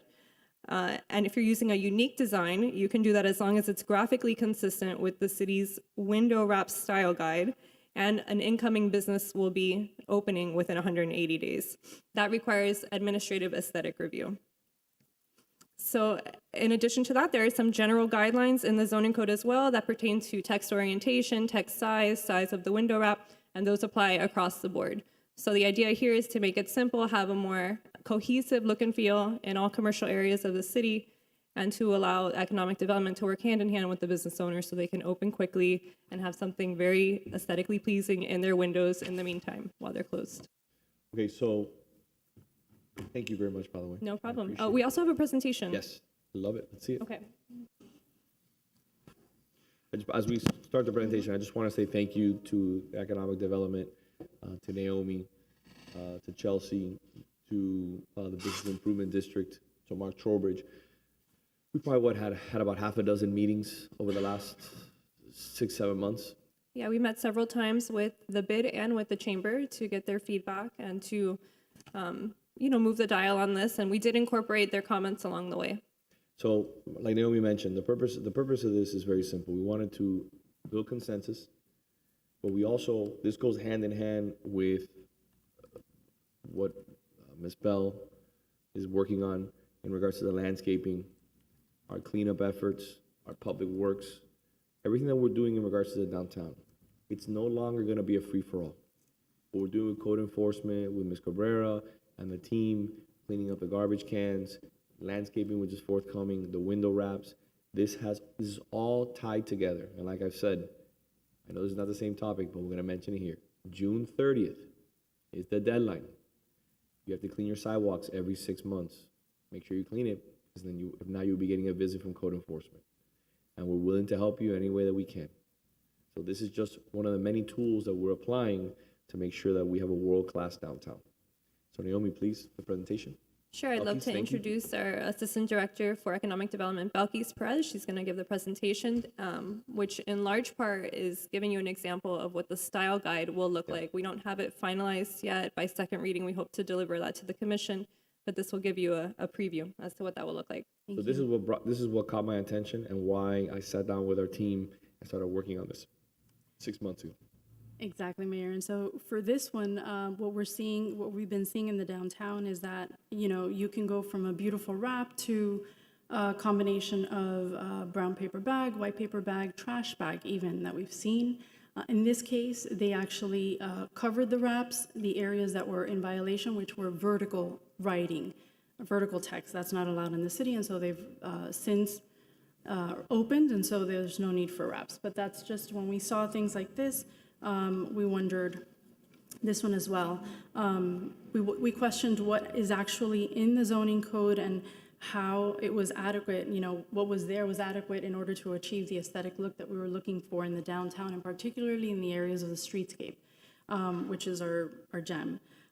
So we found language for temporary window wraps in the zoning code and in the city's code, and we needed to make sure that we consolidated all of it related to temporary window wraps for a more uniform standard. What we're doing is not regulating the wording, and that's important to point out. It's just the aesthetic look, so we can have a cohesive look. And by the way, we're also, just so my colleagues understand, we're simplifying the process and saving people money. Let me tell you why. Because these businesses open up, they do not go through the proper procedures, they get cited, or they're in construction, then they have to go and pay for another window wrap. So they get cited and they have to pay for 2 window wraps. So what we're trying to do here is that we're trying to educate all the business owners, all the landlords to say, when you have a new tenant, this is the package that you give them. Because there are some landlords out there who own several properties out there who know better, but they continue to do as they please. For example, Terra Nova. Terra Nova knows very well what they're doing. And I've told them, Steve Battelle is a professional. He has not only done this here in Coral Gables, he's done this in Miami Beach. But he continues to turn a blind eye and be flagrantly abusive in regards to doing and upholding our standards here in the city of Coral Gables. He is aware of where we're moving, because that's why I made it a point to have these meetings with the Business Improvement District. He has an individual on the board. So what we're trying to do here is streamline the process, not only make it look beautiful, but also ensure that people are not cited, because when you sign a lease, your landlord should give you a copy of this requirement and say, if you're going to put a window wrap, which is required during construction and it's required right before you open your business, this is what needs to be done. No more excuses. This is a simple way, and it'll ensure quality. Sorry about that. Thank you.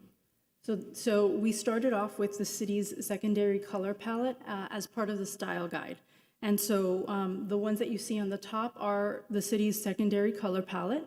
And then we came up with 3 additional color palettes that are just complementary of the initial one.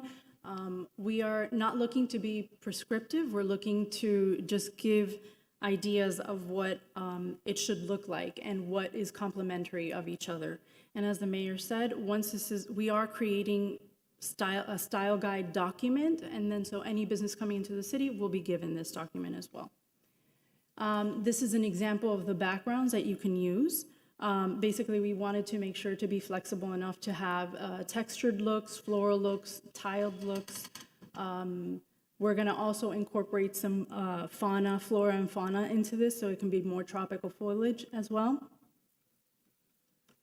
And then we've got examples. We wanted also to show them visually what it would look like. So this is with the warm palette, we have a tiled look, and then we have a solid colored backdrop for the door where you can put your logo if you'd like.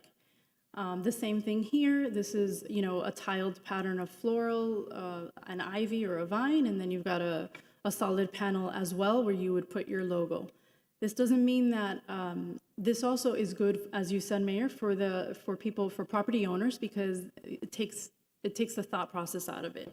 You can just pick from one of these colors, and you can put your for lease sign, and you don't need a permit. Again, you have well-knowing business owners who are running construction projects with their windows wide open, or are using cardboard, or are using black paper bags or garbage bags to hide the construction sites.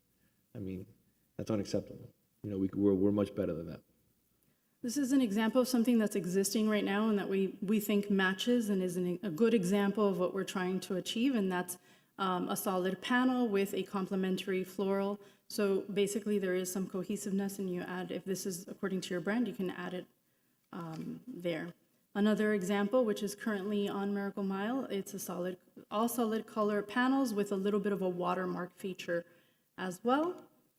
And then if you are a business that's coming in and you are 180 days from opening up, you have the ability to go through a custom approval process. And so basically it requires administrative aesthetic review, and the design does have to be graphically consistent with the style guide. You can have small scale elements, like you see this one. This is the storefront that used to be Opera House, which is now a restaurant in the Gables. But they did have some sort of clip art, but it's all complementary. And we are encouraging some muted palettes. This would have to come down 72 days after opening. And I believe 72 hours. 72 hours, sorry. 72 hours. And that's it. Never mind. I was gonna say I'm thinking of more like national brands, right? You know, the mom and pop stuff is easy, but national brands have a lot of rules about colors they can use, limitations. They have a whole corporate structure that limits their ability to kind of go off what they would do on a national level. Take an Apple or just think of any major national company, right? Do you foresee like a problem with that? We're gonna have to I guess they gotta just comply. It is what it is, but No, you're right, and everyone has. I mean, when you've got a chain like that, they have their own brand. We're gonna have to work with them, and that's why we made this custom 180-day custom aesthetic review process, which we have it right now. We do have an aesthetic review process, except it's for every temporary rep. But in this case, it's gonna be just for those significant ones that come in.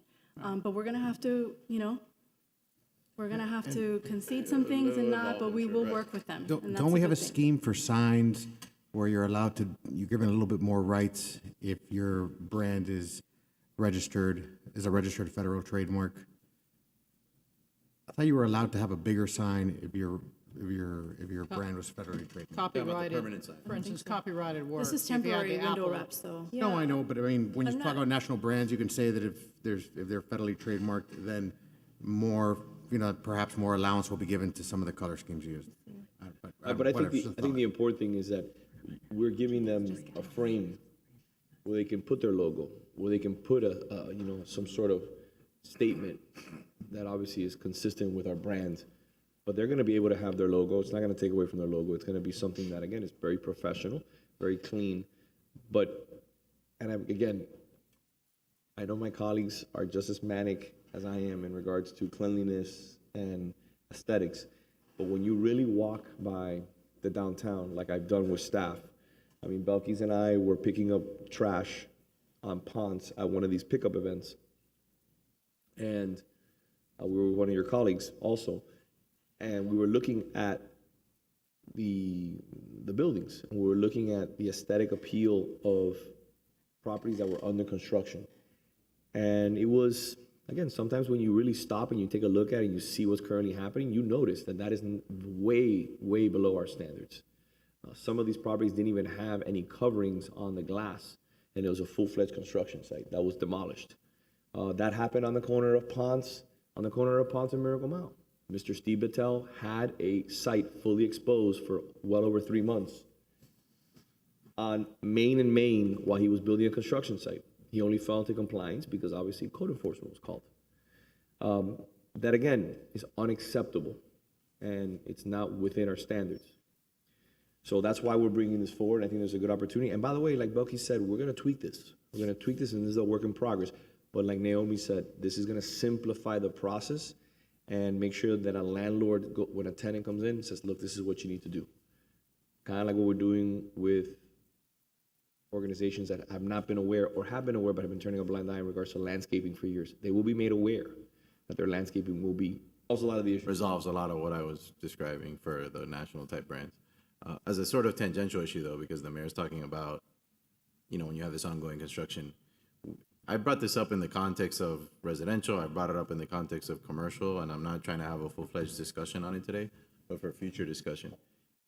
We need, I don't know what we can do, but there's certain projects that I see throughout the city that take a really long time, to the point that you're kind of just, I'm thinking right now as we talk about the commercial district of the building immediately south of the Anthony's Pizza on Ponce, that's been under like all kinds of construction for, I feel like they started one project, then they started a new project, and it's just been under construction perpetually for 3 years. 3 years. And I don't even see that it's even close. And this is not a particularly big building. This is it's a commercial space, but it's not like a high rise. They're doing a rooftop, Vice Mayor, excuse me, they're doing a I don't even know who it is. They're doing a and I don't want to be restaurant, taking a rooftop, shot but at somebody. I'm sure it's going to be wonderful. No, but they've been having major issues. They've been but having major issues. Some of these projects, I see that, and I see it in the single family too. And I know we have some rule that basically you can't have a permit open longer than X amount of days, and that's kind of the trigger we have. But you can really drag that out, and you see some of these houses under construction that they're just through 2, 3, and 4 years, and the person living next door is living with that. Now, to the extent it's on the city because our process is taking too long, that's a separate issue. But I'm putting it on staff's radar. I brought it up before, and I would really love some creative ideas on how to deal with that kind of stuff going forward. I mean, listen, a prime example, that is what is Ortega. We talked about it at the last commission. That was ongoing, and now there seems to be, thanks to Ms. Cabrera and her team, and there's a fire that's been lit, and there's things that are being addressed. But for too long, that property was allowed to be in a position where the residents were calling me on a weekly basis, basically asking me to come and visit the site. There was no toilet. The fence was down. The major problem. The property changed hands twice. You had multiple submissions for review in the city that would never even pass in a neighboring municipality. They were not even close to our standards. So I agree with you, and I would love to see something. Look, I live now for the last 10 years on San Amaro. There was a property that I know Ms. Cabrera helped me out with this, that 2 blocks down, when I would walk the neighborhood, the house had fallen on itself. That was basically, it had to be demolished. And the individual was there, a very nice gentleman, but he was living in that state. And that was ongoing in that neighborhood for years and years and years, until finally one day it was forcibly demolished. Because if not, potentially it could cost him his life. And those are the certain things that happen here in this community that they're not common, thank God, but when they happen, they literally hold an entire neighborhood hostage. And There is a difference between code enforcement issues and when a site becomes a permitted site under the building code. At that point, if you get one legitimate inspection, it provides you with 180 days until the second inspection. But that is not a code enforcement issue. It's now a legitimate building site. So if the building site is safe, is correct, and everything else, then every legitimate inspection provides you 180 days. And you can take that to the Board of Rules and Appeals, and they will still keep on going because it is a legitimate building site. And so, but that's one thing is a code enforcement issue, which the mayor was talking about. But then I think you mentioned a legitimate building site, which is something. But Mr. Manager, and this goes to the Vice Mayor's comment, if we have a situation where a site is under litigation, whether the owner of that property was stopped in the middle of construction as a result of lack of funds, or an issue where they're getting their plans reviewed, and it's significant revisions, and it could take 3 months, or they could have an issue, whatever issue that may be, a family issue, and construction has had to cease for 6 months. At a minimum, the site should be clean, the sidewalks should be clean, there should be no weeds. If you go in front of the building that he's talking about right now in Ponce, in front of Anthony's Coal-Fire, all the curb is full of weeds. The entire curb, broken glass. The storefronts are painted. They're not even covered the right way. There's no roof. So again, take a bomb one off. Again, I don't have a problem. That is a code enforcement. That is a site issue, code enforcement issue. So to me, it's perfectly fine. And if you go across the street, all the sidewalks have to be cleaned. They're black. The sidewalks are black. They haven't been cleaned in 10 or 15 years. They have to be cleaned. And I can give you an example. It becomes obvious when sidewalks are not clean. When you go to Kurt Ike's building and Kodak just cleaned them last month. So you compare one side one to the other, it looks ridiculous, you know, and that's what's happening. And those are issues that, as you know, Mayor, we can deal under Chapter 33 of the Florida. 100%. So we can deal with those issues. By the way, if a site is under litigation, many times a permanent state. Yes. So then, but you still have to maintain the site under the building code. It's fine. But we can maintain the site and then leave. And that would be a code enforcement issue. And we that would be a lean building them. issue. And we lean them. But I would ask you, please, Mr. Manager, to have code enforcement visit this site, and I appreciate the Vice Mayor bringing it up, and to visit that entire block. You know, you have beautiful buildings that were just finished in front of Prawn Circle Park, the neighboring properties. Just take a look at every single property. Make a look at the alleys. Make sure they're clean. This is an example. This is on one of our main streets on Ponce, and it just shouldn't look that way. It just is it's just a black eye in the city. We will, Mayor. Thank you. Anything else? I believe that's all we have. I just want to mention that the intent here is for enforcement to be prospective, not retroactive. Yes. So if anyone put up a window wrap under previous provisions of the code, we would allow them to keep it up. So with that being said, I'd like to thank you again, Belkis, your entire team, Economic Development, the bid, Mark Trowbridge of the Chamber, my office, Chelsea. You guys did a great job over the last 6 to 8 months to bringing this in for a landing, and I think this is going to pay big dividends along with the landscaping and cleaning of the streets and the sidewalks. Everything goes hand in hand. So thank you for all that work, along with code enforcement, which is doing a great job. I'll entertain a motion. Second. Just making sure this is on agenda item F8. Yes. Okay. Vice Mayor Mena? Yes. Commissioner Menendez? Yes. Commissioner Anderson? Yes. Commissioner Force? Yes. Mayor Lago? Yes. Moving on to F9. I entertain a motion.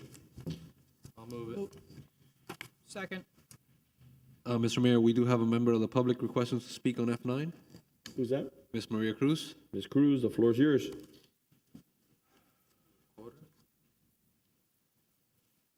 Can somebody please remind me on my card? What was the F9? F9, Ms. Cruz, was window wraps.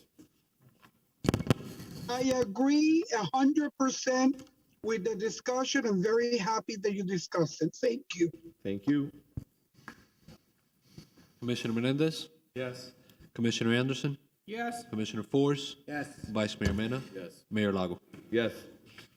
Okay, moving on to G1. So a resolution of the City Commission providing direction to the city manager on the improvements to Salvador Park to allow for a dedicated area for dogs and authorizing amendments to the fiscal year 2021-22 amended budget to appropriate funds for said improvements.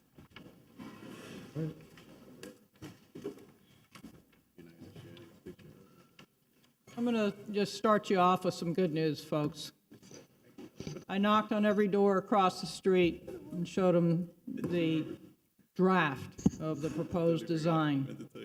Not one resident across the street was objectionable to it, and they're going to welcome it with open arms.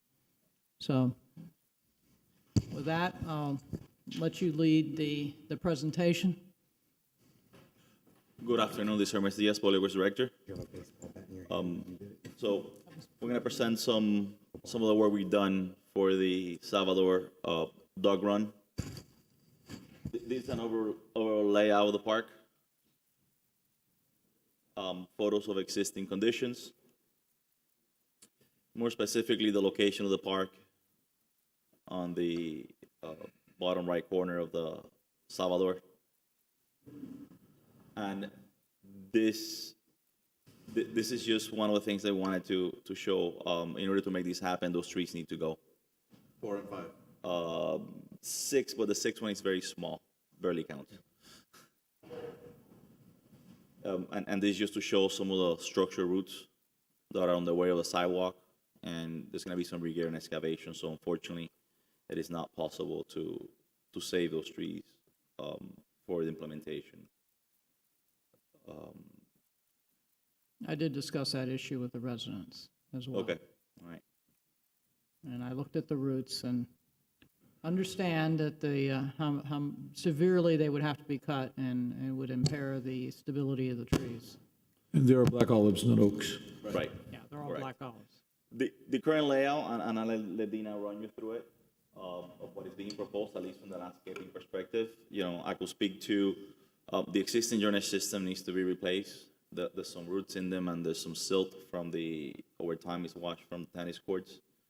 The site will be regraded away towards the edging, and the existing structures, which are gonna have to remain, we're probably thinking about burying them, put a solid cover on top. We can always clean that up if we ever need to, when we need to remove them for cleaning. Dina can run you over the landscaping design. Okay, good afternoon. I'm Dina Bell-Llewellyn from Green Space Management Division of Public Works.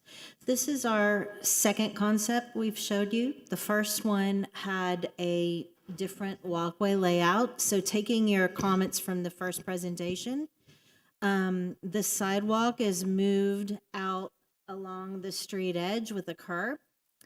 There is on the eastern side in the lower right-hand corner of the drawing will be the pedestrian access into the dog park area. This pedestrian access has ADA and a very safe and easy way for people to enter the park.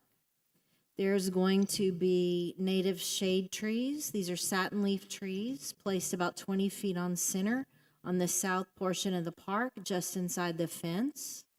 These trees are going to provide shade for users. Benches can be placed below the trees for sitting areas eventually. And the other trees you're looking at are a combination of flowering trees to show some interest. The whole park is going to be fenced with a 5-foot tall metal, like black aluminum picket fence. The existing walkway that runs through the park right now will be removed so that the internal space of the park is open for a soft material for dogs. So we're talking about,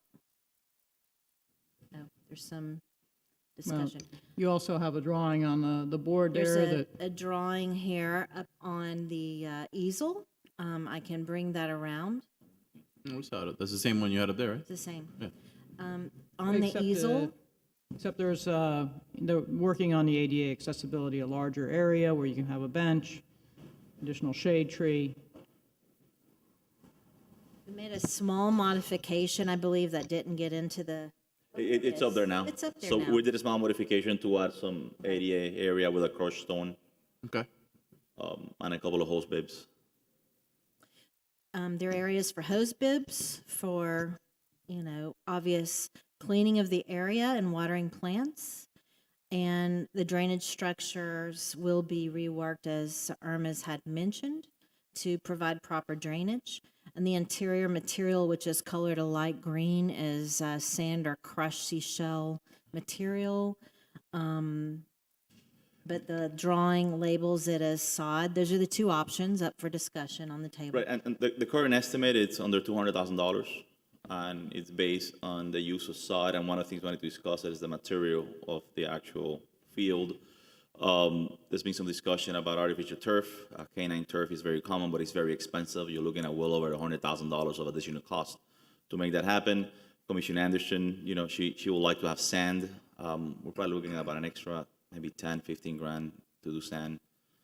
Sand meaning? She's talking about like the crushed rock. Right. Like we have in the swales right now. Okay. This was an issue I discussed with dog owners that are familiar with the Coconut Grove Park, where, you have the problem with the dogs getting their paws burned. Sure. From friction and from heat.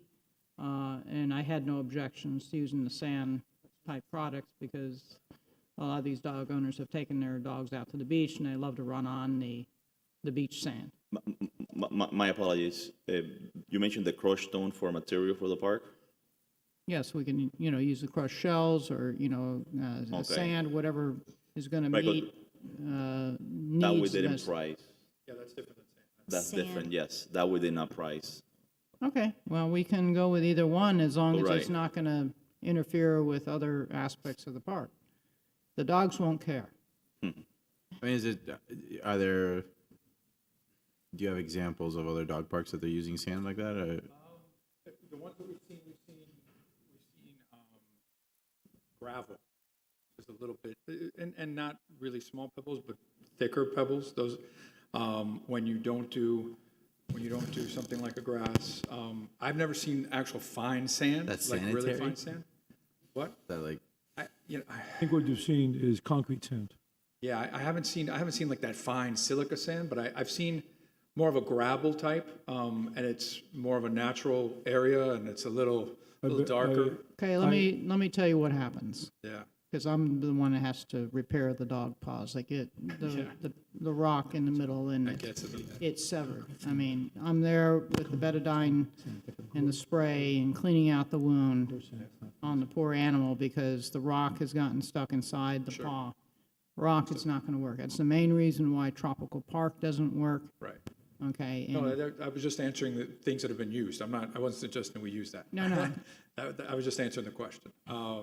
Commissioner Anderson, I think that instead of using fine sand, we can probably use like a concrete sand, which is a coarser sand. It's not a gravel; it's a coarser sand. So you don't have the issues of the rock. At the same time, it's not that fine sand that will move quite a bit. So I think it's something that we can work on and show and see if we can come up with that compromise, so that so it's I want not. to use something tried and tested. Like I don't want to experiment. Well, it is tried and tested. No, that's what and I don't know. I'm not saying it isn't. I'm just that's my only ask is that it be something that we're confident. We will look into that, Vice Mayor, to make sure. Yeah, one, it's not going to hurt the dogs. Right. Okay. Cleanup is easy because if you look at it as a large litter box, the sand comes up with it. But if you use grass and you use anything else, you have to be able to hose it down. But if you have the sand kind of comes with it, and you've completely cleaned the area then. It's really incumbent upon the users of the park to do the cleanup, in any park. And we'll have, I'm sure, some complainers, but it's not hard to clean it up out of a dirt area. I mean, I purposely walk my dogs close to the street many times so I can just pick up the leaves and everything, and it all gets cleaned up then, and there's no trace left behind. What are your thoughts, Fred? I think the commissioner's right. We do need something that's a little smaller. I don't know. I would look at. I have personal experience with gravel that's really small pebble, but my dog's a medium-sized dog, and nothing. How much do they weigh? He weighs 35. So 35 does not compare to 85 pounds. Exactly. I know that's effective, and I have a whole piece of my house like that's just gravel for them. So but my only concern is kind of controlling the flow of sand, making sure we keep it away from drains, and we do that. Yeah, the one thing is with dog waste, when it goes into sand, it kind of congeals the area, the sand around it, and you gotta scoop it. But I mean, people have to clean it up. Yeah, and I know that Ms. Bellewin has a lot of experience with plants that can impede the flow of sand going in particular directions. I know that I've used them as well. But with that Stop type, erosion. again, with that type of material, if you're picking up, I mean, over time, like how often are you looking at having to resand the thing? We'll probably have to resand it, but how often? How does that compare to resodding, I guess would be the question. It's going to be the same. I mean, because Cost-wise and frequency-wise? I don't know about cost-wise, but frequency-wise, because you're going to have to resod because it's a small area, and grass, the grass is going to, it's going to wear out quicker. Sure. I think you'd end up doing it twice a year, and that's going to be very expensive, and then it's muddy. Well, but that's what I'm asking is how often are you going to have to resand it if you're routinely? I don't know if you'd have to. I don't think you'd have to resand the whole thing. You'd bring in, a little As bit needed, at a time. yeah. It's similar like what we do with mulch, when we have to remulch. But when You resand and regrade, Commissioner. You would bring in sand and regrade it. I'd like to point out. Is that a vendor that does that, or is that something your staff would be able to do? we would look at it, see if we can do it with our staff. In terms of adding the sand, Yes. yeah, for just a refurbishment like I do with playground mulch and things, yeah, we do it. If it's a whole thing and we need to do a laser grade or something, then obviously we use a vendor. It doesn't have to be perfect. They don't mind going up and down the hills. I've taken them running across the golf course, and the hills are kind of fun for them. Right. So I believe what Fred's saying, we can certainly repair it and bring it. If we have to do a replacement eventually, then we would use a contractor for that. We'd have to replace it. But one thing I want to say is that we do have an encroachment in that plan, which is the black line below. It's the fence. It's behind the back of sidewalk, so we would have an encroachment agreement to put that fence behind the back of sidewalk so we can include the trees as part of the park. Right. So to me, I'm happy that we put the sidewalk where it belongs. Yeah. I think it's important. Obviously, We always try to save every single tree, and they're black olives. If they were oaks, I'd be in a very different position. My only concern, and I think everything's great, I'm ready to move forward. My only concern is the issue of shade. Does anybody have a concern over shade at all? I do. I've talked to That Ms. black Bellowen about, we call it tree shopping on some of these sites that are being developed and see if we can move in something that has some good shade element. Maybe like a nice oak in the middle or something in the middle that can give us a nice, And near the bench area, something like that. you know, we can find a nice specimen to bring in. I mean, as those trees mature, though, it's going to provide some. Yeah, I'm just saying, but you want people to enjoy it now. Yeah, for sure. Yeah. You, 12 o'clock, 11:30, 1 o'clock, wow. Actually, It's hot. I meant this earlier. I wanted to commend all of you because I think this really is what we asked for. Yes. You know, It is. So I we know were, there was a lot of debate the last couple of meetings, and it was kind Hit it of out of the park. And Hit this it out of is the park. exactly what I think we were Hit it out of looking the for. Another question I had for Fred, the border on the tennis court. Yeah. I guess it's a combination question for both of you. The little hedge I see there, I'm assuming is that something tall? Is that something short? What kind of hedge is that? That's a crabwood hedge. It's a native hedge. It'll go in 5 feet tall. It'll grow to be maintained 10 or 12 feet tall. 10 or thick. 12 feet? Good, okay. Yes. My Dense. concern is the tennis players who are looking that direction, you don't want. But we'd like to screen the park from Right. Right. It will Absolutely. screen. But it's probably gonna take a little bit before they. Is there currently black mesh on that fence? Okay. Here is. You always have to have windscreens on Right. because of just the play. Right. The wind whips through the chain. That helps already some with the. Right, so you already have that. Okay. But then the hedge will make it a nicer. Better, yeah. it'll be better than the very short portocarpus hedges there now. Right. The residents were excited about the fact that these crabwood were going to go in there and, you know, kind of soften the look there for the And it's a residential area. native plant. It's a really terrific performer and very drought tolerant too. Less maintenance. Could help us a little bit of sound absorption from the tennis players. Might not hear as many barks. Some more landscaping. But we can hear we can hear the tennis balls going. Commissioner, I'm ready to go. Yes. Okay, This is move awesome. it. I commend you, and I commend the vice mayor on leading the charge 4 years ago. It took the teamwork to bring it in for a landing. You guys did a Okay. great job. Teamwork's the best. I'll move it. Second. Go. Commissioner Anderson? Yes. Commissioner Force? Yes. Vice Mayor Mena? Yes. Commissioner Menendez? Yes. Mayor Lago? Yes, perfect. G2. Yes, G2, bringing it up in coordination with what we just approved, Salvador Park. We've had the discussions on Catalonia Park. I think once Salvador is online, I think pretty much everyone that takes their dogs to Catalonia will be shifting over to Salvador.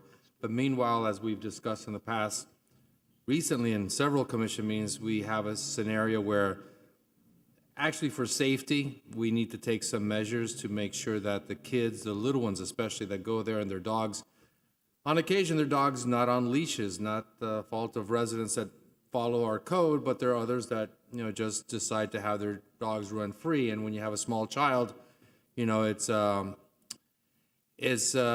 bad situation waiting to happen. So meanwhile, I propose, and with the help of the administration staff, a temporary pop-up dog area, and I'll let Fred and everyone. So we have a few different things. The design that we'll show you has the look of a fence, and we could do a chain link fence. I was just looking at an alternative to see if there's something else as a temporary. I found this manufactured. It's more of a vinyl mesh, and you just put a sleeve in the ground and you put the pole in, so it's a little more temporary. If that's what we're looking for, a sort of a pop-up, and we might be able to actually use it in other places. It's not unbelievably expensive for the size that we're looking at. It was probably less than $10,000. Something like that, yeah. Sturdy enough to withstand the dogs, kind of. She has big dogs. Here's our concern. Our concern They're 80 is not pounds. the dogs. According to, and I've, talking with them, the dog, the pounds per square inch is over 1,800. It can withstand dogs. The only thing that we would have to look a little bit more into is you're sharing a park with kids. Right. So our kids gonna want to climb it. And so that's the other thing. So this was just an alternative. I had been in discussion with city manager to look at different ways that we can do things. But we'll show you what the design is. Obviously, we can chain link fence, we had heard here before, we had gotten feedback that maybe chain link fence was the most. That's a little nicer visually, I'll say that. Oh, I'm sorry.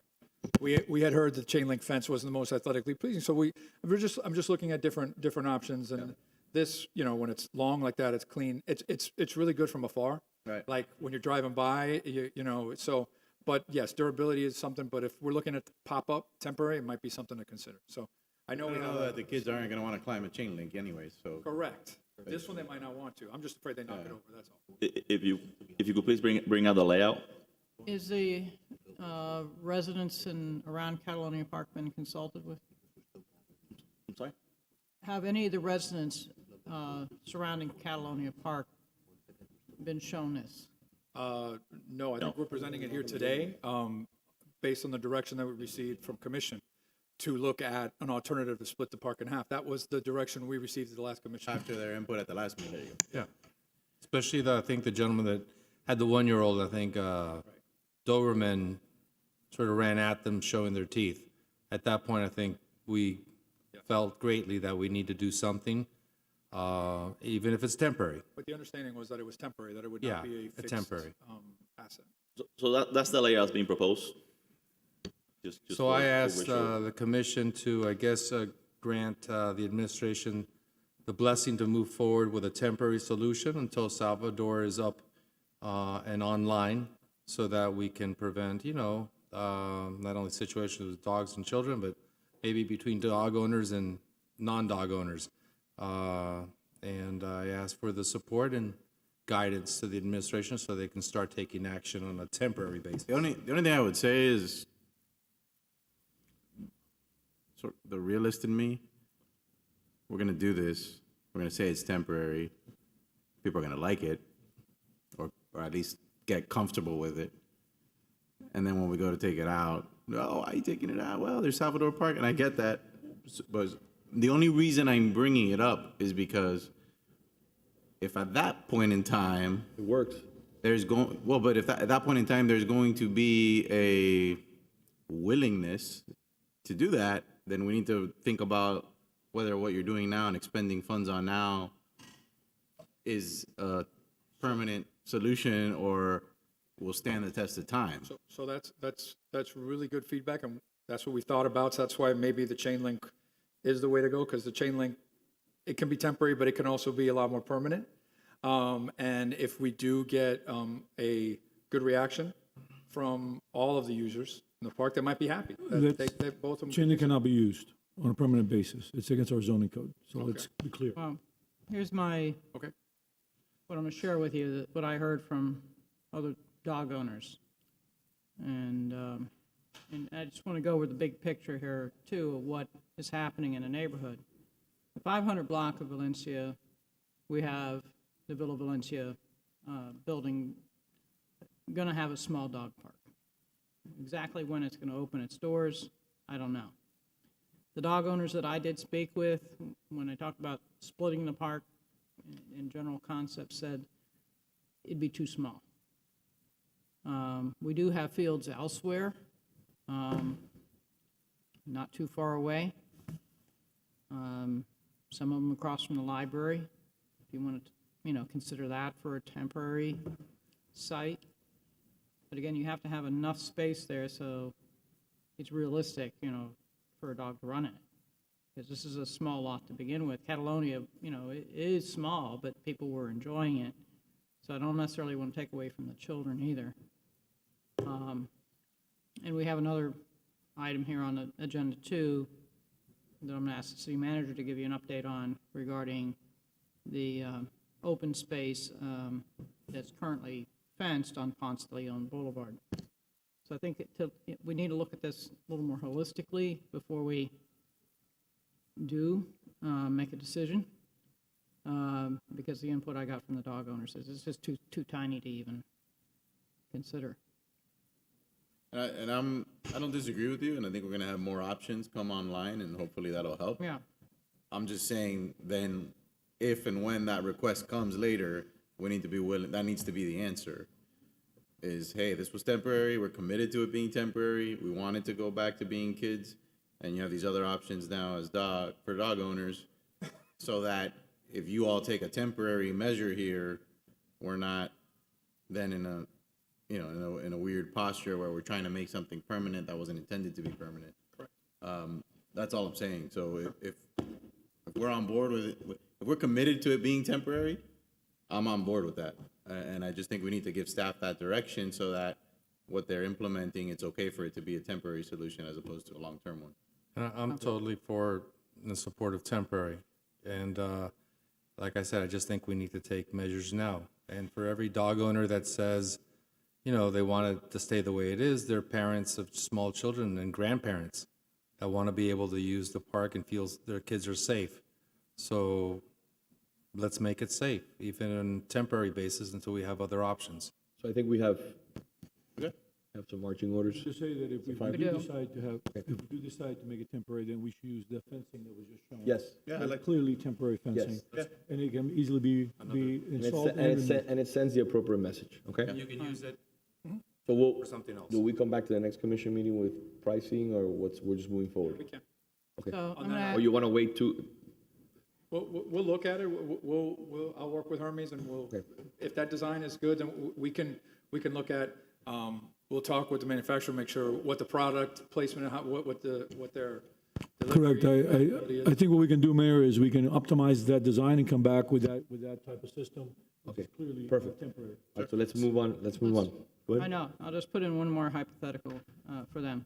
If they have resistance from the residents in that area, look at the grassy space across from the library along University. Yeah, I know which one. And that might be more palatable for the residents. Okay, move on. That'd be perfect. Sorry. That's good. That's a good option, by the way.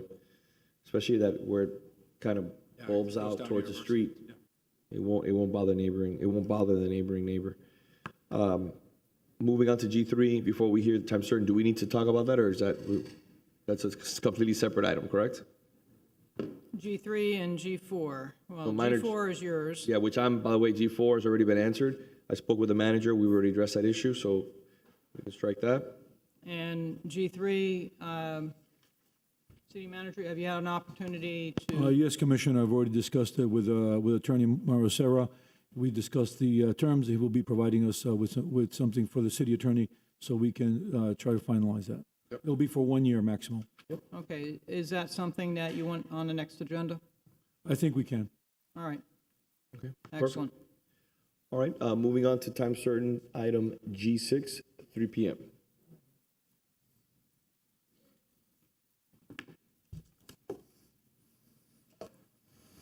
Good afternoon again, Hermes Diaz, Public Works Director. If I could please have the estimate. Well, Hermes, before we get started, I'd like to just take a quick moment and thank your staff, and thank yourself and the manager and his team. We've met multiple times in regards to this issue, and we've discussed pricing and really looked on ways to cut costs, to bring this project in line during some very, very difficult times that we're facing in regards to construction and design, labor shortages, material shortages. So I just want to, before we move forward, I want to say thank you for working so expeditiously. The commission, I personally asked you through the commission, through the manager, to get this project done this year, and you have worked very diligently. So I wanted to thank you for that, you and your team. So I don't see Melissa here, but please tell Melissa and everyone on your team thank you for their hard work. Thank you. So this is an updated estimate from the last time we came here. Basically, we negotiated a design with a new consultant, got the price back down for design down to $80,000.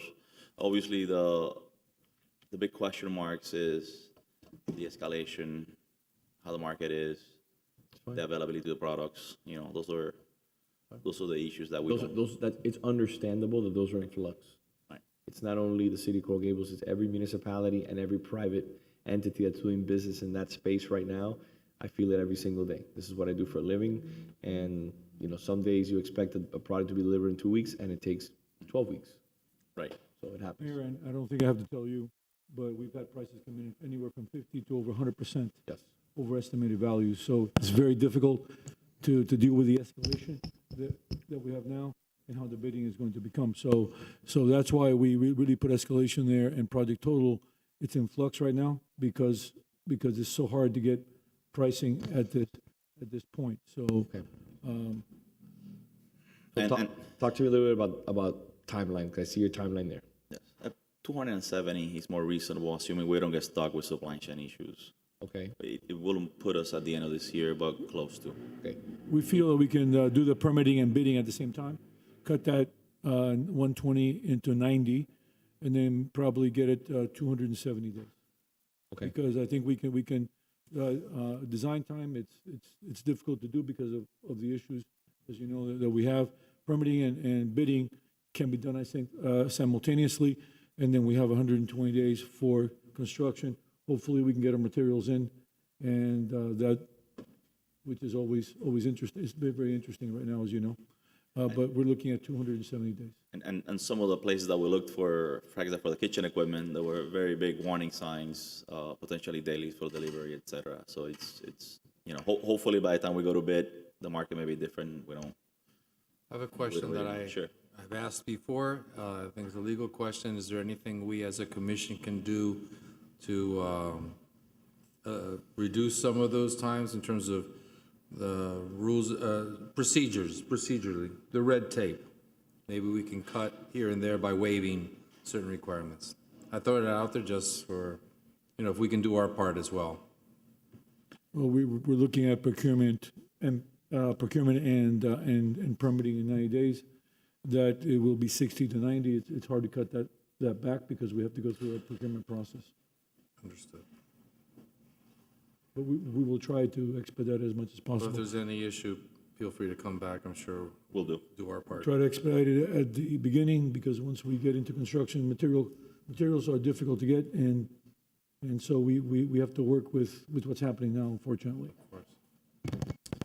So when can we hire the architect? We could start immediately. It's one of the architects that we have in our continuing service contracts, Guri Matute. Okay. And I've worked with them in the past. So tomorrow we'll start processing APO and get him started. Okay. Second question. I imagine there's going to be significant community engagement. They want to get an idea of the proposed feel and look of the diner or the restaurant, whatever you like to call it. Do we have that also scheduled for in the 90 days so we can have some sort of community engagement, just kind of a discussion? We didn't that built into the schedule, but we can definitely, create a. Get that back to the commission, Mayor, Right. so you can see what, as the project progresses, to make sure that the commission is in line with what we're doing. Because I would like to have just one day, just pick 1 hour, one simple hour, maybe at the youth center, or we can do it at the adult activity center, whatever we like, just so that people, once we have more mature, maybe 75, 80% We can plans. do it as soon as we have it. If it aligns with the commission meeting, maybe we can do it then. If not, Perfect. we can I think it'd be great. do it at an expedited schedule. I'm sure we can work that in. We do it at the country club. It'd be perfect. We do it at the country club, and people can just kind of walk across and see the current state. Because I know that we're not only are we gonna do the demolition, but we're also doing the storefront along with some of the civil work that needs to be done. So. The club will be good right across the street. Okay, so we can engage the architect immediately? Tomorrow. Okay, is there anything else that we can do to Just expedite the want to process? say, Mayor, that with the park and this, the small construction fund contingency, the contingency that we had is gone. I know. For the benefit of the folks that are here and those watching, so could we sort of big picture reiterate what we're going to be doing to get to where the residents want the place back open? Simple diner. It's directed by the commission. We want to maintain the operation to something similar to what was there before. And to get it open for folks be able to have breakfast or in whatever situation it is and whatever management team is in place, when do we anticipate we can get there? 270 days 270 days to from when we start, have it back open? approximately. Mostly because of the construction. Remember, I just want to say that everything's in flux right now in the construction industry, and assuming that we can get materials at a decent pace, then we have 270 days. Okay. So it's construction driven. Yes, absolutely. Right now, everything is that way. Everything, So I think what the biggest thing is to get the architect on board tomorrow, get the ball rolling, and then we'll start dealing with, hopefully, we'll see the construction market kind of calm down a little bit over the next few months, and it'll hopefully we'll benefit from it, because right now it's a little difficult. It's also not a significant amount of material. Right? It's not. It's It's a not. relatively It's small not. space, and hopefully, they'll prioritize materials that are available. And we can work through with the design. Right. But sometimes even the simple things like I understand. drainage structures or manhole lids. But I understand. Besides that, Which is not applicable to this, but just in general terms. Right. And I can't believe the vice mayor as a lawyer brought it up and I didn't. Do me a favor, tell the architect, please, to source all local materials. All local materials. Anything, tile, any of the finished product, make sure it's local. Make sure, I'm sorry, would you like? Sustainable. Would you like? You want to come up? You want to come up here? I mean, or Sustainable. would you? We're gonna open it to the public now. So what I was saying was, just make sure, because we're talking about time. We'll talk about sustainability and all other things. Obviously, LED lighting, all the things that can be discussed later. But when we're talking about what we've really seen, for example, I have a project right now where I have half the tile missing in a bathroom for the last 3 months, and I can't get the tile from Europe to come here. It won't be here till July. So I want to avoid that scenario. We never expected it to happen. Yeah, I don't think we're gonna be asking. I know. I'm just telling you, it Mayor, happens. we're having It's sourcing not an issues. expensive tile. It's just they would like that look. It just happened to be that they wanted that porcelain tile. And Mayor, we're having sourcing issues even for American tile, as you know, so we will try to minimize that sourcing issue. And if anything, what we can do potentially is once we've selected those finishes, we can buy those finishes at the beginning of the construction project, securing the amount that we need, so that when it does come online for that portion of the project, 3 or 4 months in, we already have the product. We don't have to wait. We'll have that discussion with the contractor. Yes, but those are when things it that we comes. can just Absolutely. got to take everything into consideration. So in that 270 days, in terms of who will eventually be running the diner, where along the lines in 270 days will we start more or less going in the direction of identifying who? Well, I think I'm bringing an item up on that. On that, okay. Yes. That we will discuss that. So I had a conversation with the manager. We had a long discussion about that, and he'll be bringing that up now to have that discussion. Okay? I think we're on the same page.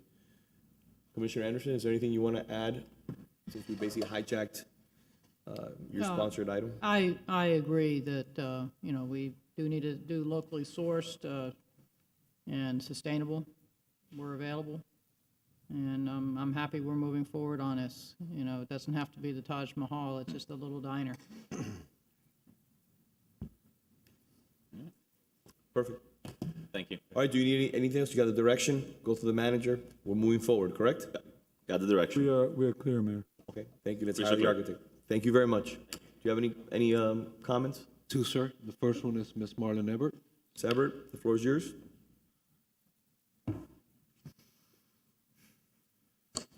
Marlon Ebert, 6510 San Vicente Street. I just don't want you to forget that there is a grant available for solar panels. We want to put them on, $20,000 towards them. So at some point, get us involved. And also, I built a house. It's not a large house, but it was 5 years ago. I understand that expenses have gone up. This is one powder room, not a full bath, and one kitchen, and nothing is changing places. So, you're not moving the kitchen over. And so I'm delighted that you have been able to bring the expenses down. So a good sign. Maybe it can still go lower.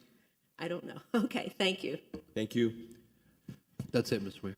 Let's close the public comment. And just, we think and hope we brought the expenses down, but there's that big question mark in the escalation.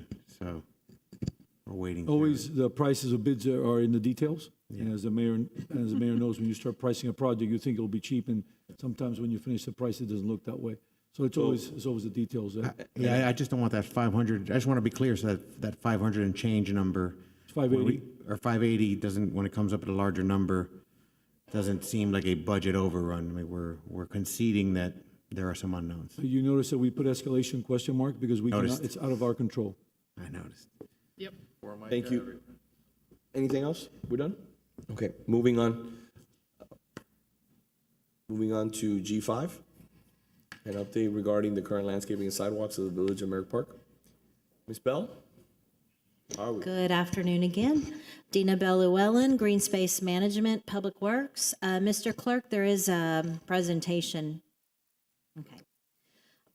So, on the subject of cleaning up the landscaping in downtown and through Ponce, this is about the Village of Merrick Park. The Village of Merrick Park has a covenant they're responsible for a large area along Ponce and Lejeune in the public right-of-way. And I've been working with them through our code enforcement department for the past 2 years. I mean, 2 years. It feels like 2 years. 2 months. 2 months. Yep. On getting the management on board to produce a new landscape plan to revamp all of these right-of-ways. And you can click, or I'll quickly click through. These are existing images of what it looks like today. May I ask you a quick question? And then maybe this is a question for Ms. Cabrera. You see the sidewalks, you see the curbs, they haven't been cleaned in years. This is a project, this is a building, just to kind of educate everybody a little bit. The city owns this property. And Merrick Park has a beautiful, incredibly cheap lease from the city. They have not maintained their landscaping or their signage or their sidewalks in years. And who would? No one in the city has ever held them accountable until I came along and this commission came along. So my question to you is, what's the plan for the sidewalks? What's the plan? Have we already notified them in regards to code enforcement? Has code enforcement gone to visit them? Have they been cited? There's also some areas in front of a Mexican restaurant that was just recently constructed where they've taken all the landscaping on, they've put white pebbles in front, which is not in compliance. I wanted to kind of get an understanding of that. How are you? Hello, Development Services Director. So they have been out there, they've made contact with management, and they have issued, I believe, warnings. I don't know if they've issued citations. They have been working with Dina to come into compliance on the landscaping issues, and I can get you the specifics on the deadlines for the other issues. That's But fine. I do know that they've been out there. We've met with them a couple of times, and they have been issued warnings. Okay, quick question in regards to the Mexican restaurant that's new to Merrick Park. They have some cactus and white rocks. Are those, I know they're not in compliance. Are they going to comply? It's been about 6 months. Yeah, they were just in conversation with us about that this week. They're going to be adding landscaping to that white rocked area. We do allow decorative river rocks and right-of-ways in conjunction with nice landscaping. And I think they'll get in compliance if they just add some more landscaping to it. Okay, no problem. Yeah. So, I'm sorry. Thank you, Ms. Cabrera, I appreciate it. So the building management sent me these images. This is what's permitted. They currently have a permit. And this is the landscape plan, just in general scheme that they're working on to enhance the right-of-ways. And here's a copy of their building permit. Management indicated they've already started on the irrigation repairs in the right-of-way, and they will be finished by the end of May with all of the permitted landscape work. So they have been very cooperative since we met with them in March. I wanted to mention that. And the management has kept in touch with us weekly on, what they're proceeding with. So we'll look for progress all through May. So quick question, Ms. Bell. This is just something for the future. Why did it get to this point? Why did they decide that they did not have to, maintain Lejeune, maintain Ponce, the circle at the fountain, all their rusty signs that are falling over, the lack of mulch, the lack of shrubbery? Why? It's a beautiful asset. Why would they decide that they're just not going to landscape it? When you look at other municipalities and you go see other cities, especially city-owned assets. The city owns this building. They have a 99-year lease, but why wouldn't they want to do something that's representative of something as beautiful as Nordstrom's, as Neiman Marcus, as all the great stores and restaurants they have there? Why do they just allow it to just fall in such disrepair? You know, I can't speak for the management. When I met and had the walkthrough, they mentioned COVID, the difficulties they had, and they mentioned difficulty of keeping the plant material alive in the tough conditions in the right-of-way, because, you know, their interior landscaping looks very well kept. It's lovely. So I can't answer why they let the right-of-way fall away when they kept up the interior very well. I know that their irrigation was broken in a lot of areas. You know, in these areas, we have traffic accidents a lot that damage infrastructure, and they just didn't keep up with that repair work during COVID times. So I think they're on the right track now. I think we've given them a deadline by June, June 30th for everything? For the sidewalks, For the June 30th, sidewalks? I hope. But they indicated landscaping would be done by the end of May. So let's also remind them that June 30th, they have to clean the sidewalks and clean, you know, a lot of the structures that are visible from the street, you know, that we would please request that. It's something that's important, you know, to the aesthetic appeal, especially such a monumental building like Merrick Park. It is, and working in green space management, I get often calls from residents thinking that these areas are part of our division to maintain. So I'm happy to see this improving. Okay. All right, well, thank you very much. Mayor. Thank you so much. Mayor, would it make Great sense? job, by the way, Dean, I appreciate it. This got done because of your team and because of the manager. You guys have really been on top of it, and I appreciate that. Thank you. I was going to say, if it makes sense, we could take I-4 next, which is also on Burger Bob's. Of course. I know there's We people can take here.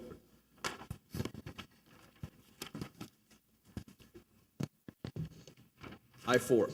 I-4, Mayor. Yes, sir. We had our asset manager speak with Rita concerning her desire to whether to continue with Burger Bob's or not. She indicated that she was interested in continuing with Burger Bob's, and she would be interested in an RFP.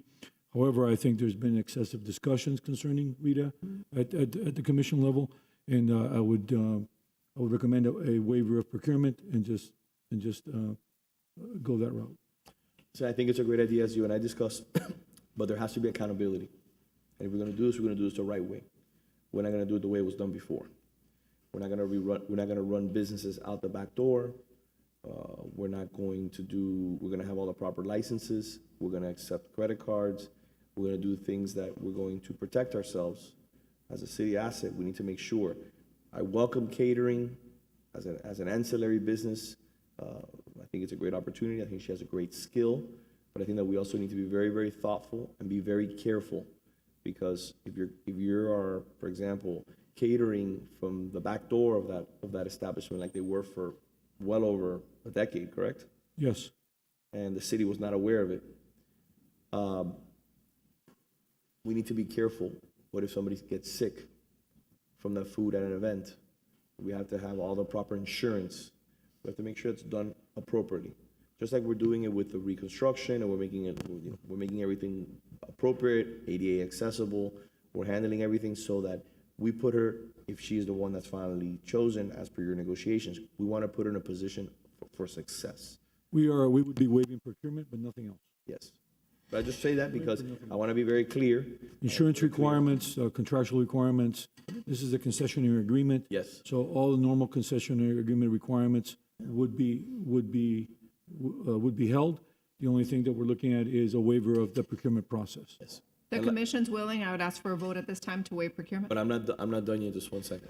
So my point is that I also want to make sure that we put this on the record. Like for my colleagues to input some input on this. I view Burger Bob's like the Venetian pool. This is not a profit center. Again, I don't want to lose money, because we need every dollar we can get, especially coming out of COVID. We have a lot of projects to undertake. But I want to make sure that we're doing the right thing. And this is not an extravagant dining experience. We've talked about this 1,000 times. We have the downtown for that. This is a community neighborhood establishment that's going to offer great amenities. It's going to have a hometown feel, and everyone's going to be welcome. If Rita's up to the task and she's willing to negotiate with the city and willing to negotiate with you, I welcome it. But we have to be very methodical on how we conduct ourselves. It cannot be the way it was done before. It has to be something that is by the book, up to the city standards.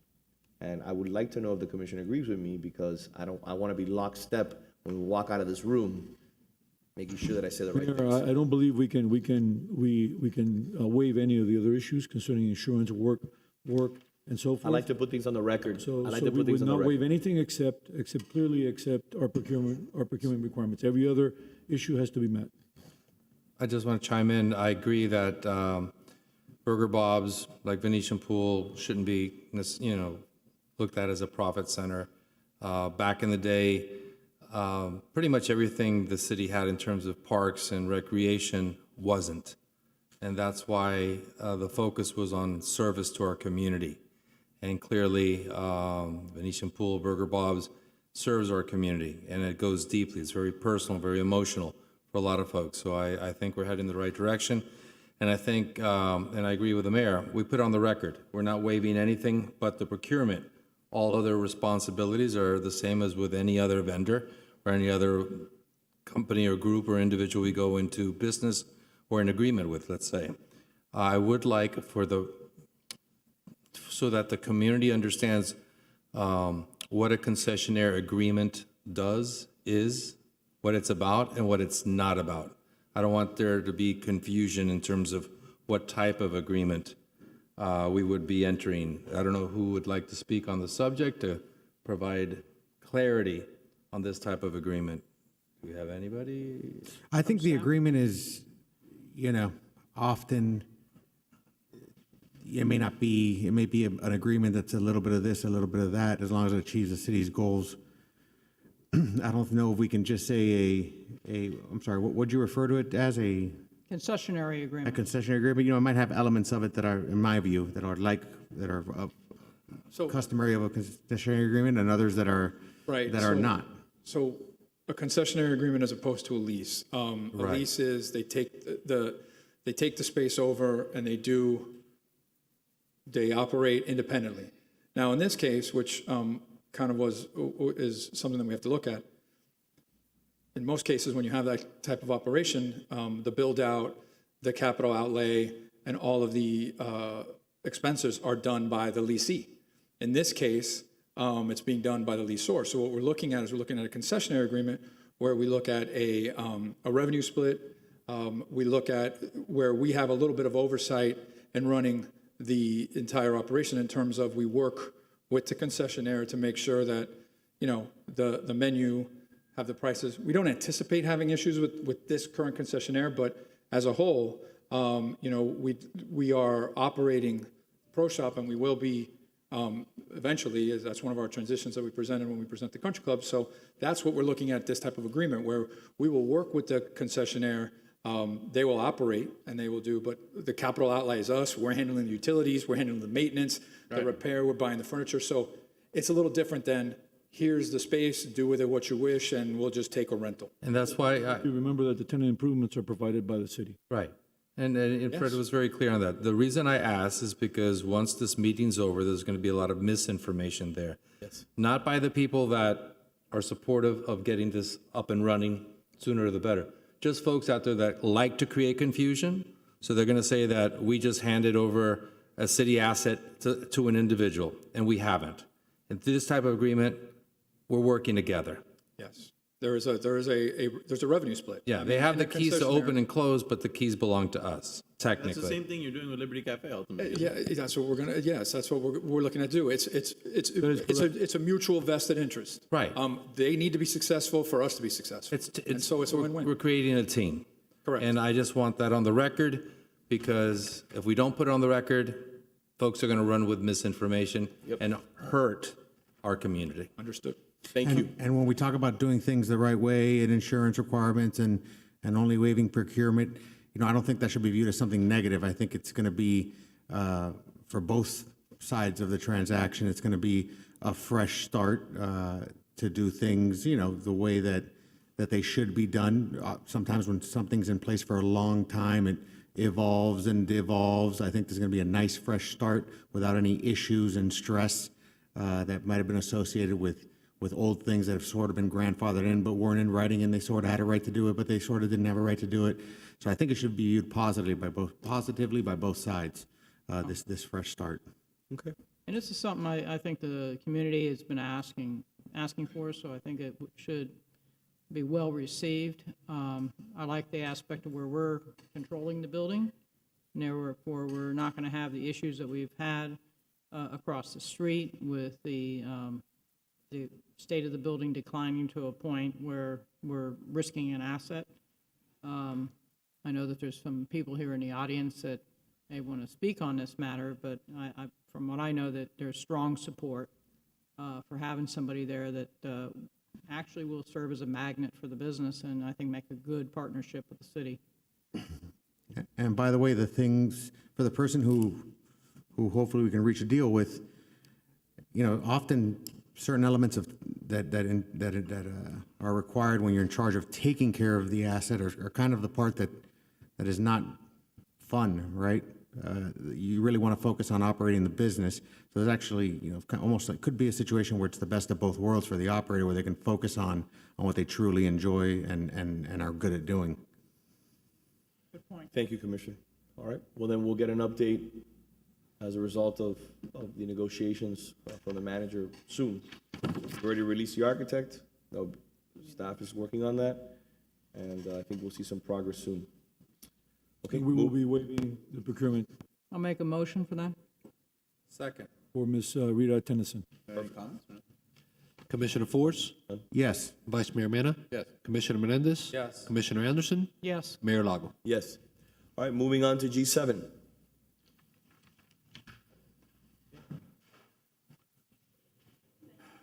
Mayor, Commissioners, we'll be providing an update regarding the Coral Gables Country Club.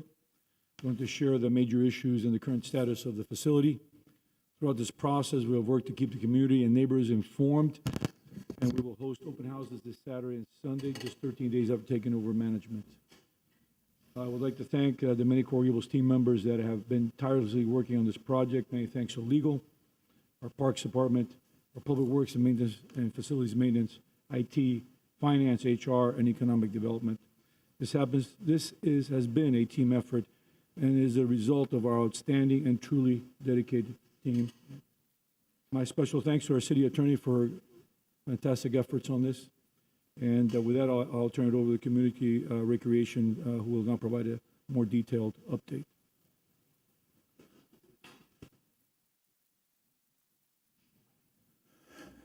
Good afternoon again.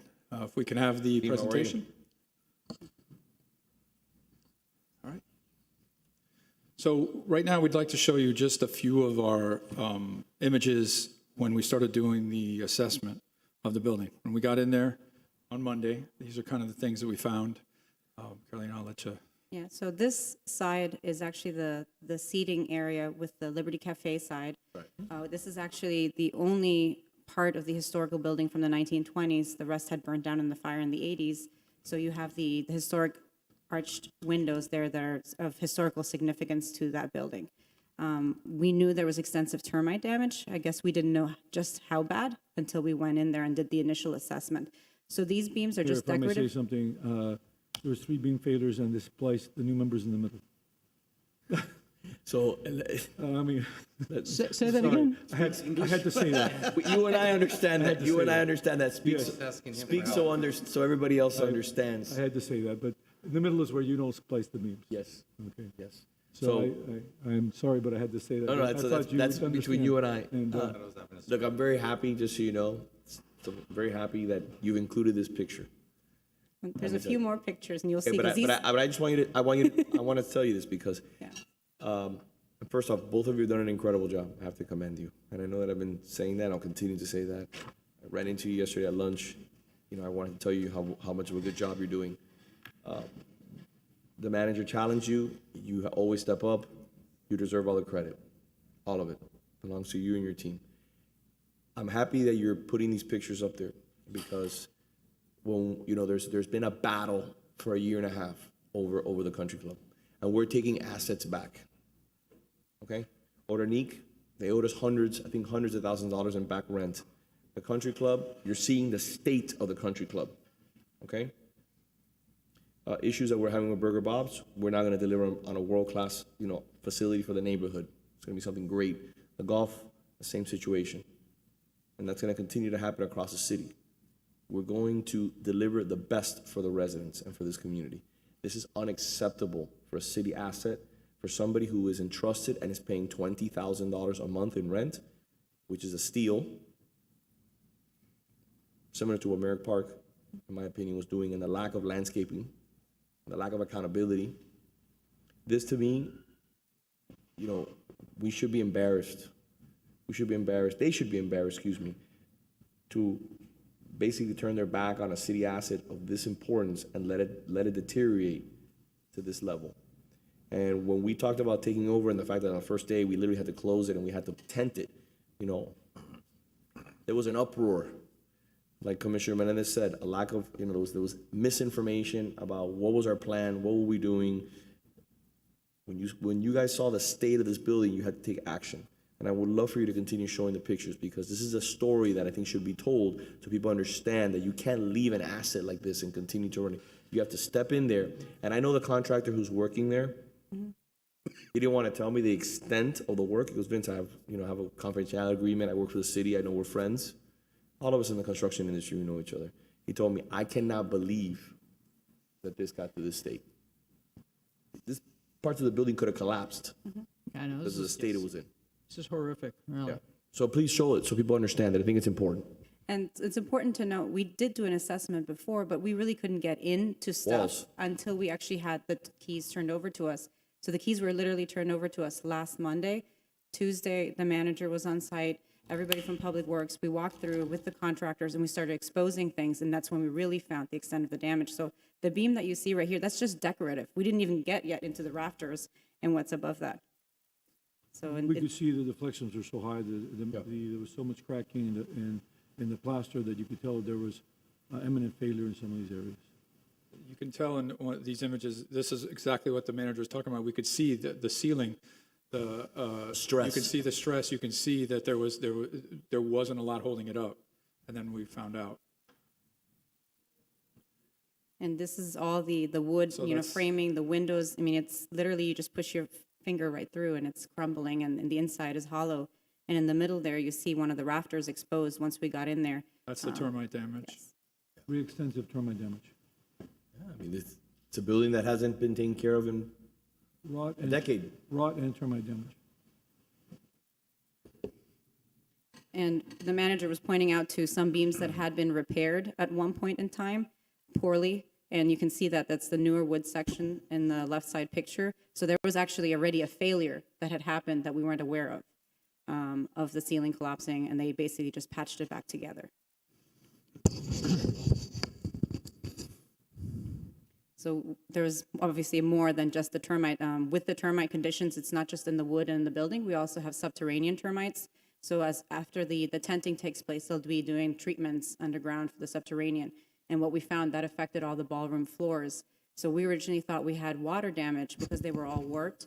And as they started exposing the ballroom wood floors, it's not actually water damage, it's that the subfloors had rotted out and were all eaten up from termite damage as well.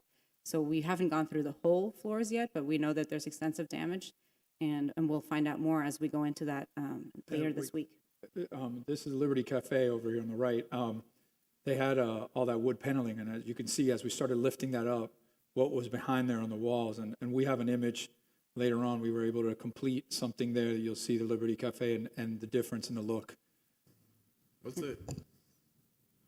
With respect to the Liberty Cafe, what's the game plan? I know that we talked a little bit about it's going to be a concession arrangement, but the build out, is it going to effectively be it's the same way. Cosmetic update to what's there now, basically? Yeah.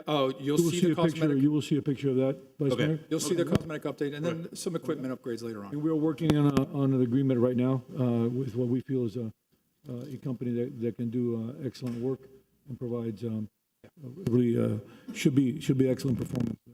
Great. So also, we've been doing, obviously for the last year already, there's been roof work being done. We did a small interruption to the roof work while we're tenting. The tenting should go down, if not by end of day today, tomorrow. So they've mobilized very fast. They had a big team to do all of that.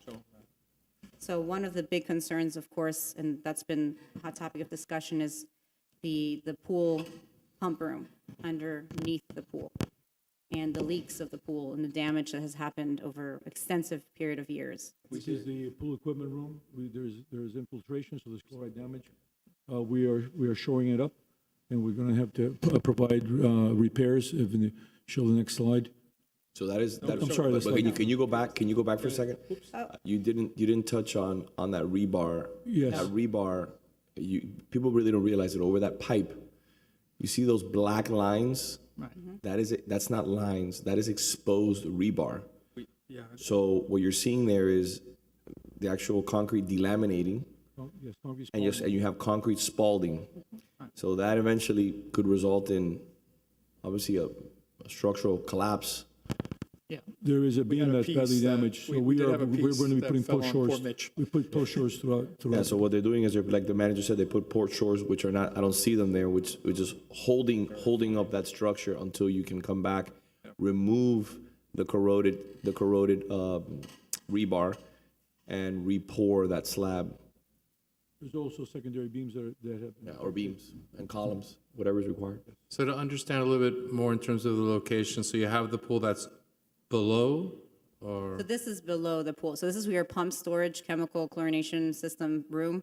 The first thing that we wanted to prioritize is making sure that all the plumbing is up to date, it's secured properly, because a lot of that had corroded. You didn't want to have failures there, so we wanted to do that right away. We have a pool company that's doing that, cleaning the pool, assessing all the, not just the pool, but also all the fountains on the perimeter. The next step, and we'll go over some of the steps coming up, we're going to do a leak detection. So we'll do a dye test in the pool. We'll identify all the leaks. We'll probably have to look at resurfacing and acid wash of the pool vessel, and maybe long down the road, we'll have to do more of a bigger repair to the pool. So that's going on over the last, who knows, 10 years or so. Meanwhile, we have kids, families swimming in the pool with this right underneath them. That's terrifying.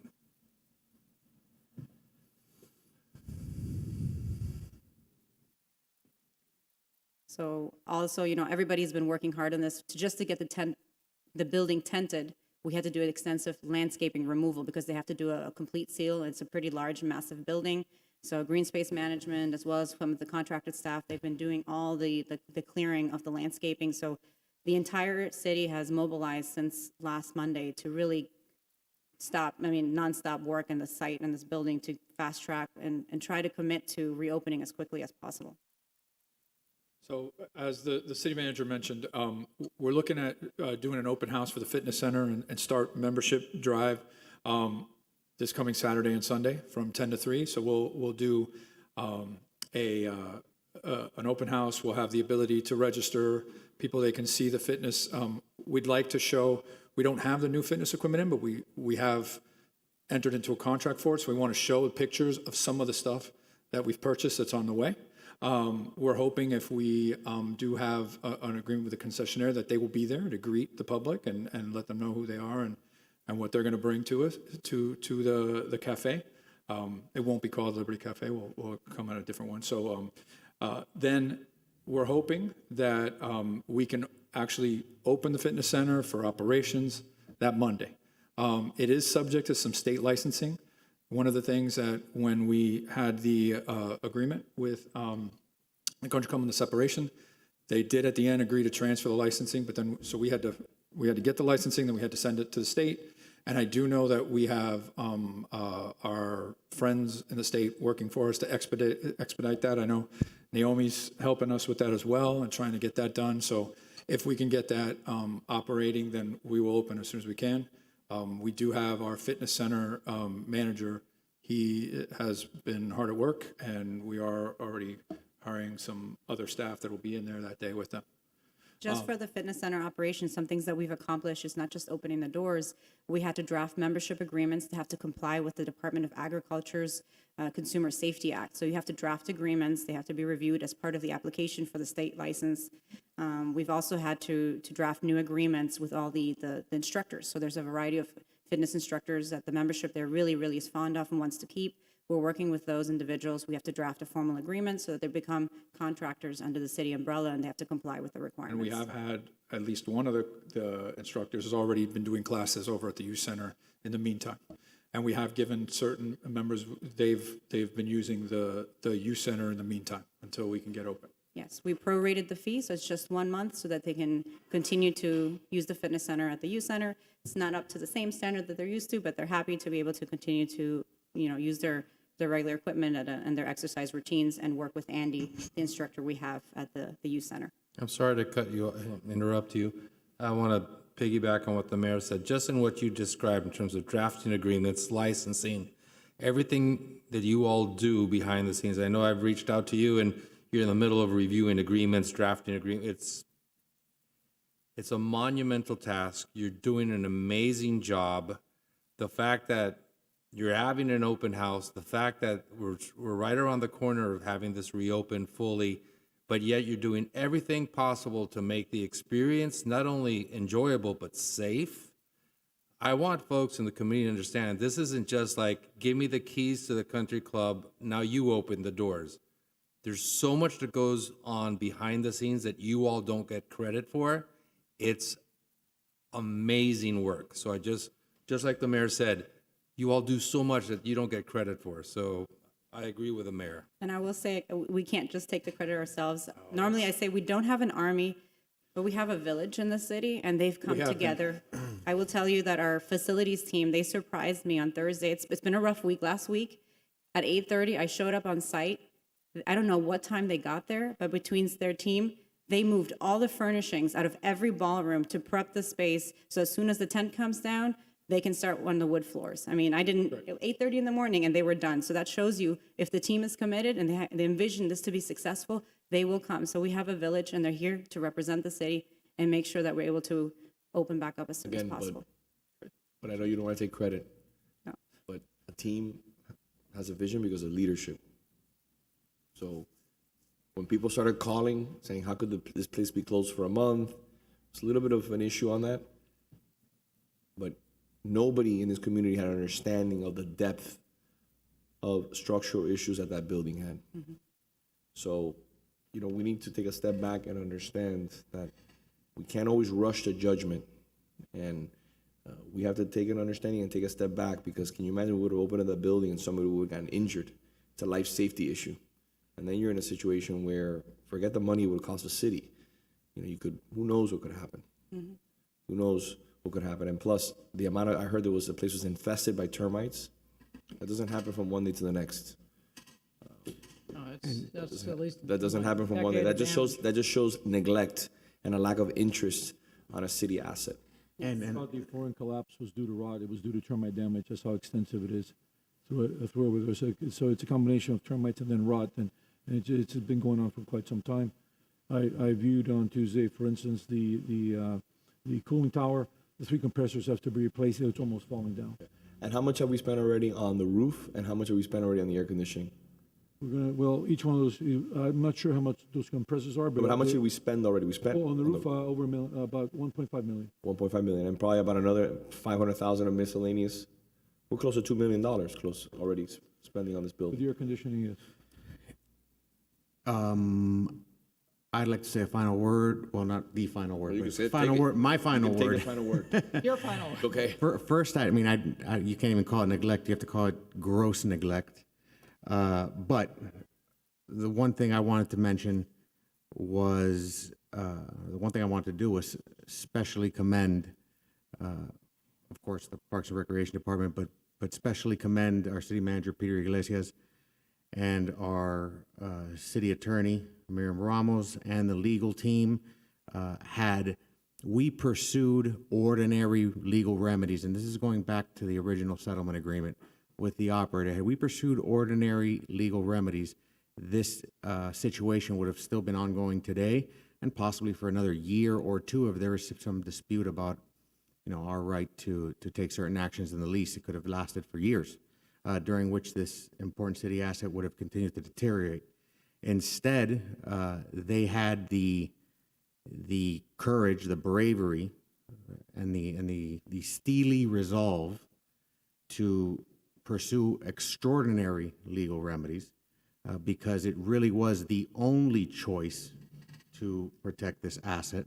And that is something that they knew very well would be characterized in various different ways in the media and by onlookers who didn't really know what was going on the inside. They knew they would get heat for it, but they knew it was the only way to protect this asset. I truly believe that 99% of administrations would not have had the courage to take this action that they did, but they eventually did pull that trigger and it achieved the exact result that we needed to achieve, not only to immediately preserve this asset and not let this situation and deterioration drag on for another year or two, but to secure in the only legal way possible a transition like the one we're looking at now, where it's only going to be down for a very short period of time to address liability issues and immediate issues with the deterioration of the structure. So thank you. If this was a war, and I'm not saying it was a war, I don't want to characterize it that way, but if it was, we would be giving them medals of honor for bravery in the, I don't know the exact standard, but bravery in the heat of battle. So thank you to all of you, and of course to the commission as a whole and the mayor for signing off on it. Thank you, sir. Anything else? This is a big step forward. I don't know if you want us to go with a Yeah, of course. timeline of all the things that Yeah, we've of course. done and are doing and will be doing. Yeah, let's do it. It's Um, important. so- It's important so people understand, again, So we, the level of the lift and the level of transparency. So as we started, we talked about, we did a complete building assessment for the maintenance and the infrastructure needs. We did all the waste removal and litter throughout the building, and we would have funny stories to tell you about that if you'd like later on. Clearing the building of perishable goods in preparation of termite tenting.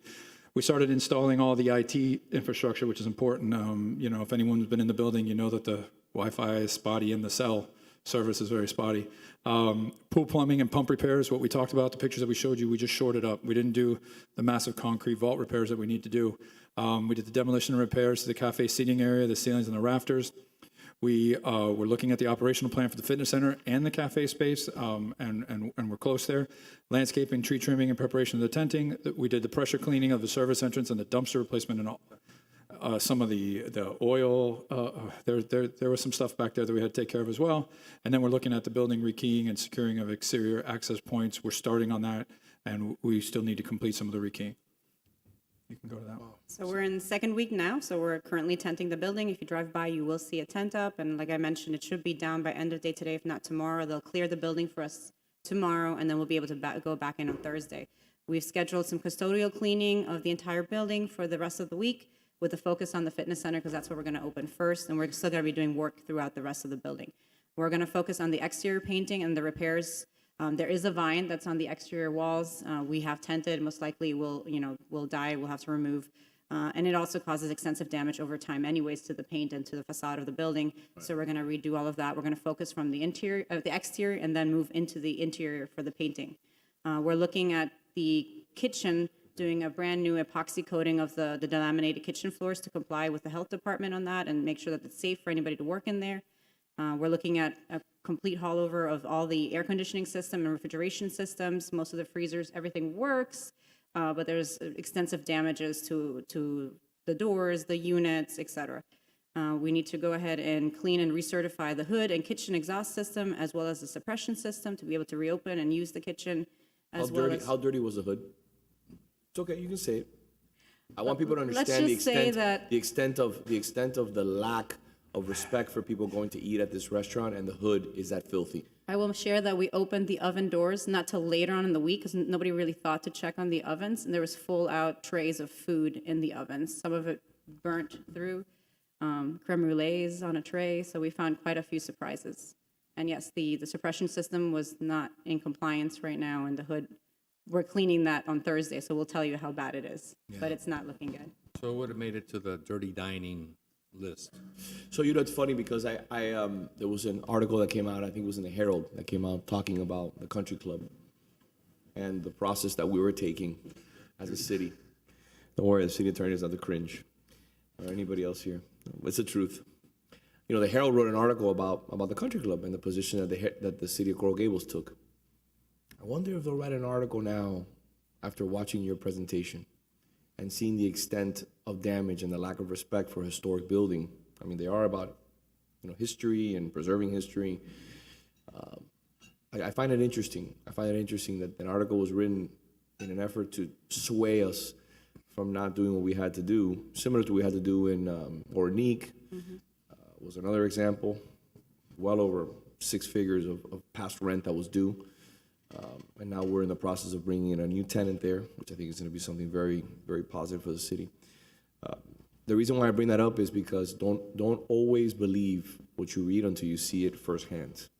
And this is an example of, in my opinion, misleading information, fake news, which is clear as day, the current state of the building and the lack of respect for a city-owned asset, especially a historic asset. So thank you for mentioning that. And by the way, you shouldn't be afraid, because I had heard that the kitchen equipment possibly hadn't been cleaned in who knows how long.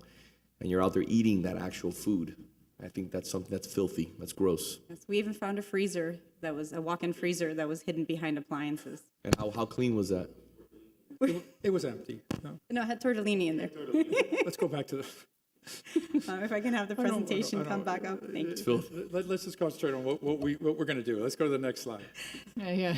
Let's get to the Mayor, good part. I think walking the building Tuesday morning, it's amazing the condition it was in, but it was also fantastic to see the potential that this place has.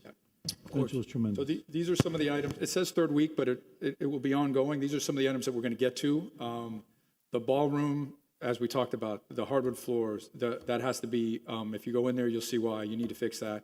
We're going to do the pool leak detection, as Carolina said, the repairs and the acid wash. We're going to do some electrical repairs. We're looking at the window restoration, especially certain areas where we had a little bit of water damage. There is a pool elevator exterior that hasn't worked for we don't know how long, and that's an ADA issue. We need to fix that. Preparation for delivery and installation of the new fitness equipment. We're excited. We're going to get the brand new top of the line, what they're used to. They're the Techno Gym.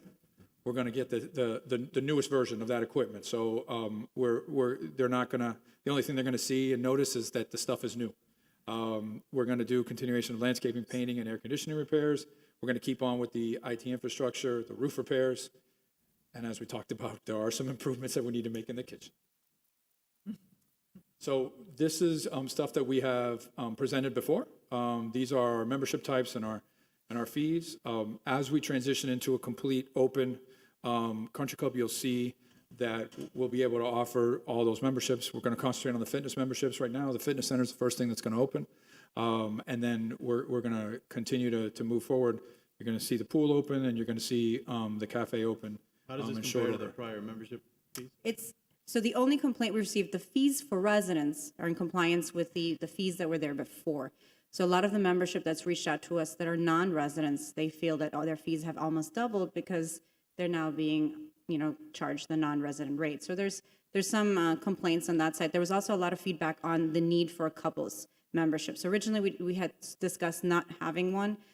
After extensive feedback from the community, we decided to go ahead and put that back in because that was very important for them. Now, keep in mind that the previous management company offered a lot of BOGOs, buy one, get one deals. We had some feedback that there was some few things like, grandfathered in from, I've been paying $300 forever. That's what I've been paying. Nothing we can substantiate, but we did find that. We did find some buy one, get one frees, Valentine specials, that kind of thing, which, we as a government entity, based on our fee ordinance, we wouldn't do. But otherwise, as a resident, they're basically the same fees. Yeah. And we've talked a little bit about this, but again, the membership includes amenities such as the fitness center, the steam room, the pool and tennis courts, with an initial 2-court limit. We are in the process of finalizing negotiations with Neighborhood Tennis for a short-term plan through the end of the summer, and we'll reevaluate the agreement at that time. We're also looking at capacity of no more than 2,000 members, and adding component family and platinum membership as part of the membership structure here. Coming soon, so things that we've discussed before, and really these came out of membership and resident feedback and lots of conversations, a need for a smoothie bar upstairs in the fitness center, poolside bites and services, a kids club programming and amenities as part of the membership services, looking at member-exclusive social events, a new cafe concept, and an extensive programming schedule for the fitness instructors. So we're setting up that June schedule, and there was a big need for more classes. And like we mentioned with the fees, those kind of classes, they'll be determined on an annual basis based on direct costs if there's a fee to them. So the fitness classes themselves are included in the membership, but if it's personal training classes, semi-private classes, those do have additional fees. And the cafe. So yeah, we're working on a prospective agreement. I don't know what the status is currently, but we're close, from what I understand. What we can't share Business terms are in good shape, and we're turning an agreement around. and it's based on what we discussed earlier, a concessionaire agreement. It's the same thing. It's what I discussed earlier, what we want to do Bird Box. And the concessionaire seems to be in favor of that setup. Just again, a basic floor plan. And before we end, I want to ask if the team can put up some more pictures. We have a couple more pictures. Stuff we couldn't get into the presentation by Thursday, but some more completion of stuff that we wanted to show you. By the way, what are we doing in terms of getting the photos of the termite damage, the rot, to the public? Is there something like a little package we can put on e-news so that everybody sees it? Because I want everybody to understand what's going on. And I think those pictures are very powerful, and we have some narrative. Somehow, some way, we need to get it out. Mm-hmm. Yes, Vice Mayor, I would say yes and no. I think we can post the presentation, maybe. Listen, I appreciate the more as much as anybody the sort of, victory lap, if you will, as far as dealing with the problematic tenant. But we got to shift modes now to positivity and optimism about this asset and getting people excited about being there. And I think so. We just got to be careful about over promoting the deterioration of the facility because we want members and people to come back and people to use it. Let's just move So, I mean, Vice Mayor, they're gonna come back. No, I'm listen. I'm just not a great marketing campaign. But we have to be honest. But we have to listen. Let me be honest with you, okay? Look, we had a conversation here over the last year, and at one point they were putting up signs. They were putting up signs on palm trees around the country club to recall me. I hear you. Okay. Trust me, I know. To recall me based on the country club. Yeah. And, we got to be honest with people about the current state because people are calling me, hey, Vince, you're closing the country club. We're not closing the country club. Right. We need to explain to you the extent of the damage that was done here. And as fiduciaries on behalf of the city, you can't just allow somebody to walk into this building and fall through the floor. On this issue. Totally. So trust me, people are going to come back. And for me, it's not, a victory lap. To me, it's just to help recapture the trust of our community. I mean, there were petitions out there. There was a grassroots campaign that painted a picture that was inaccurate. And though a few people understand now why we're not opening immediately, not enough do. And the last thing they remember is hearing from a neighbor that the city is doing things in the shadows, backroom deals, and I just want them to know that we're doing right by them. And I agree. I don't want it to be the emphasis should be going forward.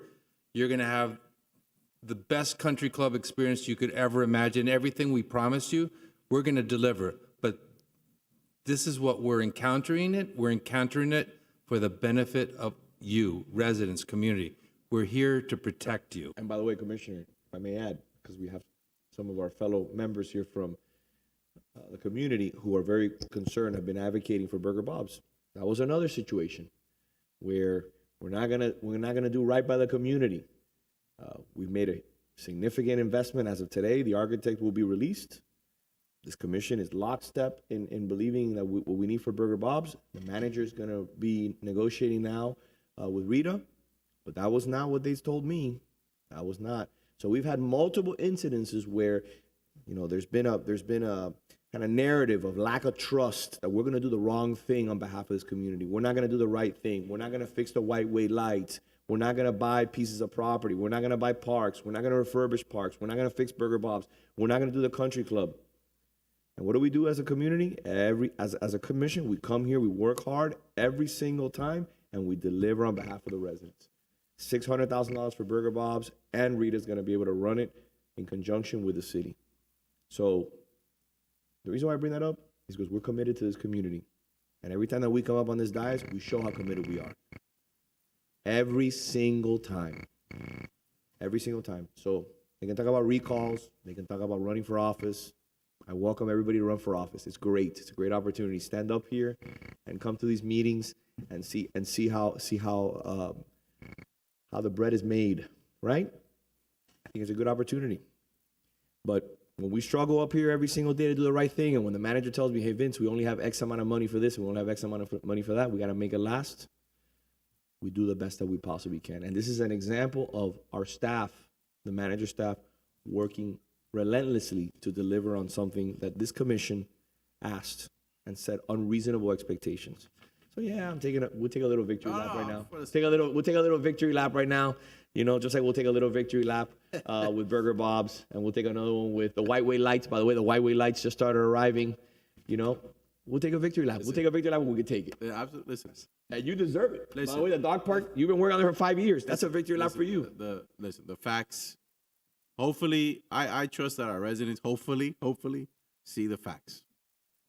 You know, and the facts at the end of the day were there was a proposal made for assets that were in the building. There was a receiver appointed by a court here in Miami-Dade County. That doesn't happen casually or flippantly, or as some lawyers like to say, that it seems like communist China. I forget what the ridiculous comment was. It happened in an American courtroom by a judge who understood we were trying to preserve an asset. And it was the right move. We did preserve the asset. And within days, the tenant settled for a fraction of what was previously on the table. Now, it wasn't because of anything, but they were cornered. And it was either that or open up the books and records and have a real look at what's been going on here for years. And by the way, and so we made a tough decision. That's a great point you mentioned. To this day, and it's very important for the record, to this day, Mr. Manager, have they opened the books for us to see the books? No, we had to make a tough decision, which frankly was, upsetting to have. It's compromise. That's the nature of a settlement. And the compromise was, we need to ensure a smooth transition for our residents to get this place open and operating as soon as possible. Trust me, there's nothing more I would have liked than to get into those books and records and shed light on what was actually going on there, because everybody knows the answer. But I'm comfortable and happy that we're moving forward. And so that's all my point is. I think people see that. I think people can read between the tea leaves, excuse me. I'm excited about what's coming up. And, I think I've said this to the manager. I'll continue to reiterate it. I think we need to do a good job of communication here. I think you have a lot of members. I'm glad we're doing this event, this weekend. We just need to communicate with people. Hey, listen, the gym will be open as soon as we get our license. It's ready to go. We're ready to move. We just need that state license kind of checked off. Hey, on the cafe, you just showed a nice picture of stuff you've already done very, very quickly. Yep. As soon as you get the concession agreement done, it's going to be up and operating. You'll be able to come in and get a cup of coffee. Same thing with tennis. It's going to take some more time probably for the event space, but we just need to make sure that there's a constant flow of communication so that, people come back and they know what to expect. They know, hey, I'm not going to be able to go to the gym for another week, or I'm not going to be able to grab my morning cup of coffee for another 2 weeks, or whatever it is.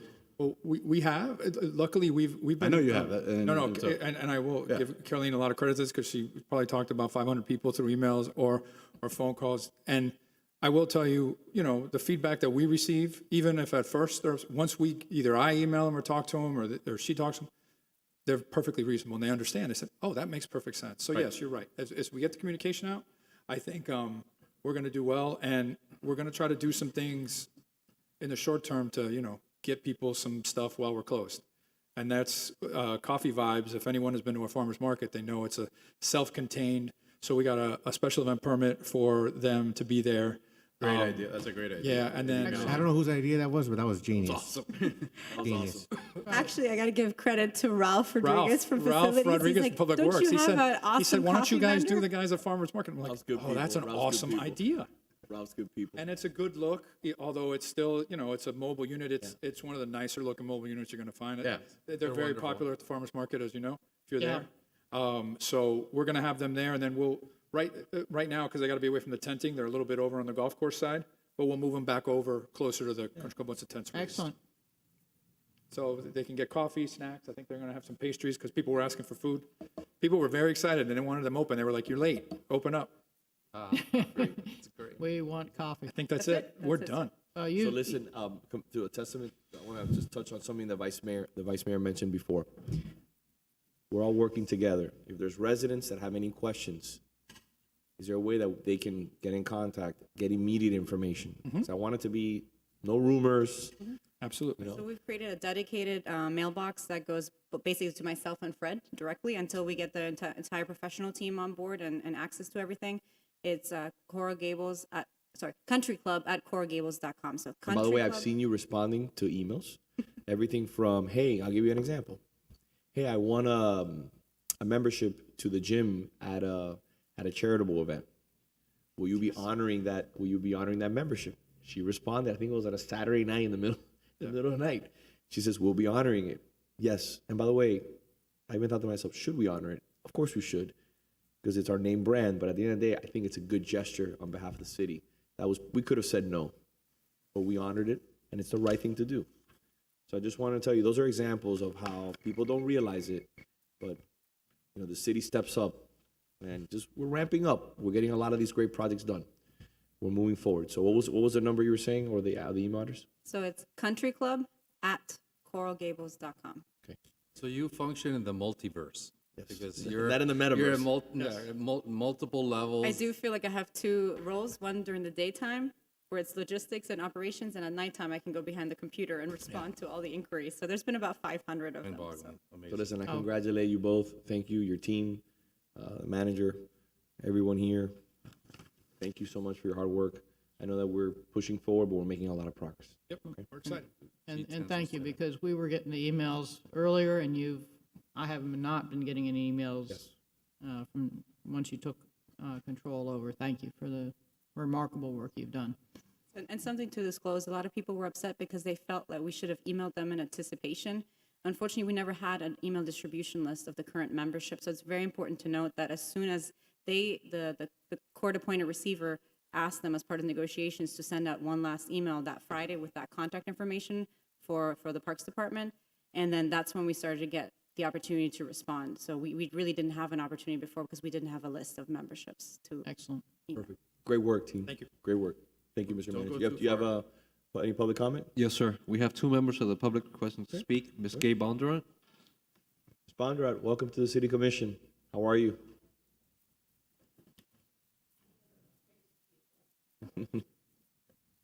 Yes. I've been running around here because there are a lot of interesting issues this afternoon.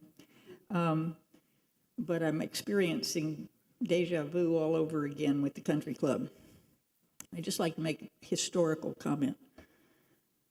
Back in the day, previous regime at the country club, I spent lots of money on a lifetime membership. Fortunately, I'm still alive. My membership is not. I lost a lot of money when that collapsed over there.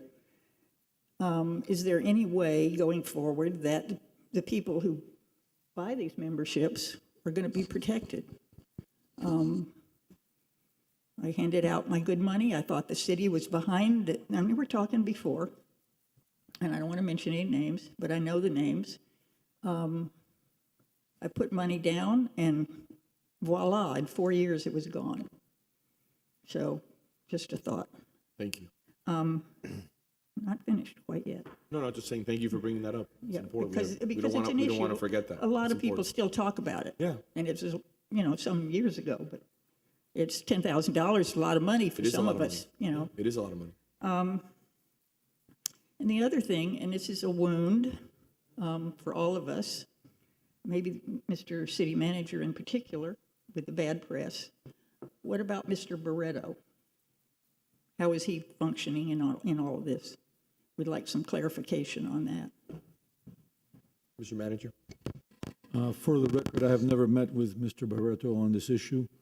Our asset manager was the one that initially negotiated when the RFPs were out, and I don't believe she has met with Barreto in the last 6 months. So I have no idea why that was said, but I have personally not met with him. Okay, good enough for me. Two things. First, I don't think we'll have the issue with the lifetime membership again, which I know that issue very well. I'm sorry, sir, I can't, I'm sorry. The worst place to hear you folks talk is right here. We cannot hear 90% of Really? what you're saying. Well, the risk of people losing out lifetime memberships is no longer going to be a risk because there's not going to be any Well, lifetime I understand that, memberships, and we're talking about before, but I'm just saying, if there's any way to protect the people who buy memberships, I don't know how to do that. I'm not a Now business there's no person. middleman. There Now is, it's us. with the licensing, there is a surety bond that we had to have to operate the fitness center, and part of that is so in case it's industry-wide, if something happens and the fitness center goes under, there's a surety bond that pays off the memberships. So, and we will only have annual memberships right now, so we won't have those initiation fees and some of the things as a lifetime membership that you had, so we don't anticipate having those problems. And if at some point we're inoperable, like we've been in other facilities throughout, because community recreation runs a lot of them, we have a refund policy, we would prorate and we would work with someone if ever something like that were to occur. So it's basically, I'm sorry, Mike, so it's like the youth center membership, basically, the same rules and regulations will apply going forward. I think the goal here, obviously, having the city operate this is to bring some stability. It's no longer going to be a third party who, we can only monitor up to a point. So you and anybody else will be able to hold the city accountable to the extent you're not satisfied with the level of service, your membership, anything else. And the city's not going anywhere, so, I hope. people can have the peace of mind that their membership is with an entity that is stable And just my own personal opinion is that annual membership is for a person of my vintage is very reasonable. I think it's a good. that's the whole point. The main goal I think that we had and the message to staff was every resident, if they're paying whatever they're paying now for gym or tennis or whatever it is, we want them to be able to continue at that rate. We understand people are on fixed incomes. We understand a lot of older residents use this facility, younger ones as well, but we just wanted to make sure that we could look residents in the eye, even going back now, 5 months. I was telling residents, whatever happens here, I'm committed to making sure your membership fee is the same and that you'll have that option available to you that you have now. We didn't know where this was going to go at the time, but now that we're here, we're following through on that commitment. And I have a number of stories. I have a story for everything. But having belonged to the gym, one afternoon I got a call from them saying I hadn't paid for my trainer and what have you. And I said, yes, I have the credit card receipt. It turns out they had put my money on someone else's account. These people were not competent at all. And I had to go down and they wouldn't give me back. They wouldn't just put the money into my account, change it. I had to go back. They gave me a check back because they didn't know how to do it. They gave me a check back. I had to write them another check. They put it in the right account. They're using Abacus over there, I feel sure. But at any rate, we've had some good things going on here this afternoon. And by the way, we're going to discuss in a little bit a resolution to, and eventually create an ordinance to have an advisory board, just like we have for Merrick House, just like we have for Landmarks, one that oversees the golf and the country club. So it'll be further access for our residents to be involved and to help us guide the country club and the golf course going forward. community input. If I could add one thing just for the record, because I think it's only fair to clarify that, the question of Barreto Hospitality and their involvement, I still believe that there was a path and a possibility for them to be the best option in this case. I know there's been no further discussion, and it doesn't really matter now. But what happened with Barreto Hospitality was that the operators, when they were trying to sabotage the deal that was being discussed, went out and told everybody, this is what Barreto plans to do, and this is what he's going to do. And therefore, their immediate reaction was, we don't want Barreto Hospitality to do this. When in fact, during my experience and when those negotiations were ongoing, Barreto was willing to do whatever the city asked him to do, whatever the neighbors asked him to do, including keeping Rita, employing her and all the current employees, extending health benefits, maintaining the exact same menu, wanted a peanut butter sandwich. Is a new restaurant gonna have a peanut butter sandwich? They put the peanut butter sandwich on the menu. What's the maximum seats? We never got to the end of the road of that negotiation, but they were conceding on everything we requested. So there was a path and a possibility, and I just wanted to clarify it because they were kind of victimized by somebody framing them as having certain plans for the operation when they didn't really have those plans. So I wanted to clarify that. It doesn't matter now. We're on a good path, and we're going to do a good job. But just in all fairness, I want to say both sides of that. Sure. Bottom line, they were feeding the community much more than just gelato. Yes. Thank you very much. Thank you. Nice to have you. Actually, Commissioner, the gelato machine was broken, so they weren't using, they weren't making the gelato themselves. Oh, my God. Mr. Clerk? Ms. Marlene Abbott.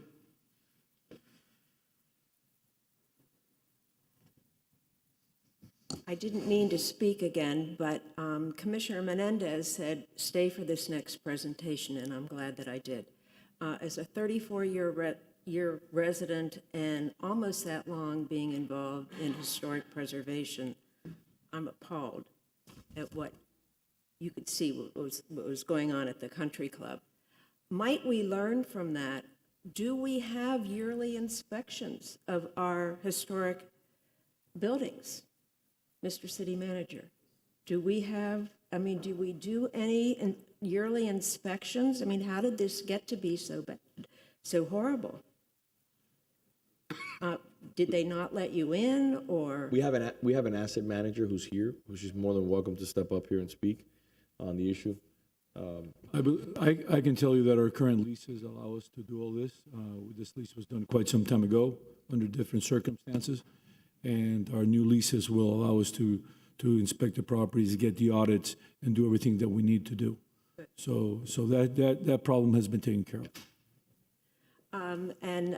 Next, now that you mentioned the golf course, when is the pro shop going to be closing?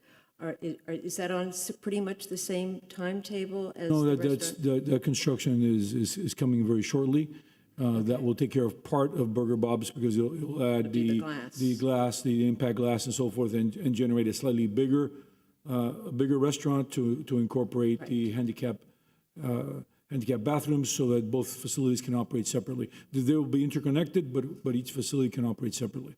Okay, and I do want to say that being an advocate for Burger Bob's, we felt all the way along that we didn't want to be involved with the country club. And I always said, when they go low, we go high. And I really think that we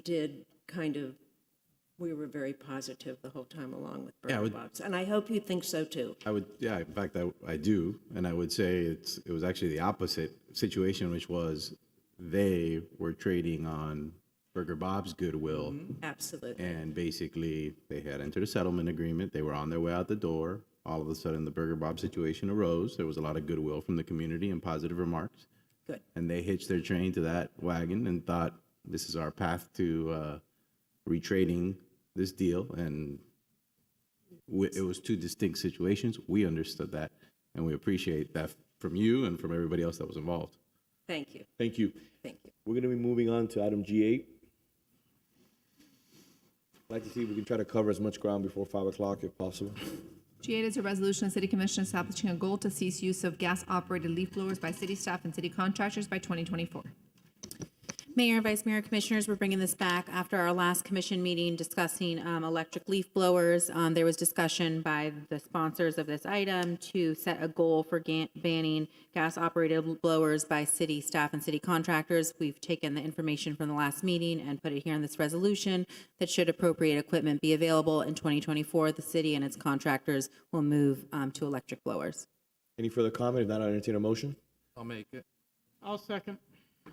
Vice Mayor Mena? Yes. Commissioner Menendez? Yes. Commissioner Anderson? Yes. Commissioner Force? Yes. Mayor Lago? Yes. Moving on to G9. Thank you very much. Thank you. Good work. Resolution of City Commission recognizing June 3rd as Founder's Day in Coral Gables in honor of the Coral Gables founder, George E. Merrick. Any comments, Mr. Clerk? Yes, sir. I have a member of the public requesting to speak, Ms. Maria Cruz. Ms. Cruz, the floor is yours. She is not on Zoom, so. Okay. Well, we'll come back. We'll close the public comment. Any comments? And then I'll entertain a motion. I'll make a motion. I'll second. Commissioner Menendez? Yes. Commissioner Anderson? Yes. Commissioner Force? Yes. Vice Mayor Mena? Yes. Mayor Lago? Yes. Thank you. Moving on to G10. A resolution of the City Commission directing staff to draft an ordinance creating the Coral Gables Country Club Advisory Board in compliance with Chapter 2 Administration, Article 3 Boards, Commissions, Committees, Division 1 Generally, Section 2-57, Creation of New boards. I think this is a great idea by Commissioner Menendez. I'm happy you brought it up and sponsored it. Excellent idea. I'll turn over the mic to Naomi. Like I said a little while ago, we have advisory board for the Merrick House and other city assets. The timing is perfect as the city takes control in the management supervision of the country club to time it with community input, resident voices to be heard, and it's community. So to have an advisory board, I think it's the appropriate step. It's the right step. It's the Coral Gables way. So as a permanent board, it will have to be created by ordinance, 2 readings. This is a great opportunity for you to let me know if there are any specific provisions you want to include in the creation of the board. I understand you want the members to be both Coral Gables residents and members of the country club. But if there are any other parameters you'd like to include, let me know. So why don't we do this? Why don't we take into consideration Naomi's comments, and then what we'll do is we'll give those comments to the manager, and he can provide them to Naomi. Mayor, I think it's an excellent idea. I think we could probably bring this back sometime in June and second reading in July, the latest August, Commissioners, so we have time to actually get a lot of things done and also get membership. We don't have membership right now, but I do think an advisory board for the country club would be excellent with their Gables members, country club members, and Coral Gables residents. And as a new board, between first and second reading, the city manager will furnish you a report with his recommendation as to the creation of the board and the functions and who he thinks should staff it, et cetera. That's commonplace with every new board and required by the code. So we'll make sure that you have that as well by the time it comes for second reading. That's outstanding. Okay. Thank you so much. All right. Wait, did we? We need to move it, right? Motion. I'll make it. Second. Commissioner Anderson? Yes. Commissioner Force? Yes. Vice Mayor Mena? Yes. Commissioner Menendez? Yes. Mayor Lago? Yes. Moving on to, that was G10, G11, my item. Resolution of City Commission authorizing neighborhood safety aides to continue assisting with code enforcement matters. So I put this on the agenda very simply. I love my neighborhood safety aide. The guy's the best. He is on top of it. He speaks to all the residents. It's a wonderful, wonderful opportunity to really engage with the residents. But I see that he's even spoken to me sometimes about code enforcement issues and about potentially having the opportunity to not hand out tickets. He doesn't want to be deputized, but he says, Vince, I could be a good resource.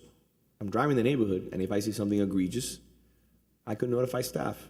For example, if someone has their boat parked in the front of the yard, if someone's doing illegal construction on a Sunday or a Saturday, which we don't allow exterior construction, or on Sundays we don't allow any construction at all. It's just a good opportunity for the neighborhood safety aides to notify their department and code enforcement, and we can duplicate the efforts of code enforcement and just continue to work on things that are affecting our city, like the beautification of the city, the compliance of our city. So I wanted to see if my colleagues in the commission were interested. I don't want to deputize them. I don't want them handing out tickets. I just wanted to basically assist in any way or form in our efforts to enforce the code and make sure that people are complying in this community. I think this is a win-win. It's a long time coming, and I'm in favor of it. And I'm in favor too. I think authorizing them to do it. I know they'll still be under the management of our administration to see how to make it work and make it the most efficient and effective way. So from our perspective, to authorize the administration to make this happen, I think it's a great step. To what extent are, in other words, this is not deputizing to give a ticket or anything like that? They would just be calling staff. To what extent is that already happening? That is, we've asked our neighborhood safety aides when they see a policing issue to call police, and when they see a code enforcement issue to call code enforcement. So that's currently happening. But I'll tell you what's not happening, because I spoke to my neighborhood safety. They've told me, listen, police does not want the neighborhood safety aides to be engaged. So, Chief, you want to come up? Absolutely, I'll address that. I can address. No, I mean, listen. No. I think there's. I'm telling you what I've heard from the neighborhood safety aides. And if the neighborhood safety aide portrayed it the way you did, that he said to you, then he's not doing his job as is the SOPs. And I think that's where the manager has said, there's some unintended consequences here. And I think that's what I'm concerned about, is that I had an 84-year-old man going up to people with dogs without their leash. That's his job, but it is not intended at all to issue citations. If the NSA has said that, and that he does not have access to the police department, he's on our radio system. I can tell you, of the 155 times we were on one neighborhood, the NSAs were calling in some of the issues that police and code enforcement respond to. My only concern about this, and listen, we're going to do whatever you all decide. The responsibilities in our SOP is, and I quote from our neighborhood team policing unit, understanding community problems and effectively engaging to solve them. 2, attending the community meetings. 3, proactively addressing active, ongoing crime trends and traffic patterns, working special events and/or critical events, communicating with residents on a regular basis, and assisting in accomplishing all other departmental needs. So my point is that I believe, to the manager's point, this is what they're doing. I especially in code enforcement, I think this is some of an issue, and this is one of the unintended consequences. Okay. All right. Now you're done, because I want to be very clear. I wasn't able to finish because basically this transition. I saw the clerk look over there, and then obviously everything was moving in a different direction. So let me address this very quickly. The neighborhood, if this is already happening, then I asked for a public records request of every single time that an NSA has submitted a list of code enforcement. The answer is 0. You don't have to do a public records request. The answer is 0. Because they haven't. Because they're told not to do it. Okay? So let's get away from this. Let's discuss the issue at hand. I know they haven't, because they haven't been doing it. And it's a resource that we have there. And all I'm saying, and I preface my statement, is I don't want to deputize them. I don't want them to confront anybody. I don't want them to knock on somebody's door. I just want them to, on their phone, say, hey, I found somebody working on a Sunday. Call staff or write an email. Someone is doing this. Hey, they're running an illegal car wash on Urbino. Or they're doing this. Or they're putting a roof on a property on a Sunday. Call the code enforcement officer. You have these individuals working in our neighborhoods. They're very well versed with all the residents. And I think it's an opportunity to double down on all these forces that we have working in the neighborhoods. They know the neighborhoods almost as good as the police officers do. Why not take advantage of this opportunity? Again, I'm not asking them to be deputized. I'm not asking them to step in for police officers. Remember when we got NSAs the first time? People were concerned our NSA is going to take over for police officers. Have they taken over for police officers? They never have. They work underneath the police. They're just another resource in this community that has aided us in having the best city we possibly can in Miami-Dade County. So that's my simple point, you know. If there is a reason to not do this, I'd love to hear it, and I'm all ears. What is the unintended consequence that you? Well, the unintended consequence is this, right now by state statute, and this has really quelled the neighbor-on-neighbor dispute that we share up, or flare up, I should say, once in a while, when they start using code as a weapon against their neighbors. Because now, anonymous complaints cannot be acted on, and I'll defer to the city attorney if it's an anonymous complaint. The moment that that complaint gets relayed to an NSA, and that NSA calls code enforcement, we are going to move forward with code enforcement. Got it. So that's going to put the code enforcement person in between a dispute that the police department should be handling. But my question to you is, didn't you say that NSA is already being used right now by police, by code enforcement already? Yes, sir, by their observations. So, but have they submitted a list of items on a weekly basis, you know, saying, look, these are code enforcement issues? Yes. Because they told me they're telling me that they're not allowed to. If that one person is doing that, and because the NSAs come under mine, we can open up an investigation if they're not doing their job or not informed permanently. But so far, on August 25th of 2021, when we got into the dumping violations, code enforcement was notified by the NSAs about a dumping and violation in progress. One, code enforcement was then notified about furniture being disposed of in a trash pit. There were 33 notifications and educations of residents about proper disposal of cardboard recycling, submitted a GovQA request to fill in the trash pits, and requested of the homeowners. They continue to work with those homeowners as far as breaking down when it came down to the recycling of cardboard boxes. One of their recommendations that came back up was also how do we assist elderly residents that stated they don't have the strength to break down the cardboard boxes. We also talked about handing out the flyers. As I stated earlier, in one neighborhood, of the 155 incidents that police and our officers responded, about a half of those were coming from the code enforcement officers that were regularly intermixing with the residents.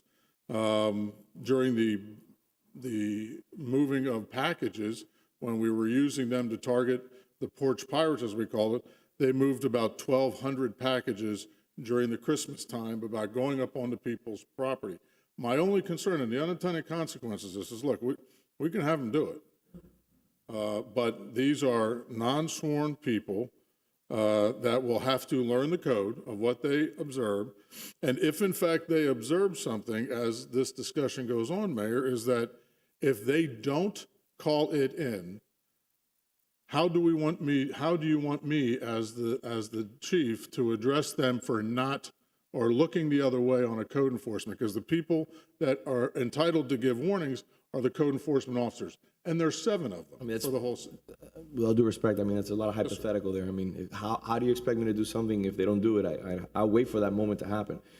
But you're telling me they are already doing code enforcement, and I understand they did packages, which is great. I understand that they did the issues with the education for cardboard boxes.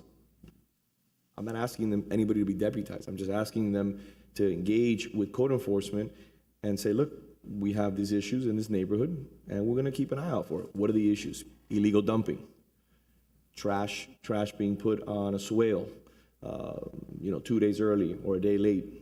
Issues like that I think are simple. Illegal construction happening on a Sunday.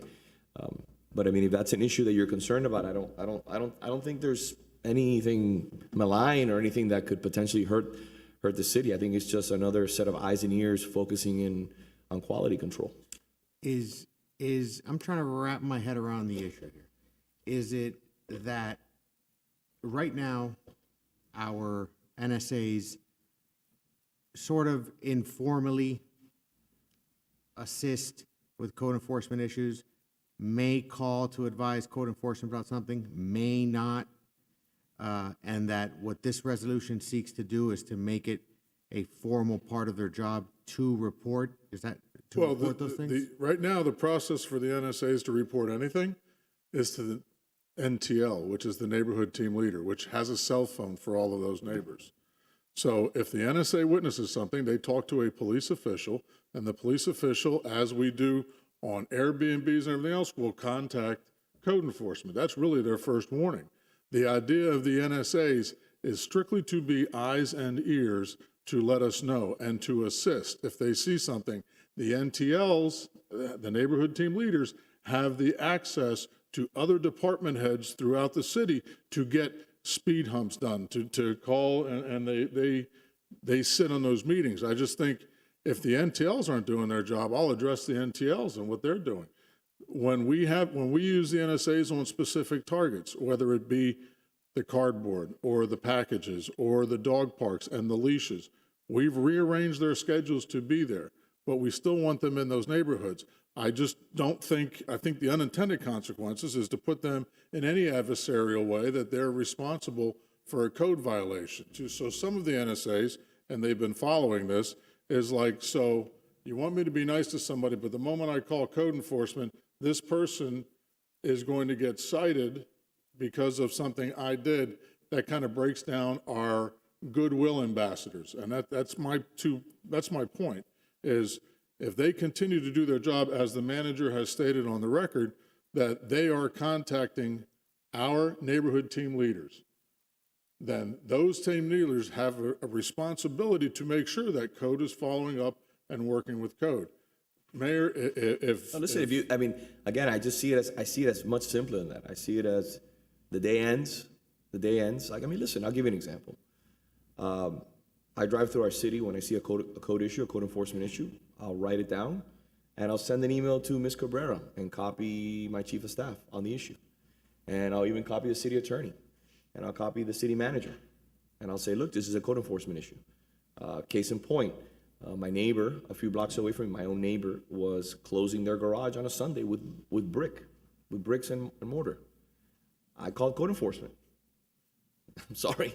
You know, it's a Sunday, and you have to have a carport or a garage in the city of Coral Gables. Code enforcement came, and they dealt with the issue, and they had to repair and put back together the way the garage was. Should I have not called code enforcement? Should I have let it be because I don't want to lose a vote with a person who lives in the city? No.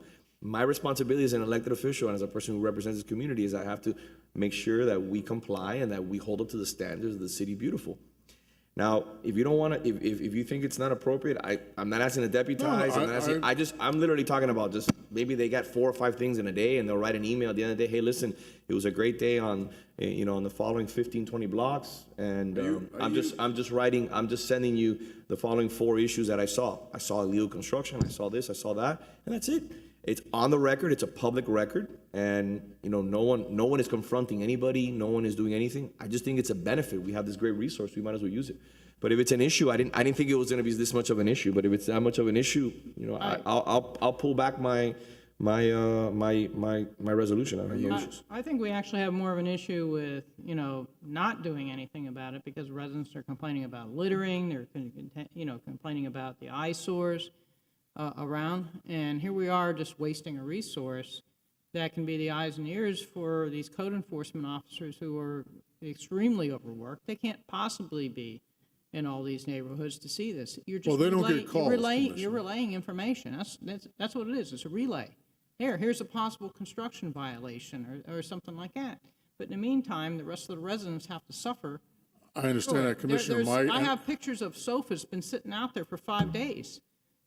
Should it not be information conveyed to code enforcement, or should code enforcement now be required to be going up and down every single street? You already have a person on the street there doing it.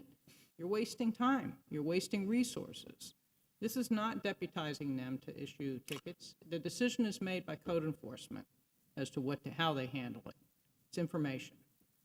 Yeah, I'm trying to understand your concern. I understand it. I somewhat understand it, but are you worried that you're gonna have neighbors using the NSA Yes, that's part of it. They already use code enforcement. They use code enforcement. They call code enforcement. And they do the police department too, Mayor, with all due respect. They use me. I understand they that. Call my office. None of the NSAs that I have know the code. That's a different issue. They don't know what a code violation is. We have never told them, if you see a dirty roof, you need to turn this in. But but I'm talking about, and I'm sorry to interrupt you, but I'm talking about simple things. Yeah, but Like maybe garbage in my neighborhood gets picked up on a Tuesday. Garbage is picked up on a Tuesday. You know that you're not allowed to put it out till Monday evening. Maybe they put it on a Sunday. It happens in my neighborhood all the time. When I drive through it, I'll see, and I will call code enforcement on people in my neighborhood, and they will learn, and they will get a warning, and then they're usually new people in the neighborhood, and we welcome them with a smile. But they have to learn the rules, because if you don't, then our city becomes like any other city. There's reasons, there's rules. So I'm listen, again, I did not expect this much conversation about something so benign. I thought it would be something that would be welcome, but at the end of the day, if it's something that police doesn't want and it doesn't make sense, I'm more than willing to have a, would it help if there was like a finite number of issues of priority? In other words, that or you're not tasking this NSA with being an expert on the entire code and You're a everything. code enforcement officer. Right. That it's just like, hey, look, you see cardboard in the swale, or you see work on weekends, outdoor exterior work. They don't work weekends, so they're Monday through Okay. Friday. So Okay. that's, yeah. Fair enough. Unless, and again, unless the But would it help if manager, there was a discrete list of priority code enforcement issues that are simple? Like, I'm just asking if there's, something that would alleviate your concern, where it's not, a neighbor telling the NSA that their neighbor is building a playhouse in the back in the setback or something. You know what I mean? I get that is probably beyond what of the we want NSA. The NSA to do. However, the NTL and the way the neighborhood team policing unit was structured is specifically, these people have officers that are assigned to these exact same neighborhoods, and we give out the cell phone that is directly to that officer, that they can call that in, and that officer works with code enforcement, fire, whatever it may be. Residents have that. Residents have, when they give out these cards, they get a card with the picture of their with their NTL and a cell phone number that we provide. But I think, and I understand some of your concern, but I think you're very much focused on a resident reporting another resident through. That's part of it, yes. Right. I think a lot of what I'm hearing described here is less that and more eyes and ears. More, I'm driving, I see cardboard on the swale, can't have that, call code enforcement. I'm driving, I see the trash is out 3 days early, call code enforcement. Not so much neighbors reporting neighbors, but just, I see a boat parked in the front of a house Yeah. over a weekend, call code enforcement. Simple things that are just so obvious that don't require a person to understand the code. I think this is an important issue. Would you, and I know it's late in the day, I don't want to rush it. Do you want to defer so we can have a more robust discussion on this next meeting? Yeah, listen, what I would love to have is a plan brought back where we could encompass 5 to 10 issues that the NSAs could review and could be tasked with, which are very simple. I mean, literally, it has to be so simple. You're in the golf cart, you're looking to your left, you're looking to your right, and you see it. I'm not asking you to get into anything complex like whether a roof is too dirty or whether, something is planted on the swale where it shouldn't be planted on the swale. I'm talking about simple things that are so obvious. Priority issues. Yeah. Priority issues. And maybe to alleviate your concern, maybe if they're getting a call from a neighbor about whatever, maybe their protocol should be call the NTL. That's done by radio. So Or whatever. they don't Yeah. have computers, they have radios, which we issue, and they're talking to the police dispatcher. So when those issues, they check out with community contacts, and then they'll talk to their assigned NTL, the neighborhood team leader, and they work that neighborhood, if you will, as a team. They have currently been working on the cardboard, on the dumping of furniture and things like that, which are putting out cardboard hangers and things like that. So Why don't you guys talk, work on a plan, and then let's talk about it some more, the next We meeting. have the authority to, authorize. The administration is the one that implements. So the administration come back with us with a plan on how it can be implemented, not stepping into the area that the chief is concerned about, but still being effective and getting through what the mayor wants to accomplish for the benefit of the community. So just come back with us with a plan. We can review, discuss, and hopefully we can authorize something that works for everyone. Mr. Clerk. I have a member of the public request to speak on this, Mr. Mayor. Would like to speak. By the way, it doesn't need to be answered today since we're going to continue this discussion another day, but I'd like to hear more about the current NSA's willingness to do it or not do it, because I'm assuming It's not something they exactly signed up for, right? This is an addition of their job description. So really, one of my concerns was brought up by an NSA who apparently knows enough of the code to say the moment that I'm responsible, I've got a call and that person has to get cited. And it's somebody that they're very close to in the neighborhood. But there's a lot of violations that they can see it doesn't look like it. And their concern is, so now is it on me? And that was the questions that I got from the last time we had a brief discussion on this at our department head meeting. So they're concerned about it. They don't want to get, ridiculed by residents because they want to be the warm and fuzzy. And I think that's their concern as their boss. That's what has been raised to me is, we're supposed to be the softer, gentler type and help them. And they do advise people on how to do things. If people choose not to listen, then the NTL, the police officer, is either, hey, you do it, or we call code. And then when we call code, it's kind of like what we did with dogs and leashes and everything else, and the manager's direction was clear. If the police department calls about a loud party, and it's after hours, code enforcement writes the ticket. And then the officer that night will show up.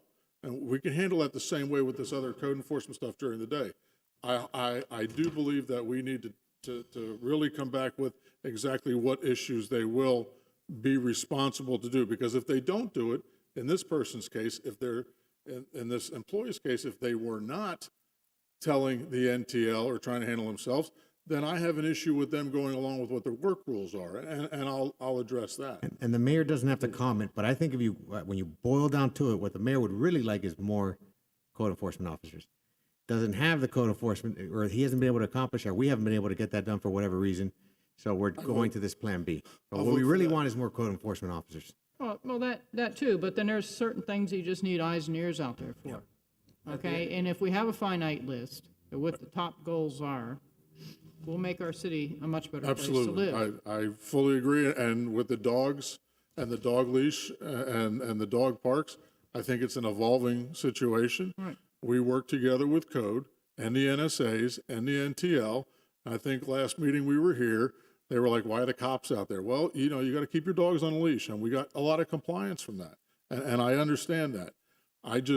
You're enforcing the code. We're enforcing the code, but I don't think any of us were, we can go back to the cat policy because we're a bird sanctuary. Cats are supposed to have bells. So I think that we've pretty much discussed this issue. I can see where everybody stands on this issue. And we'll bring it up at the next commission meeting. Hopefully there'll be a plan and we can hopefully find an opportunity to engage. With an implementation plan to clarify. All right, thank you very much. We have one item left. Do you know how long that'll? Mr. Mayor, we did have Oh, a yes. member. Excuse me, I apologize. We have a member that would like to Joanna speak. Meager? Hi. Welcome back. No, I know you want to go. At all? No, please. So- I didn't know I had forgotten. I apologize. Yeah, that's fine. 1225 Valencia Avenue. I just wanted to say really quickly, I definitely understand Chief Hudek's concerns. I was one of the lucky residents to go to Dave Smith's retirement luncheon, and he's an example of an NSA who, and I know they're all this way, and they're embraced by their neighborhoods, and they have done an amazing job of creating that sense of small town unity and positivity. I think that's great. However, I also agree with you, Vice Mayor Mena, that this isn't necessarily about neighbors calling on neighbors. It's very easy to see when there's an egregious bridge of our code. And I just wanted to mention really quickly one that just sickens me.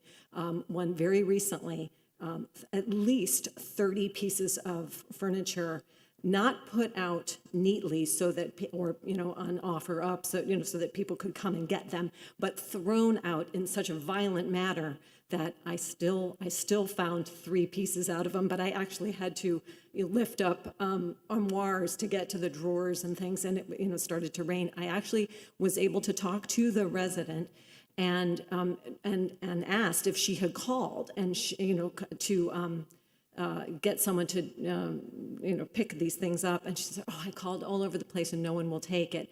And I said, "Well, are you working with the city? Because you will get fined." I mean, it was literally like a city block full of furniture. And she said, "Yes, the city is coming to pick it up." I was there the day that truck, 2 trucks, it took. And she was charged. By the way, she was charged for that. Yes, she paid for it. Yeah. but 2 trucks or a truck and a half to pick it up. And I thought, what a huge travesty that all this furniture was usable. And then we had someone who just, their house burned down in Coral Gables. They probably could have benefited from some of this furniture.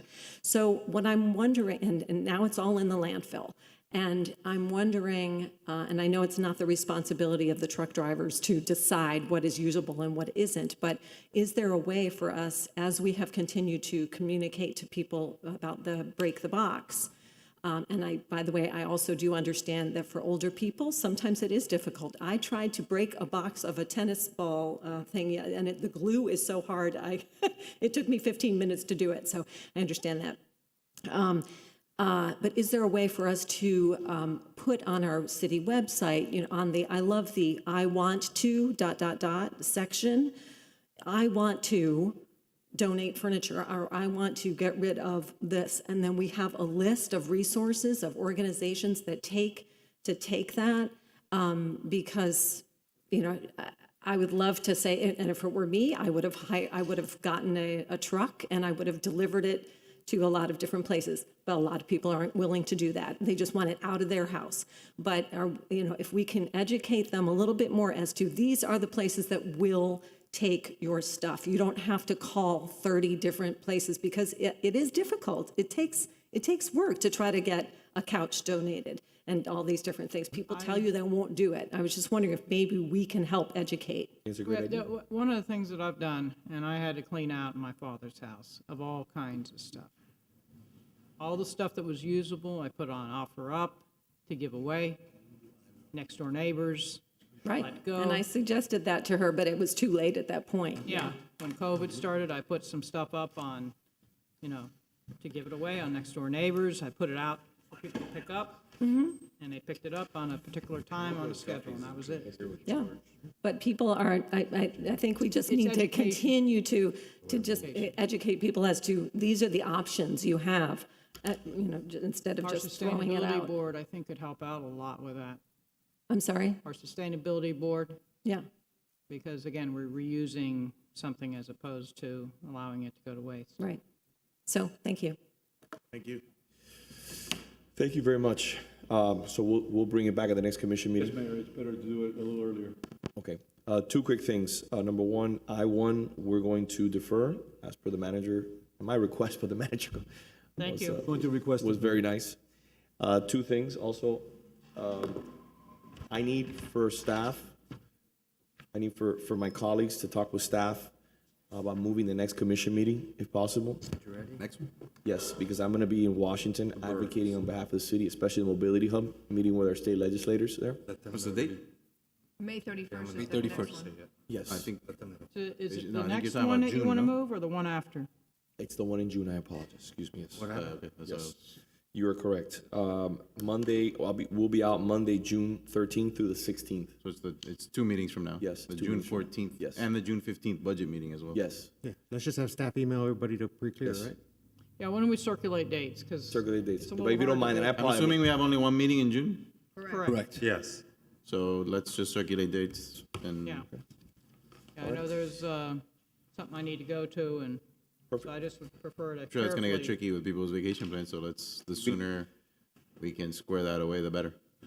One pocket item, I'd like to move to have the mayor replace me on the Miami-Dade League of Cities. He has some things specific things he's trying to accomplish here. So, Thank you, sir. I appreciate your service. Do we need a Is motion? there a second? Second. All in favor? Aye. Thank you. Anything else? I do. We got? Is my image ready?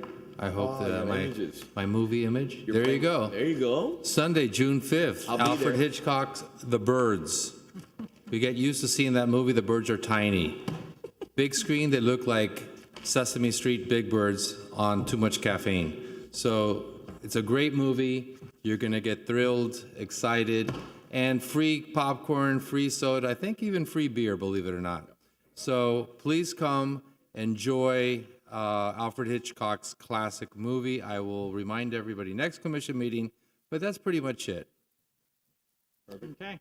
I'll be quick. I just want to, I was going to call for a motion for it, and we can do that if you guys like. In fact, maybe I will. I'll make the motion. I wanted to call for a motion on a vote of confidence for our city manager. 100%. Because I think that, You can't call motion, and then I can't give you the gavel. So what are we doing here? So, listen, not only our city manager, our city attorney, our police chief, and all the other directors of our, there's been a lot of noise around the city for the last few months. A lot of things have been going on. A lot of things have been said. I have full faith and confidence, not only in your abilities, but in your integrity, more importantly. And to the extent that anybody ever questions it, I want you to know that I have your back 100%. I have full faith in each of you as people and as good people, and that's important. I have the utmost respect for you guys. I've seen reports of screaming matches with commissioners. I've never had one in my entire tenure on this commission. If anybody up here has, I welcome them to bring it up. If anybody up here has a problem with our city manager or any of our directors, I welcome the conversation. We should talk about it. But anonymous reports and comments supposedly from commissioners, I don't know if they're, I don't know the nexus of those things. I want to be clear where I stand, which is I stand behind our manager. I stand behind the directors of the various departments in this city. I feel really blessed to work here. Nobody's perfect. We can always Monday morning quarterback any decision, and this is a hard job that all of you have. But I know that you all do it with integrity and with the best interests of the city. So I just wanted to say that. It frustrates me to see people's integrity maligned in public. It makes me very upset, frankly. You don't deserve that. Your families don't deserve that. I know that's hard on families. And so I just want to say, in the sincerest way possible, I'm sorry you have to deal with that. I have your back. As long as I'm here, I'll have your back. And I'd like to make a motion that the entire commission vote of confidence for the city manager, his staff, and his administration. Second it. And I wholeheartedly agree. I believe the city manager is the epitome of integrity. I've spoken to many people who have decades of experience in the city, both on the dais and in employment, who have told me that in their opinion, our current city manager is the best city manager they have ever experienced here at the city. So I echo everything that Commissioner Mena said and 100% give my vote of confidence to Peter Iglesias. And also would not mind a clip being made of this and being disseminated on e-news so that everybody knows, since this is at the end of the meeting, that we feel the way we do. I want to add that I've been involved with local government for now, I think, 15 years, and this is the finest group of people, professionals I have ever worked with in my lifetime.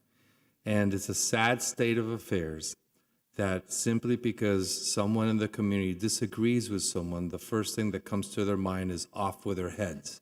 Have we lowered our standards as a city, as a community, that we can't have civil discourse, that we can't have a conversation amongst ourselves? We're here to make everyone's life better, and these people sacrifice their time away from their family.